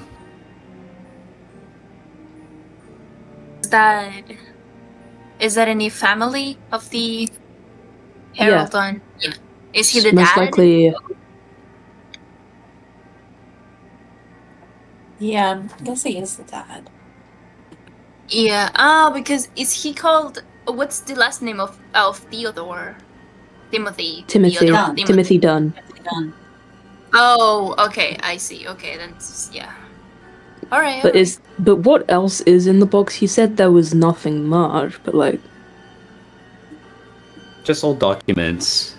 along with a few just old pieces of paper. That's all you can really find. So does he want the documents in the Bible buried? We don't know. What if he actually means the book? Well, there was a wooden crate, wasn't there? Yes, there are. Anyone want to go ahead and open it, or should I just break it open or something? I could try. Wait. What are we opening? Wooden box. Oh, okay. Yeah. Nathaniel's been around his share of wooden today. Let's have a second. Yeah. Okay, do I have to roll again? No, you don't actually. Ooh, these are okay. already open. All right, a lot of them seem to be. Yeah, a lot of them seem to be old farming material, like some old flower seeds, along with some farming tools. It just seems like this place used to have been some kind of supply area. I see. All right. So that's just what the wooden box is. Correct. I believe I'm specialized in perception. Can I see if there's anything wrong in this? I will say no, there isn't. No, there isn't. Okay. I tell it to the others. It seems to just be a bunch of old supply boxes. You know, seeds, gardening, utensils, that sort of thing. So do we just bury the boxes for good measure?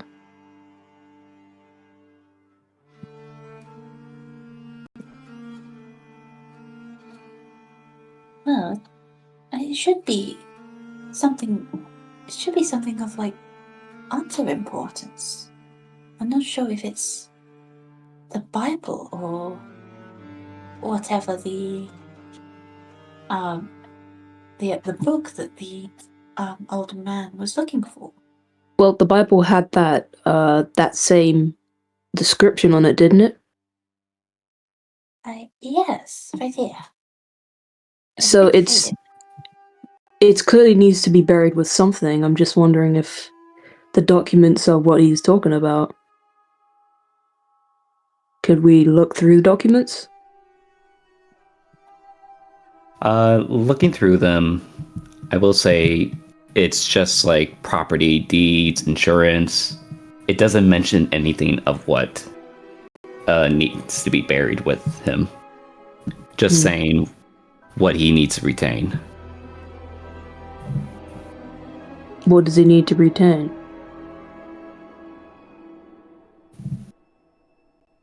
I can't say. You don't know? Oh, I thought you were saying the document said what he needs to retain. There's no mention of it. Yeah, well, guess we're done here. I doubt that he'd want to be buried with his will and papers. It seems that it's potentially this book, or perhaps the book that the old man was, or the sculptor were trying to get. Perhaps that book may be around this property. Yeah.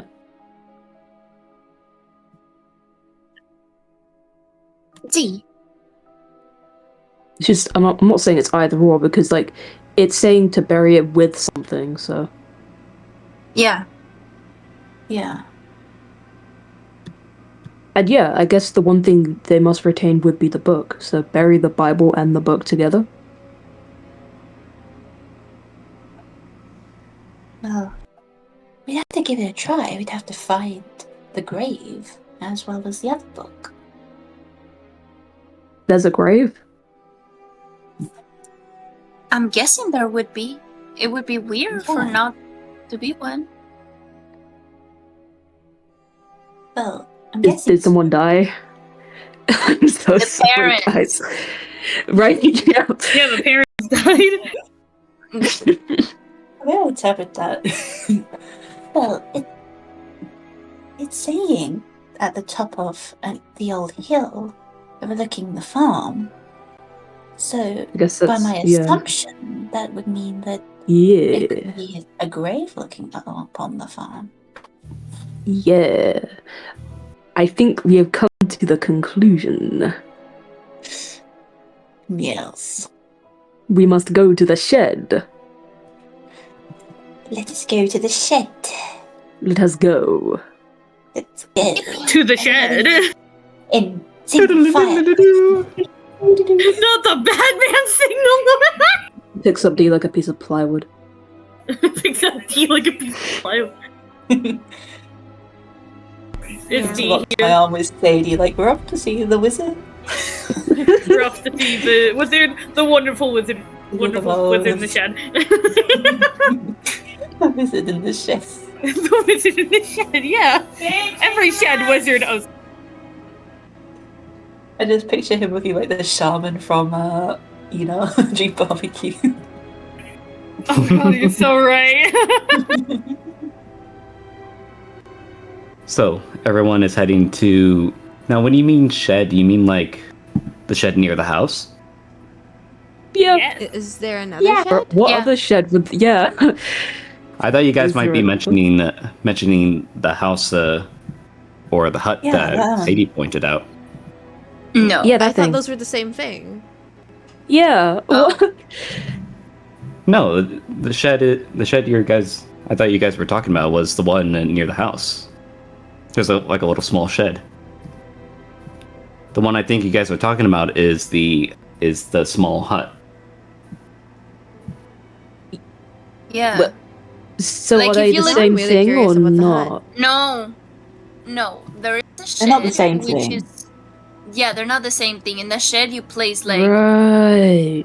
garden tools. You know, Yeah. like you can see it. In I the know picture. what I know what a shed is. Yeah. I'm just Like, look at the How- attachment real quick. But you have the Huh? shed. You have the shed, but you also have like that little cabin that's off by like the creek or something. yeah. Does that- Let's go check the shed first and then go to the cabin.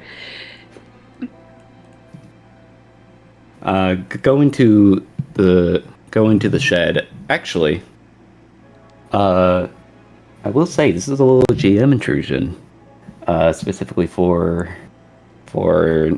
Nathaniel. Golly. As all of you guys are about to walk out, Nathaniel, you do notice something catching the glimpse of your eye. Looking out into the window, you see some kind of dark shape obscured in the moonlight.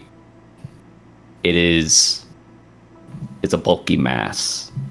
But as soon as you spotted it, it then shifts down the hill very slowly, and it's gone from view. That is incredibly concerning. I immediately. Guys, I just saw a bulking shadow just hide behind the hills. I think we should be extra cautious, okay? Oh boy. Good thing I have my rifle with me, like It's always. fighting time. I'm glad I have my pistol. Goalie. Wait. Glad I have this wooden stake. Yay! I gave you Sadie a doesn't knife. have a weapon. Oh dear. Didn't we tell you to bring something, Sadie? Besides the flashlight, no. Ryan, Shit. give him the Damn it. axe I gave you. Can Give I- her the axe I gave you. Can Right. I wait, hold on. Can I give her the baton I have? Because I have a crowbar.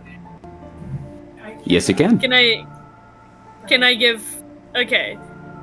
I give Sadie the baton I have because I have a crowbar. She looks at it in astonishment. It's like, Whoa. Okay. Are we about to fight? What's happening? Just for self-defense, okay? Okay. and she follows after. You guys then walk out into the open yard and spot the shed.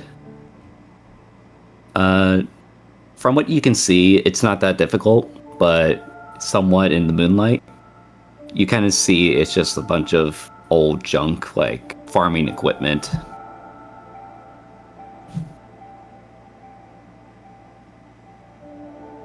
Oh, I thought you were going to continue. That's it, huh? Not that. Yeah, that's about it for that. For the shed. Okay. Well, it doesn't hurt to take a look. All right.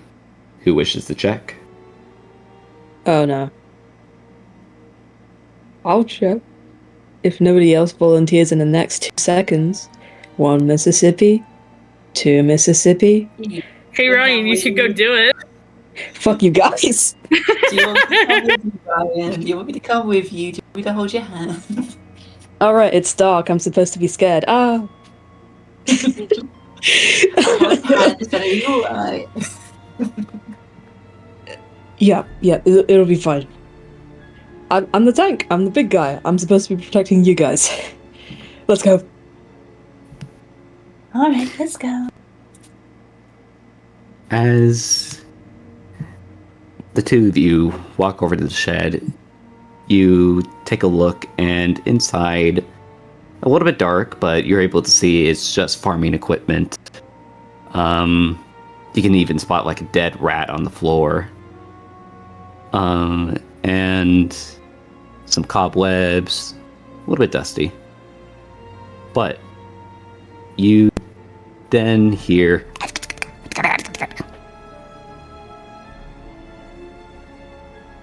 Glat, is that you? Golly gee, I wonder what that is. Oh my gosh. Oh my god. pointing your torch at the sound. You see some kind of gnarled looking raccoon.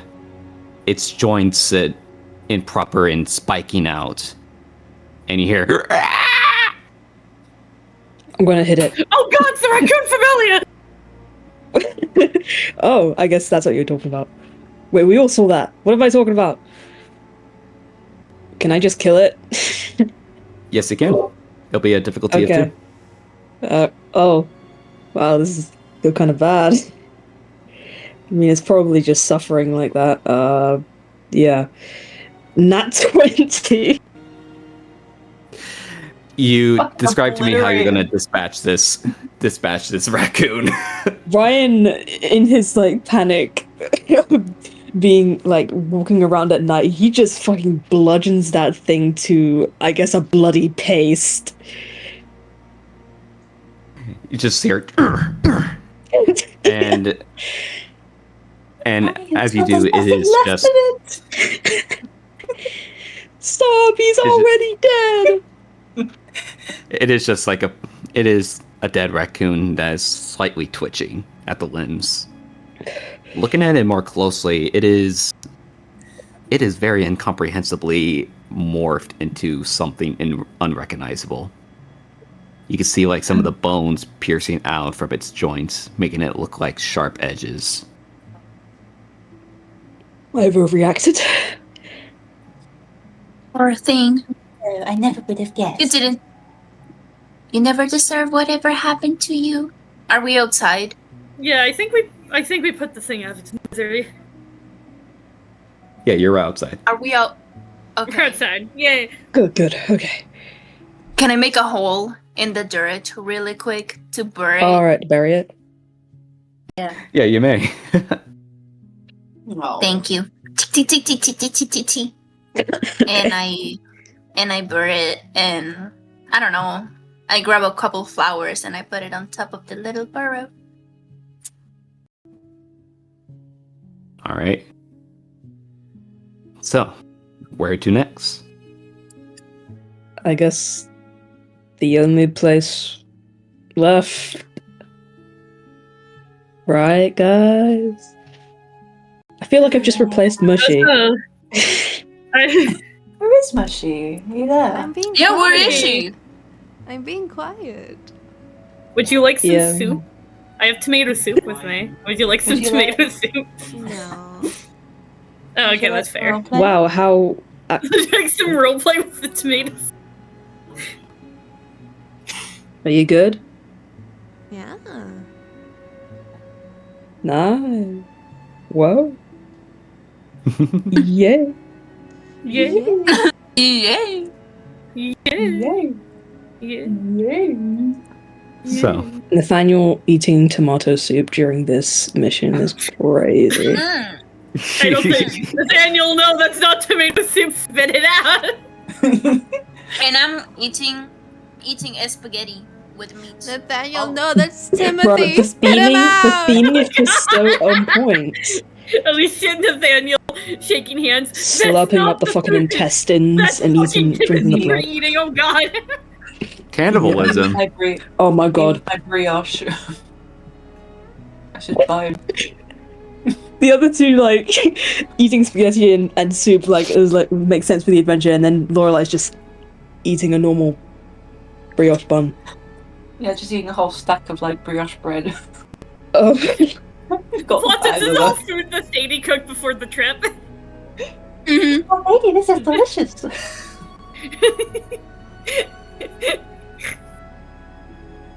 I'm gonna fucking cry. That's hilarious. But yeah, no, okay. What a in lovely all little picnic. a little picnic after killing a mutant Yeah. raccoon. Yum. Anyway, but yeah, no, I do agree that we should check the final location. Yeah, The let's house that like Sadie mentioned. We should go. As you do, it is about 2 miles of a walk. Your feet are kind of sore after walking for a bit. But eventually, you find yourself at the shack. It's a bit ramshackle, but it looks lived in. You can see some of the glass windows inside, and the creek that you thought was a creek is actually a river passing by. You see the front door is near the river, and surrounding it is a bunch of candy wrappers.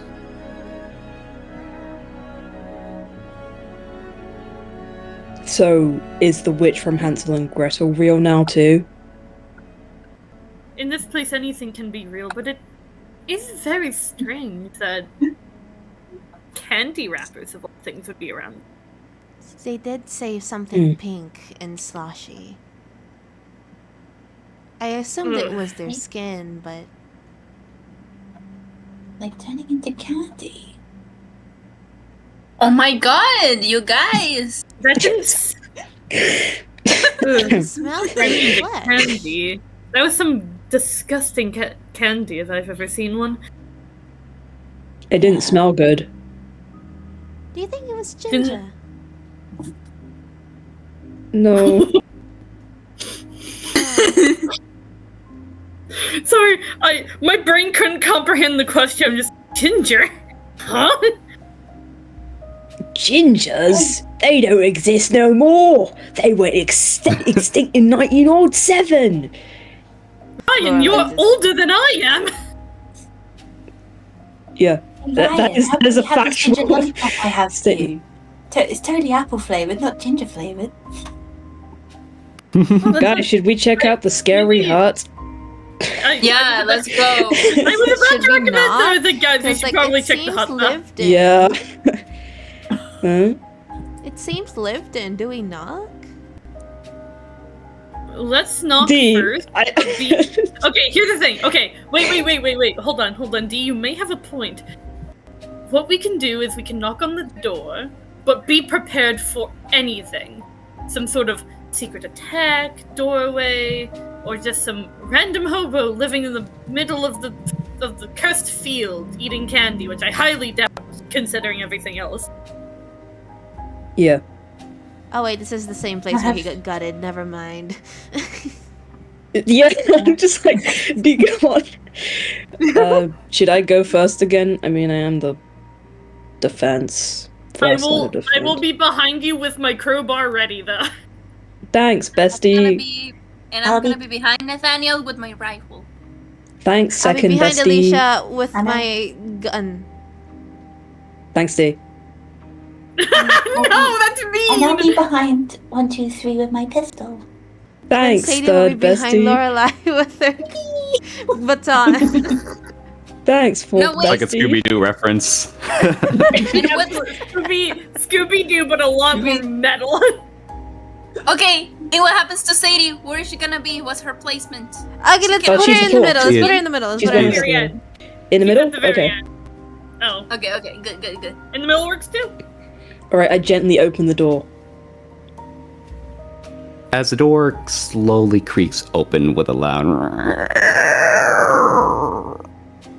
and stepping inside, some dust particles fly through the air. But that isn't the first thing you see. For what you see are some hanging bone structures forming into some kind of symbol. They're hanging from the ceiling and seem to have like a ever-watching presence coming from them. The ceiling is pretty low and small, but all of you guys are able to fit in. So this feels like an ambush waiting to happen. Yeah, I think we should leave. But we still need that book, right? It's What here? if the book's in here? Somebody quick, investigate the area so we can leave. Wanna Aisha, investigate? We're gonna investigate the area, guys. Let's go. What's the difficulty? I have perception on Endo? specialized. I also have perception on specialized. What's the difficulty, Endo? A 5. 17. Okay, let me see. Let me have a little look. Bruh. I don't find That's shit. enough. I got 2. That's a nat 20 for me. What, are we all doing it? Like, whoa. I mean, if you guys want to. I want to join now. 9. Yeah. Ready. You somehow looked better than I did, though. I will say, Lorelai, you do see something in the distance, near the house. It seems to be walking up the hill, and it's really hard to tell since it's like very dark outside. The only source of light source besides your lanterns and the flashlights you have is the moonlight. And what you see from the distance is almost as if that shambling mound is digging something on the hill. I would like to inquire how Alicia is feeling right now. How are you feeling, Alicia? She is so happy right now. What?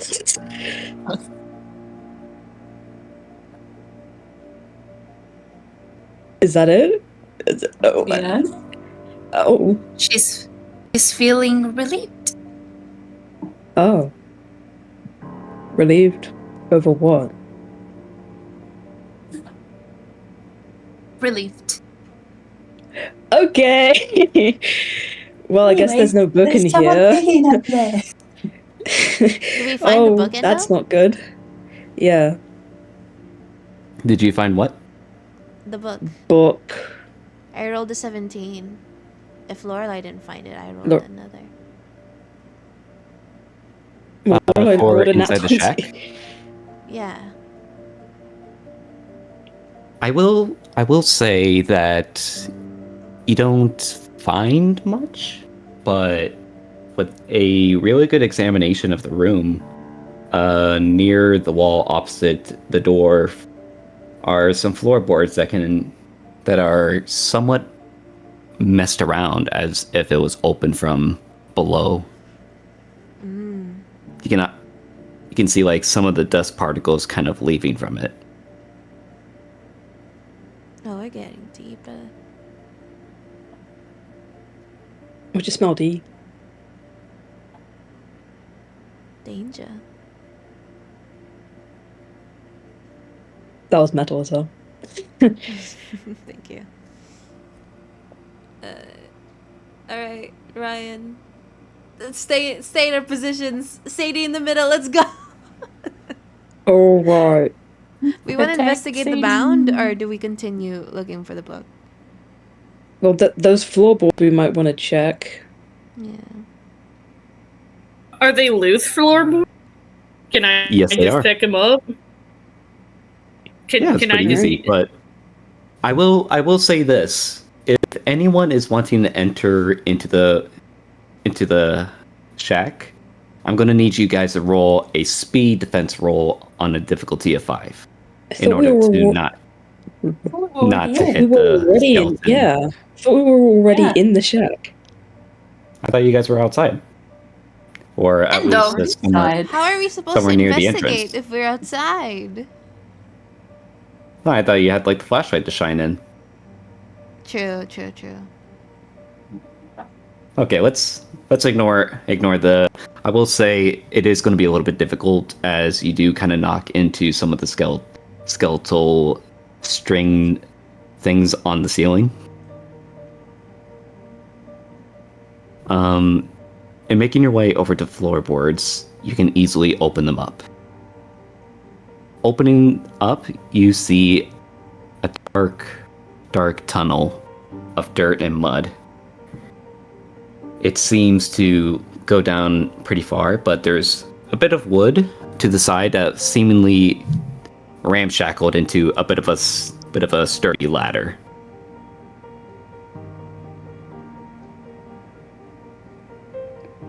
Who's first? Oh, Ryan, our tank. I'll go first. Damn it. I feel like we Yeah, should there's do a thing something about the outside. I'd person prefer to that keep watch of attacks that. you. Yeah. So, D, you're I'll small. happily go first. I'm small. I'm fast. Yep. You go down. Okay, so Check it out. I may or may not have been like gone for the whole like shack segment because I kept like getting in and out of sleep, but now I'm fully awake. What happened? All I remembered was that like there were like legal documents and stuff. You mean the cellar refrigerator. segment? Yeah, cellar side. Ah, shit, the shack. There was nothing there. Yeah, there was nothing there. What was the shack? You mean the shed? The shack. Yeah, the shed. The monster, the little raccoon thing was in there. Mm-hmm. I killed it. That's Then it? Alicia buried it. Yep, that's it. Why is there Yeah. a book in the cabin? Why is there a book in here? I know the story of this mission, but like I'm not sure there's enough clues so far to explain it yet. So you're getting it off of spoilers. So the characters don't know if it's in here. Well, we've been talking about the book for a while, and there's only 3 really important locations that have been brought up, so... Okay. Yeah. It goes. So we skedaddle. assume it's here, but we don't know. Okay, cool. I'm still caught up. All right, let's go. I go skedaddle down the ladder. You got this, dude. Or do you other guys want to check it out? Again, I don't want to, cause spotlight hogging, whatever, etc. Sorry, you know the stuff. There's... Maybe. I mean, Alicia, maybe. Oh yeah, true. Yeah, you're the meat one. Do we want to do a 3 for 3 and have a third person go down while 3 are Sadie, like up? Sadie. Yeah, I don't think that thing Yes, out there is Sadie! safe. Girlies, the girlies. So who's going down? Good. Sadie and Sadie and Alicia. and me. all right. And you, I muted for some reason. I was gonna say and D, and then it muted. And I'm like, what the fuck? As you, D, Alicia, and Sadie both go down the ladder, it's a bit dirty because of the tunnel system. It is packed with mud and dirt, So you kind of get like a bit of stains here and there, and Sadie is kind of like, Oh, this is thrilling. How do you guys feel about this? You guys usually have to do this? We do that all the time. Isn't it exciting? Yes, I know. It's thrilling. Oh, Sadie, this is what I come to yap at you for. this is so much fun. This is so cool. And as she said that, you then, I'm assuming D is at the bottom of the ladder. As you touch the floor, it is packed with some kind of concrete. Looking around, it is pretty small and cramped. It's almost cave-like, with a rough concrete kind of floor. And with the torch you have in your hand, you look around and you see one hole, a tunnel, that leads off into the darkness.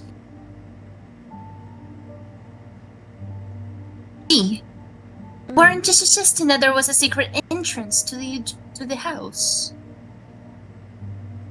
Huh? Sorry, what?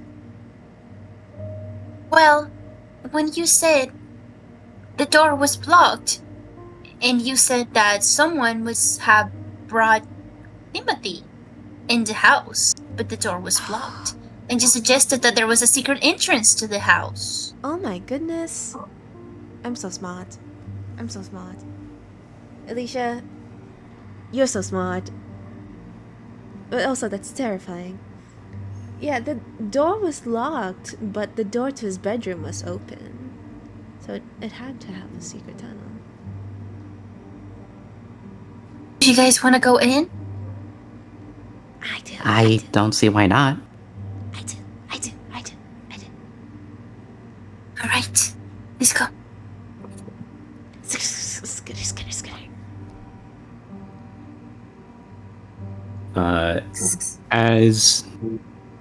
As you do, you slowly enter. It is pretty dark, and the flashlight is somewhat unable to spot up ahead. But I will say, Elisa, D123, roll me a perception check on a difficulty of 4. Shit.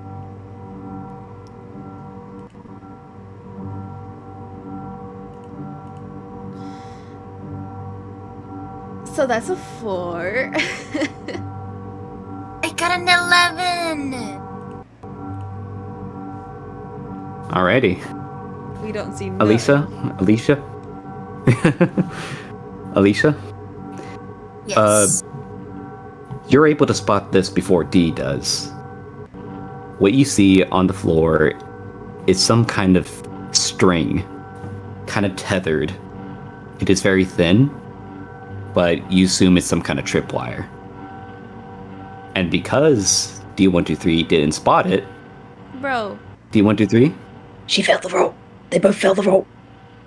Oh, they both failed the roll? Oh, my bad. Yeah. Ooh. What do you mean? I got an 11. It was a 4. Yeah, it was It's difficulty of 4. Oh, Times 3. Yeah. shit. Not Yeah. I am so sorry. I am really bad at math. No, But- it's fine. I didn't catch it either. Sorry, I was thinking it was 8. So Actually, I was like, oh, I got it. There was another failed roll before, but I didn't want to. Yeah, it was Nexus's Interrupt. roll. I was so confused. Yeah. Yeah, it's gonna. Okay, so you know what? It's gonna end bad anyways because So let's pretend I spotted, but then we put it anyways because they did it. Okay. All right. Okay. You did that thing where like you spotted it, but like your legs were already moving. So, so it was Yeah, like damn it. I am so sorry. I'm a little bit tired. But at this, you then hear rocks shifting and moving. And at this, the roof above you starts to cave in. I'm going to need both of you to make a speed defense roll on a difficulty of 3. My God, I'm gonna die. 17. 17. And Yeah. again, 11 again. We both did it. We did it this time. Yippee. Sadie, You're able take to- my you're- hand. Sorry. You're able to move out of the way just in time, getting out of the way as the falling debris hits the ground, collapsing. But unfortunately, Sadie is caught under the rubble. No! No! No! Strength roll. Might roll. You guys wanna bring her in? And we say no, but she came in anyways. Okay, Let's we all try to go get Lorelai. the rugs. You see, Sadie is kind of like caught under the rubble, only getting her leg caught, and just like, I probably should have saw that coming. Okay. Okay. Rugs. Let's take the rugs out of the way. Dang it. So I have a special ability called Escape. Would that help us get Sadie out of there? It would cost like 2 intellect points. What's its description? You can escape through chains in the grasp of monsters and other such things like ropes and stuff. But I don't know if that would help Sadie's situation. No, I don't think so either. Ah, dang. I will say this: you're able to move a bit of the rock and debris out of the way, and you can kind of see her leg is a little bruised and somewhat bleeding. Alicia, we need to support her. We need what? She's limping. We need to support her. We can't carry her. Oh, yeah. Sadly. We do that thing where we put her arm over her shoulder. Yeah, and I probably have my lab coat tied around her leg so she doesn't bleed. Yeah. You're right, Sadie. And I want to say, no, go ahead. Are you alright, Sadie? I think I'll be alright. She kind of strains a bit, almost, and begins to limp. I think I'll be fine. Sorry, I probably should have saw that coming. No, we tripped it. It's fine. Oh. Let's go. And before you go, you then hear something from the darkness. I thought you people would show up. Shit. What the hell? What the hell? What the hell? And this is where we'll head up to Lorelai, Nathaniel, and Ryan real quick. Lorelai, Oh, and golly. Ryan, what are you three doing at the moment? Right now I'm wrestling a little feral beast known as Jerry, but I spy with my little eye something green. Is it the grass outside? Yeah. I Spy is never really that fun unless they're in, like... Wait, I got a I good say a one. museum. I Yes. spy with my little eye something big and black and looming. Is it What? the person digging up on the hill? Yeah. Yeah, Oh. I think do something about that. That is very concerning. But at the same time, I feel like if we leave these alone, it's only going to get worse. Actually, continue. Sorry, I didn't mean to interrupt. no, it's fine. I was just saying, yeah, I was just kind of agreeing with that. I will say, as you mentioned this, you do notice the shambling mound all the way 2 miles at the house up on the hill has stopped digging. It looms over what you can't really assume anything from the darkness, but as soon as you look at it, it raises up and shifts towards you. And you see white dots of shining eyes. It's very far away, but you're able to see them, and they litter all over the body.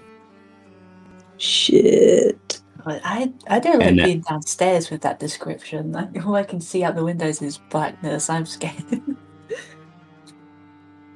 Move to the city. Can't wait. And as you see it, it begins to go down the hill, walking slowly towards your direction. Oh, we should get going soon. Guys. Hey, are you guys down there, What's fellas? happening down there? Yeah. We kind of have a sudden time limit. You know what? I think I might have heard a bit of rumbling down there. Oh. Shit. Shit. We need to go down there then, don't we? Well, I mean, that thing's gonna come down and corner us. One of us needs to at least check if they're okay. Alright, I'm gonna meet it where it's at. One of you go down and check. I can go check. Hold on. Yeah. I have one of the guns. I feel like it's probably best to keep an eye on it. Use it if needed. Mm-hmm. What are you doing?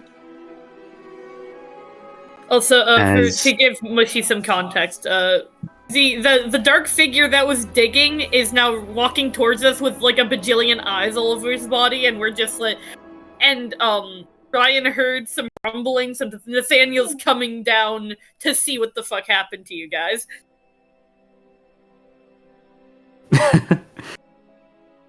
As Nathaniel leaves, Lorelai and Ryan, you begin to notice that the figure from afar is getting closer, and now it's picking up pace. Well, I figured. Yeah, I don't think he wants to say a friendly hello. Can I run at him? And would this be like a speed roll to attack them? If you want to, sure. Yeah. Okay, I will be using the bolt cutters. Never done me wrong before. Okay.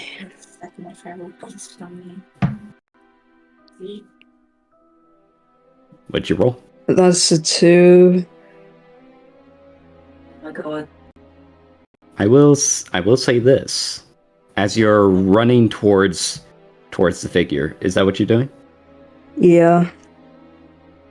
As you're running towards the figure, you start to realize how big it is. It is, each time you get closer and start to lose pace, you underestimate how humongous this thing is, until the point you can even hear this.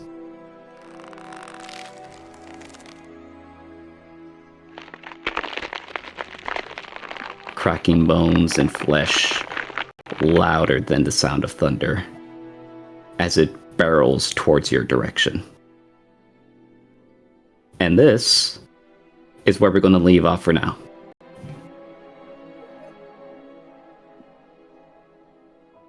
No!